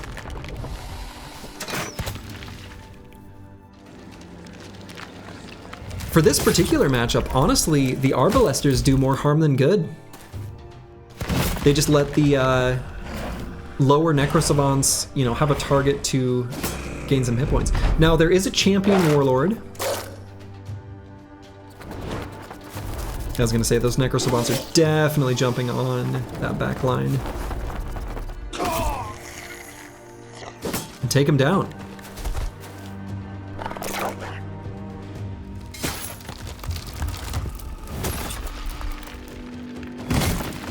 Oh boy.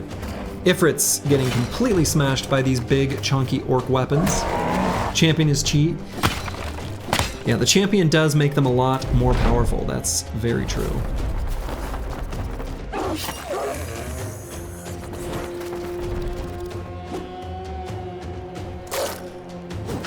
More spawning, nothing personal, Archer. Right? Yeah.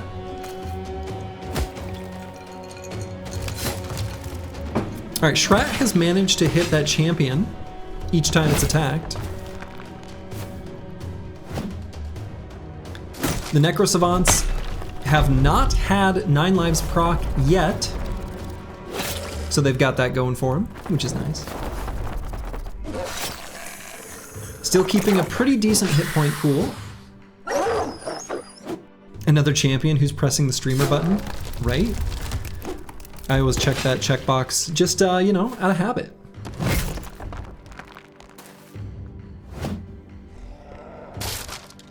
All right, that Schrat has been busted open.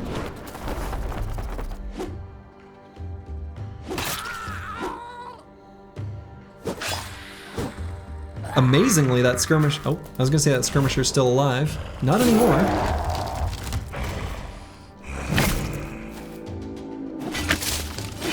I don't know what the Necro Savants will probably jump on the bottom. No, okay, over there. Right, sure, because they have an ally there. I guess that makes sense. Alright, so the other two with the Mansplitters won't be able to attack this round. Pretty big attack by the Schrat. And a Necro Savant falls. That's huge. That is so huge.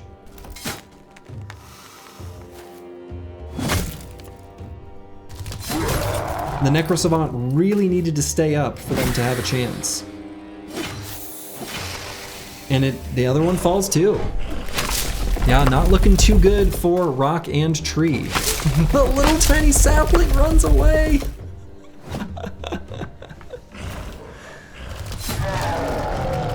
Oof.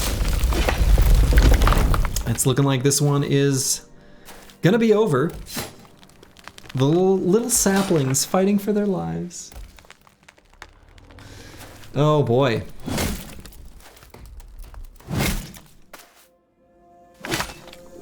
Oof, oof. Oof. I think that's just about it.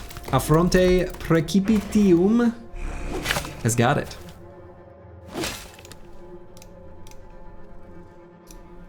Rock and Tree, better luck next season.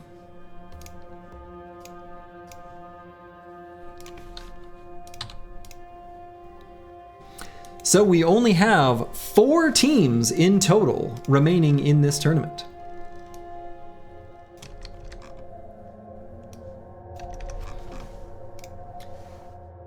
And next up will be Mehr als zwei versus a front, yeah, the team that just won. I don't know why I was gonna try to type it. That wasn't gonna go well. Look, I know I'm 15 seconds old. I wanna live to see 30. Love it. This is gonna be a really good match. This is gonna be a really good match. These are 2 super strong teams with some of the most overpowered stuff we've got We've got the big old greatsword team versus the Orc Warlords and Wolf Riders we just saw.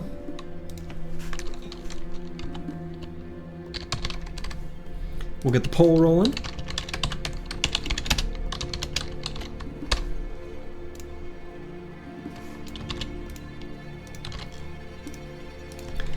And then we will get the prediction going as well.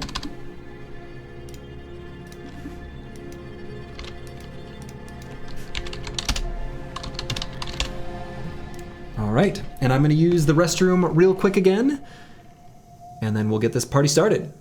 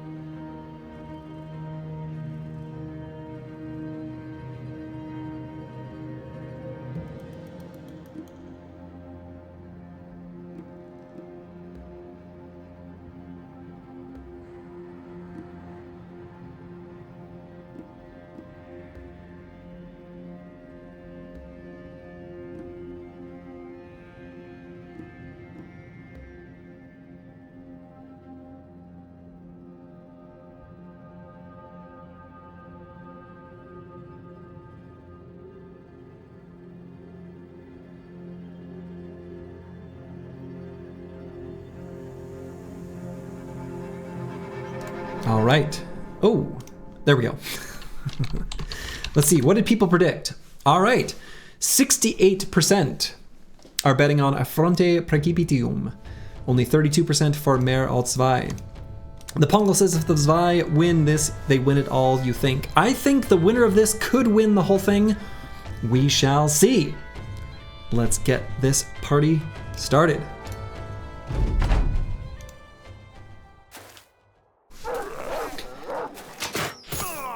The Arbalesters spawning with the wimpy, weak little crossbows, still doing great damage with it. It looks like the high ground is going to go to the great swords, to Mehr als Zwei. The peasant spawned with a pitchfork. That's actually kind of a big deal.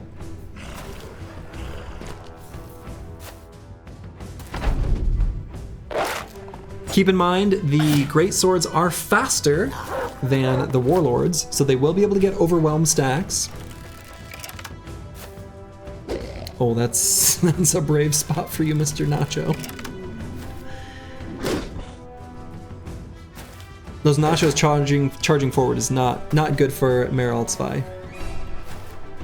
I don't know where those guys are going. They're trying to flank? Don't try to flank. Just attack. Just attack. You don't have to flank, just attack.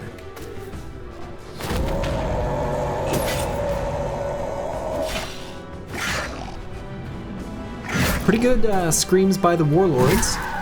The entire team of Affronte Precipitium is basically confident, with the exception of the Wolf Riders in the back. A puncture? Is there a link to the bracket? There is. Exclamation mark, BattleBrawl.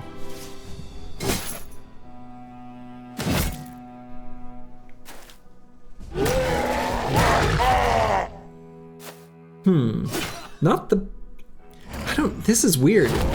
Things are a lot more scattered here than I would have expected them to be. Whoa. That was a big attack.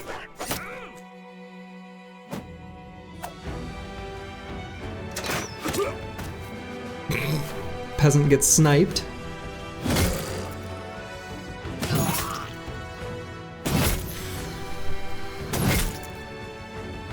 Pretty good attacks by the greatswords, but I think the warlords are gonna bring a world of pain here.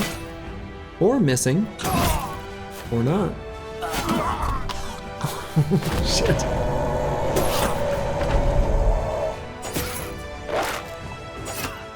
Now that Zweihander on the very far left does have Lone Wolf, so I think he should be able to beat the Wolf Rider. You love a good round swing, I know, right?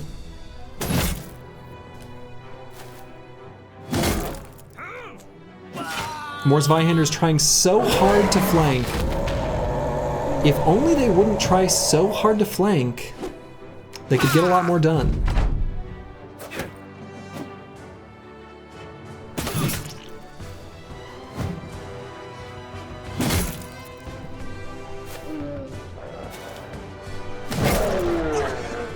Pretty good attack there by that greatsword. That warlord does have his armor stripped, but I think it looks to me like these warlords are just going to be too much. Zwei AI is their downfall? Yes. So it's a 4v4, but 4v4 is not an even matchup in this case.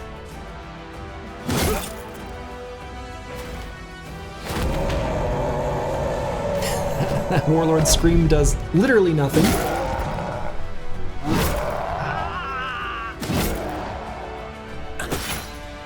Did that Arbalester get a dagger kill? Did it really? I might have missed it. As it turns out, high armor and high damage is pretty good.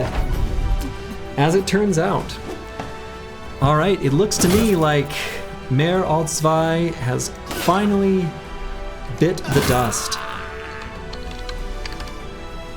And Affronte Precipitium has taken it.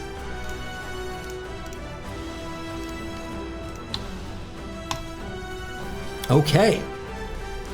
So we're now going to move to the final losers round match. Losers round 6.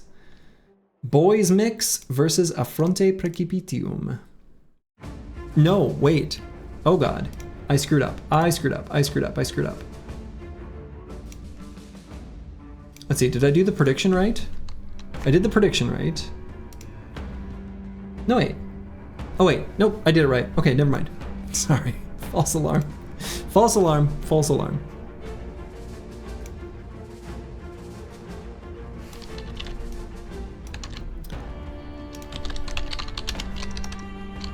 I had a brain fart. I was thinking, we're in the losers bracket, but they just won. I made a mistake.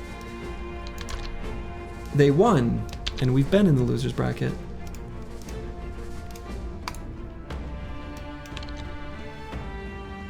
Hey.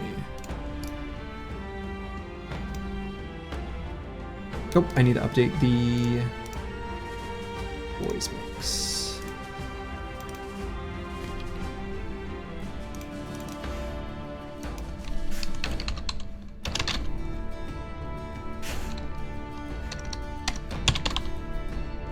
Okay, boys mix versus Affronte Precipitium. So who owns the 3 remaining teams?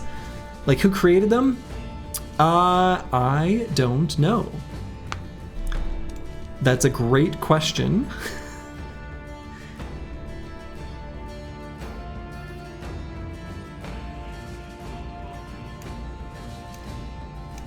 Yeah, I'd have to look at their sheets.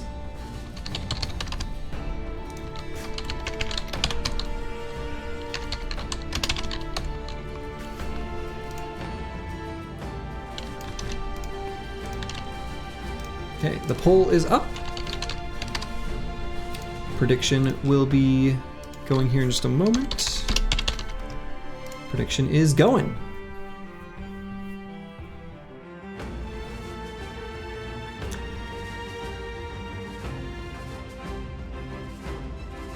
The prettiest slurgy your eyes have seen thus far. Well, how delightful. Did you just buy a new monitor? Is that what's going on, Bloaxor?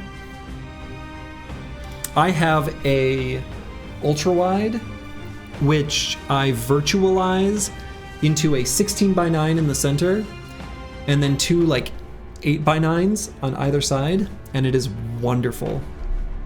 Slurgy in 4K. Joke's on you, I only get to stream in 1080p. So your 4K is being up-resed. Wow, almost nobody believes in the boys mix.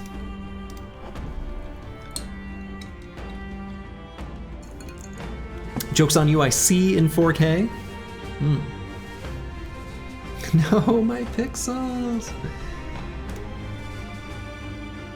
Dramatically, people believe in Effronte Precipitium. Almost no believers in the boys mix. What software do you use for cutting your screen? I use Display Fusion, which you can actually get on Steam, which is strange. You're welcome. All right, let's get this final match of the losers bracket underway.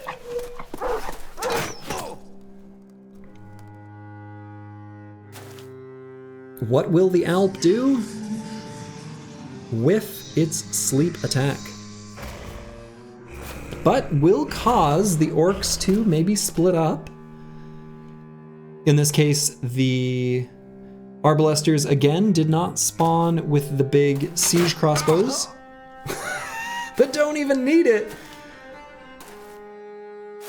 Unfortunately, taking out a Billman right at the start, yikes. Yikes. From downtown!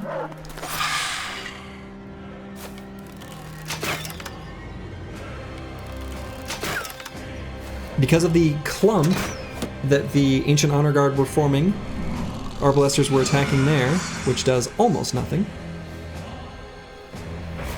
Let's see, will the Warlords charge forward? No! The Warlords recognize they have ranged advantage and are being passive and cautious. Incredible. Strategically brilliant. Boys mix forming a solid wall, or at least that's what they were doing initially. Surely they'll at least claim that high ground hex, right? No? That is so shocking.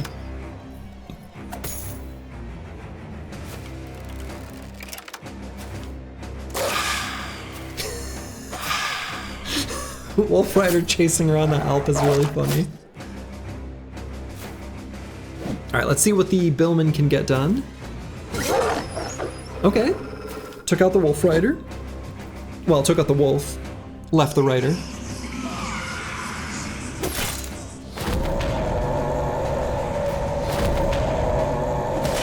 Warlord screaming, making everybody confident.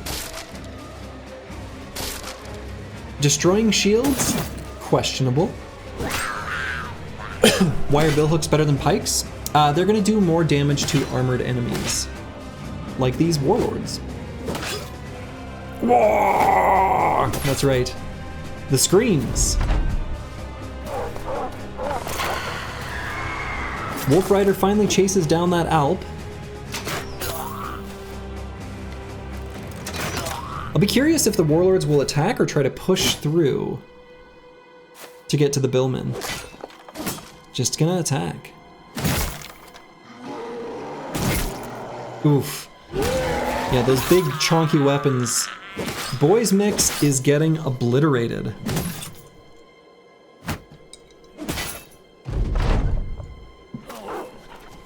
It turns out the Warlord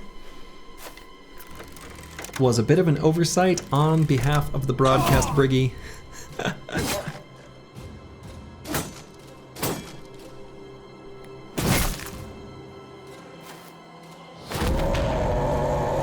Screaming?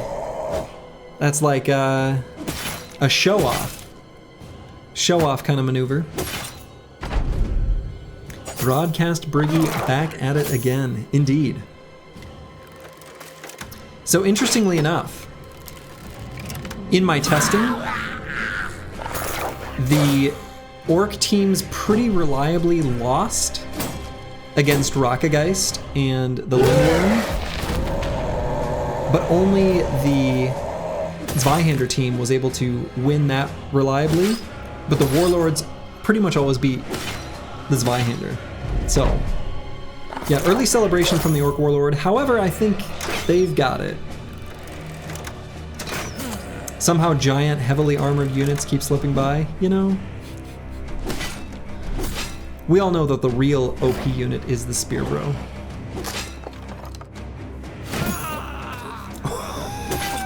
The round swing. Incredible. Boys make... Arbalesters shooting their orc allies. Kinda rude.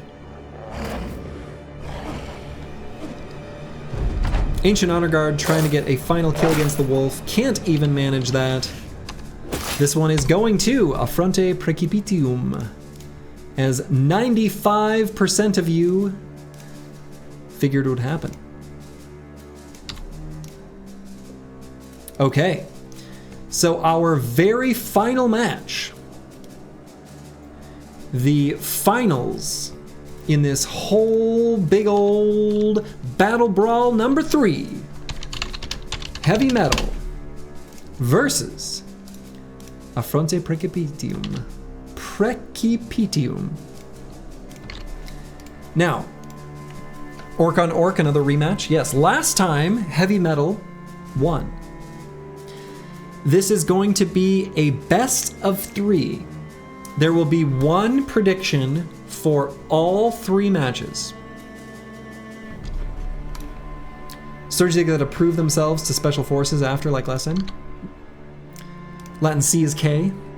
Hard k sound. Okay.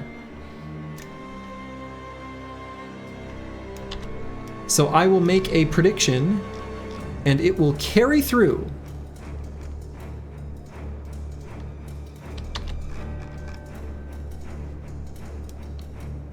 Okay.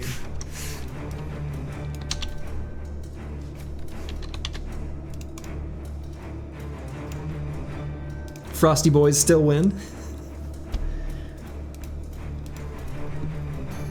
Hey, thank you, Scorpio said.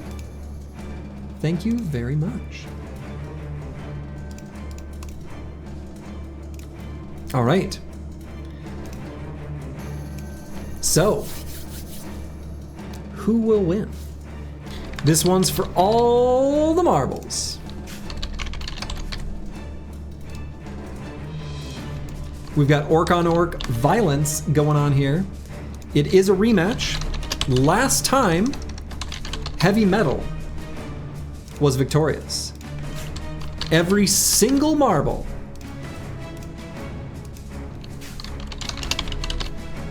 And again, our poll and prediction will apply to the full best of 3.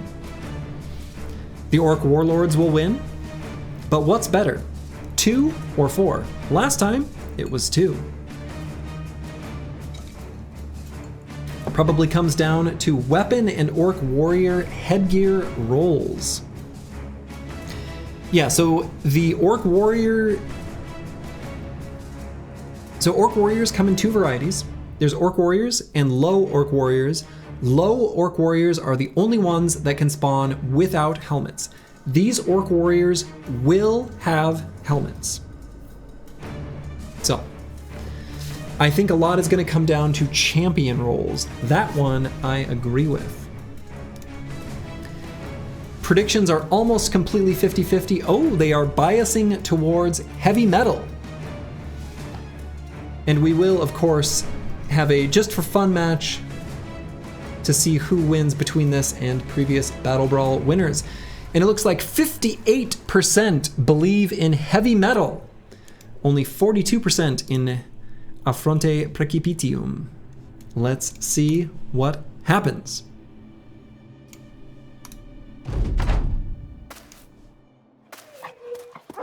Yeah, 6 Orc Warlords are probably the best. All right, Affronte Precipitium did get the better Arbalesters this time. May not matter as much because the Orc Warriors are going to push through.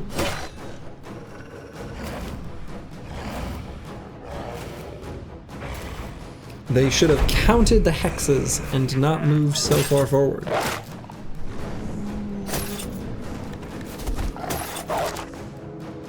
You feel a respawn should happen if there's a champion for future tournaments at least? I think probably the units that can spawn champions, of which there's only very few, I should just make a little bit more expensive. There's only a handful that can actually do it. It's the King of the North, Orc Warlords, and that might be it. Yeah, both heavy metal warlords with man-splitters. Yeah. The man-splitters here are going to be pretty good. The cleavers less good. Cleavers are going to be good against humans, not so good against their orc brethren. The axe actually is, the one-handed axe actually probably a pretty decent weapon in this case. Pretty good attacks there, I don't know. Gob skirmishers and ambushers can both be champions. Not on day one without the bounty hunter. Would it be possible to remove weapon randomization in future brawls? I don't think so. Oh yeah, Hedge Knights, I think, Manifest Destiny's Child, I think you might be right. Hedge Knights probably can spawn as champions. I don't think Sword Masters can. I think it's just the Hedge Knights.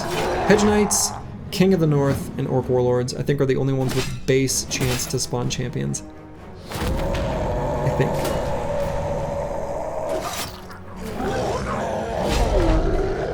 Okay, pretty close. That Arbalester is going to manage to stay alive. Unfortunately, the one Arbalester that lived was the one with the weaker weapon. Loudest finals ever. Lots of screaming.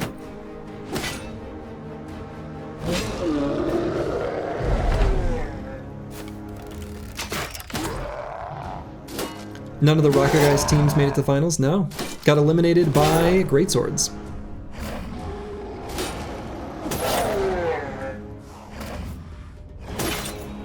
Just Orcs, you hate to see it? I don't know, you love to see it. We've got one Orc Warlord desperately trying to flank, even though he should just simply fight. Actually, both Orc Warlords trying to flank. Mistakes! Just by having those Arbalesters, I think heavy metal is throwing. Ooh, taking the high ground hex. Oh shit. Oh shit. This is close, but I think Fronte Precipitium has got this.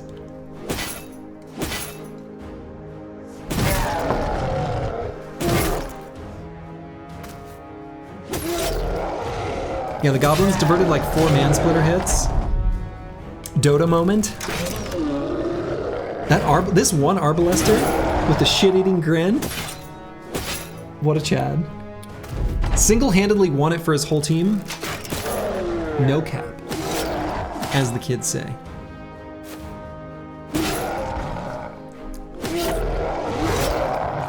Round 1 going to Affronta Precipitium. But yes, Thomas the Train is right. This is a best of 3. Grib in it to win it. Right. Look at this little guy. Look at him. Look at that smile. Can't believe you just threw out a no cap like that. I did. I did it and I'd do it again. All right. Best 2 out of 3. Let's go round 2. Let's see what happens this time. Ooh, this time we got a champion on the side of heavy metal.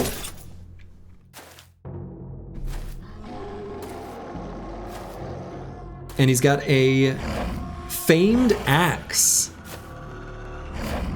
That could be good. No grib this time.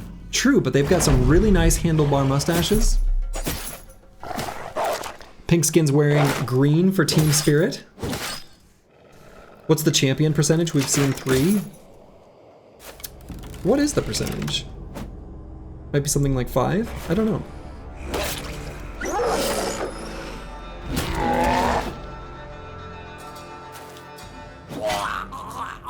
Ooh, confident already on the side of heavy metal.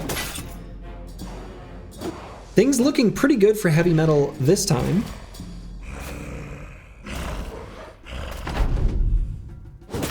Remember, Affronte Precipitium did win the first round, but I don't know.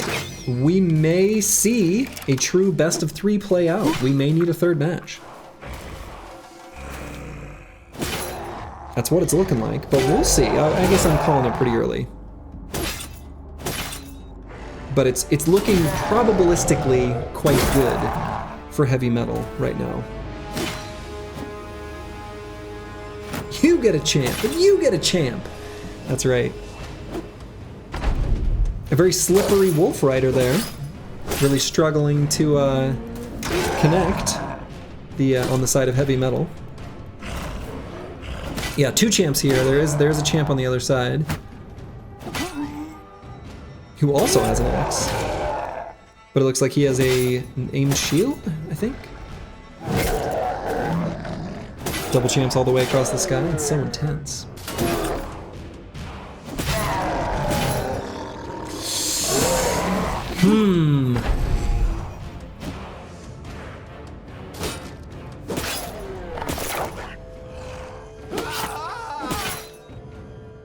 All the pink skins have been eliminated. Only green skins remain. What does it all mean? Oh no, don't go for the shield attack. Come on, split shield? Split shield? That's a bait. That's just memeing. That's mean.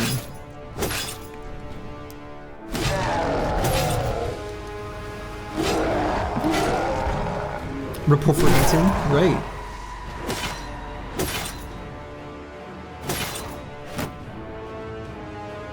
What's funny is that word never crossed the barrier to Dota. Still, in Dota today, no one says inting. That's only a League of Legends thing as far as I know.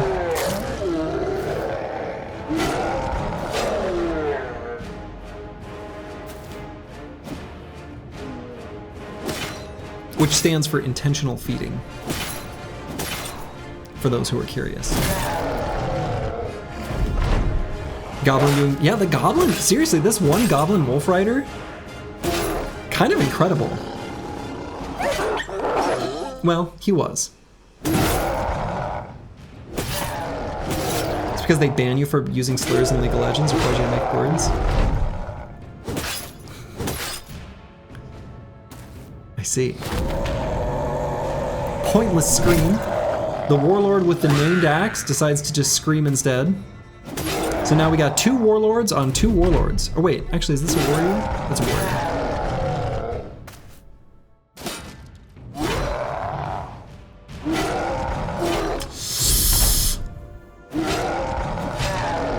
Ooh, okay. Oh, couldn't quite finish him. Okay, that guy's got the high ground.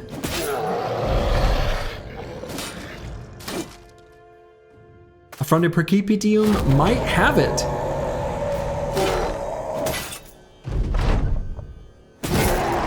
I think they do.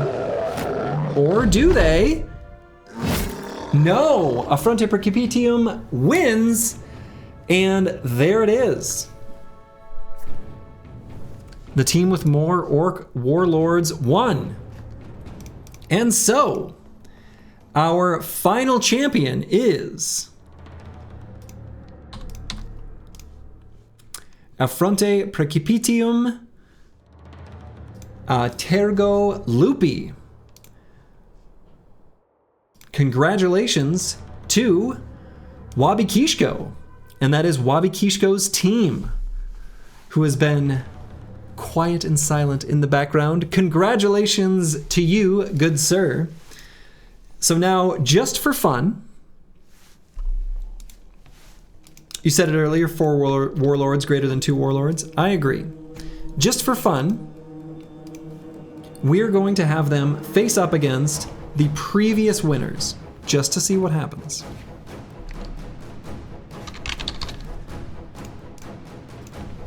The previous winner was Thomas the Train, with what has now been nerfed, but the previous winner was 5 Frosty Barbarian Unholds. Let's just see what happens. In fact, let's do a poll for this one. Why not? Why not?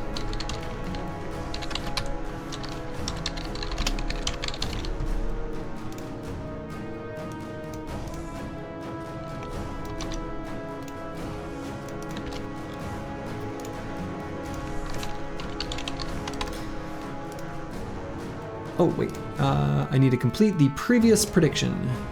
There we go. Surely Frosties have it? You think so?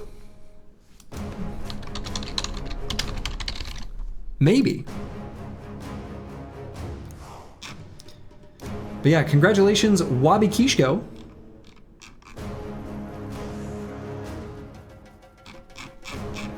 Now, Wabi Kishko, are you on the Discord? What is your name on Discord? I can give you the special title of BattleBrawl number 3 champion, but I do not see your name on the list. Aha, got it.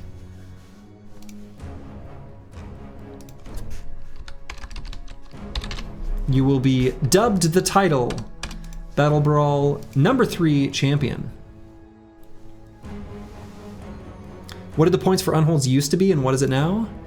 I would have to go back and look. I remember that there were 5.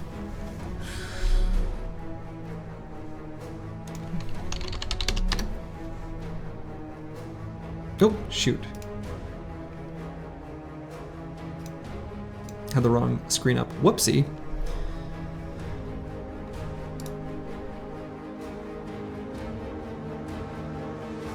Okay, let's see what happens here.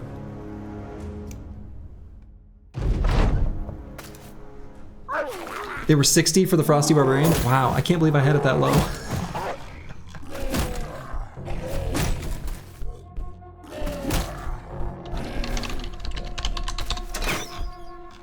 Let's see, while this is going, I'm gonna see if I can find my initial BattleBrawl.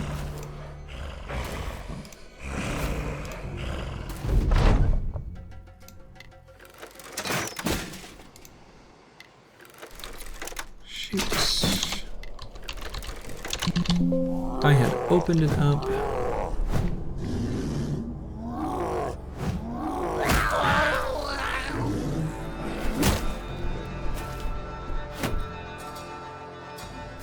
There we go.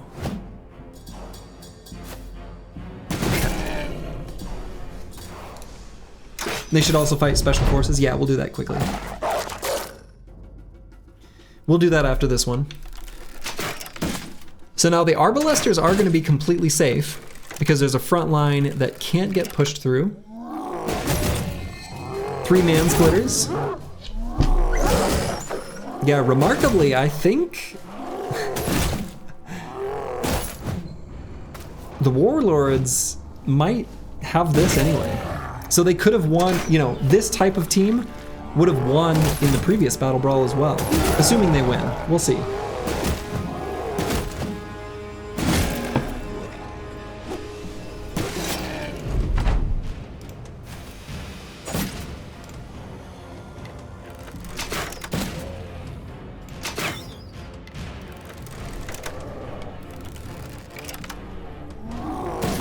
There are so many situations where Arbalesters become useless, like this one.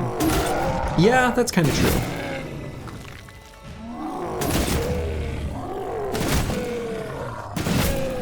But there were definitely times where they were useful. But a lot of the time where they were useful, it was because they were getting enemies to try to flank them. Honestly, I think the best weapon for the Warlords in this particular circumstance is going to be the Cleaver. I think the Mansplitter actually is bad. Because you have to remember, they have basically infinite fatigue, so they get 2 attacks every single round, which probably makes the Orc Cleaver perform better. Yeah, Cleaver and Shield is optimal. I think that's true. Cleaver and Shield is going to be best. Mansplitter get through armor though. Yeah, I mean that's true, but I think there are more rounds of hit point damage that are more relevant than the armor. Right, because they're already down to their hit points. Computer just never knows how to focus down on holds. Gotta spike down that HP. Yes. It's pretty incredible actually watching how much the AI struggles versus the AI, right? Because as humans, we watch this and we see the better choices that they don't take. Because right now, it is a 1v1 of Warlord versus Unhold across the board.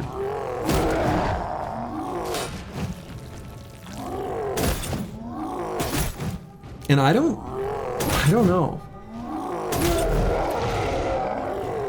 More Unholds died now than in the whole last tournament? No! Tough Guys, a team of just a bunch of brigand leaders, took down an Unhold.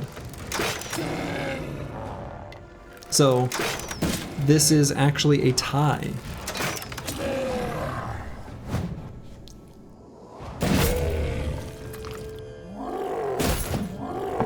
With Tough Guys.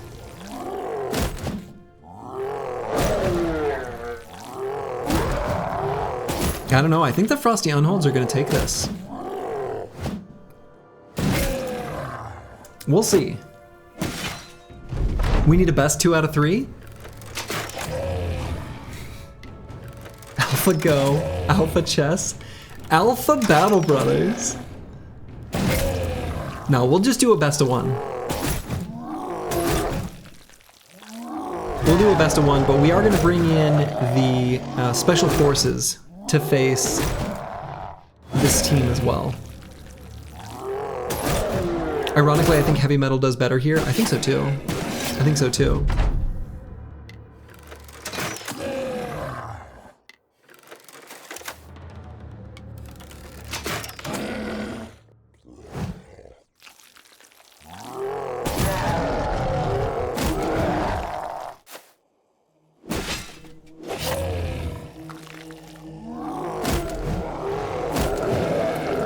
Yeah, the Frosty Unholds are taking this. Thomas the Train's previous team is too much. Did Special Forces beat the Frosty Boys? No. Pretty sure the Frosty Boys won. Yeah, they did win once though, yeah. Yep.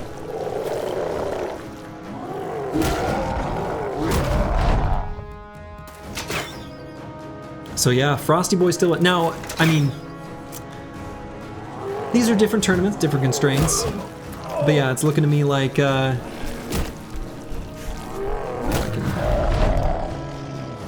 suppose I can just change it.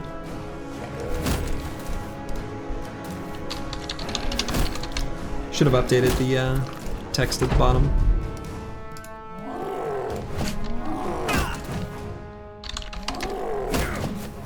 But yeah, the Frosty Unholds have won.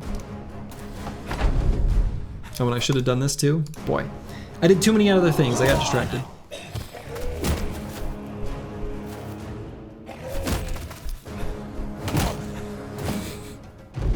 We remember this tier 0 meta as the Unhold Winter. Yes. Poor little Arbalester.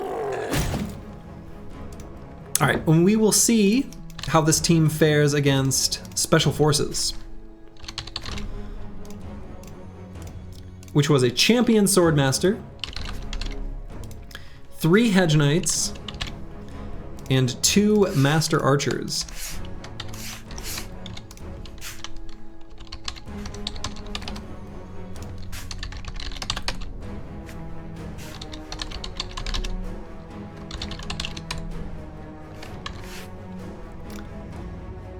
So, created the poll, created the prediction in a second. I will update the text at the bottom.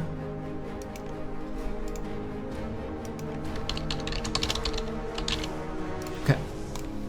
Yeah, the dreaded champ Swordmaster. Do all unholds go wild regardless of whom they are with, unless there is a Beastmaster? The Barbarian unholds, yes.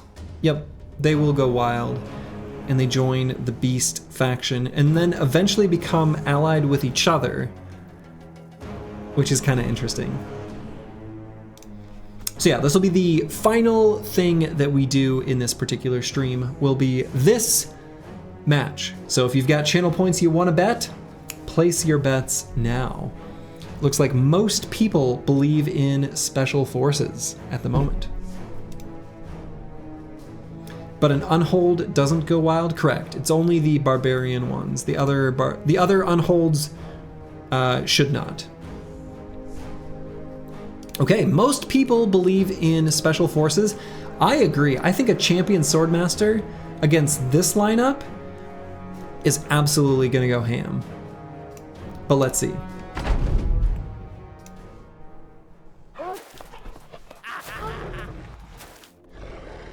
He did not get his preferred weapon. Basically anything, you know, you want to see him with a named, oh, okay, there's a champion on the orc side. Anyway, you want to see him with a named noble sword, because that way he can use riposte. Yeah, and he's only wearing a bandana. Honestly, probably all he needs.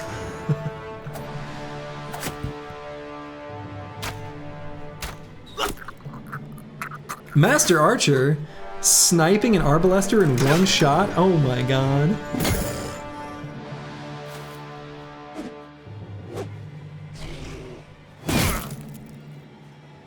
Big hits on the Hedge Knight. Hedge Knight on the bottom with a Noble Sword. That's a pretty bad weapon in this case.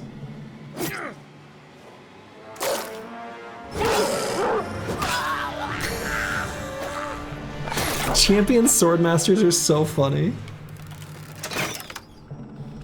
Is the Swordmaster even a champ? Yeah, he is. You can tell because he's got the little skull icon underneath him. On his like unit card thing.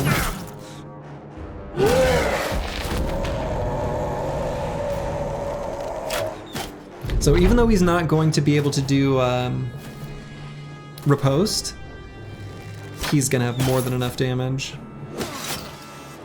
Probably? I don't know, I guess we'll see. Swordmasters are the most dangerous champs. Swordmasters are like the most dangerous units in the whole game, so yes.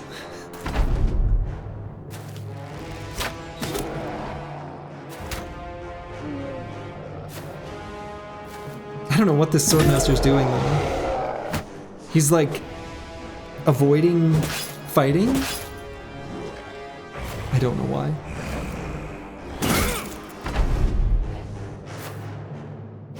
Special Forces is kind of throwing. Where's he going? What is he doing? Yeah, he's like trying to flank, but Special Forces throwing. Swordmaster sandbagging? What is he doing? Where's he going? He wants to solo this lobby.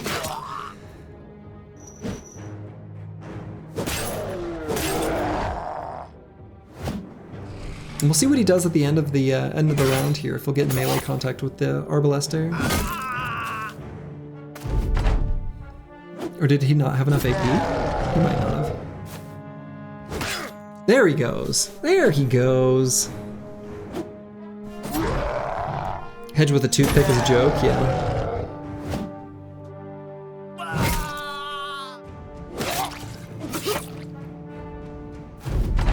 We'll see if he can do this. He might be able to. He's got the high ground, that's right, it's over Anakin.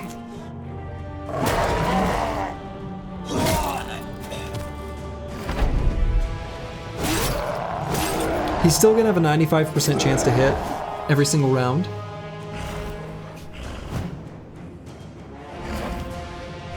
So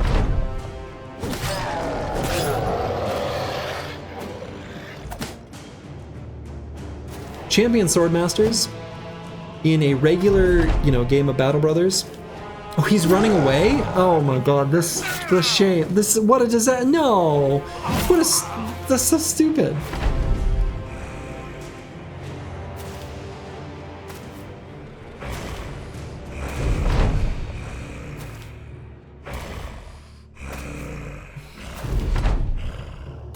I mean,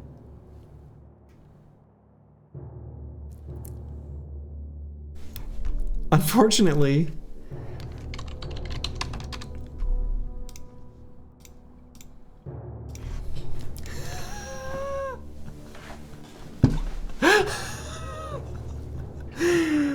I cannot believe it. But I mean, rules of the tournament. You want a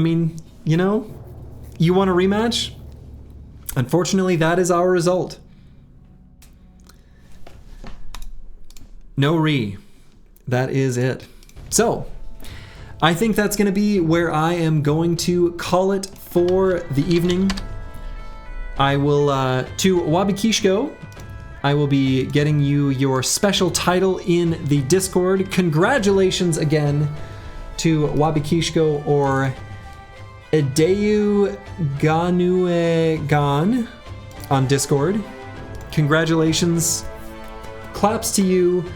Beautifully drafted team. Found a weakness, found a thing that I was lacking in controlling for point values. And I gotta say, you found it and you exploited it, which is exactly what you need to do in this kind of tournament and scenario. Before I go, the next run, Gladiators, will start tomorrow. So, tomorrow we will begin our Gladiators run. It's happening. I'm very excited. We will be doing one of our very final runs in this whole win streak series of every single origin in the game. I'll be starting around the same time as I did today, maybe slightly later, we'll see. Only Chad's run? Well, it's gonna have to be because we are limited to 12. Tomorrow we will wipe on day 1. Oh god, I hope not. I hope not. I will cry. I will turn into a puddle of depression and sadness. So let's hope that does not happen. So I think that's going to be where I'm going to call it for the evening. And so I'll send you guys over to, let's see.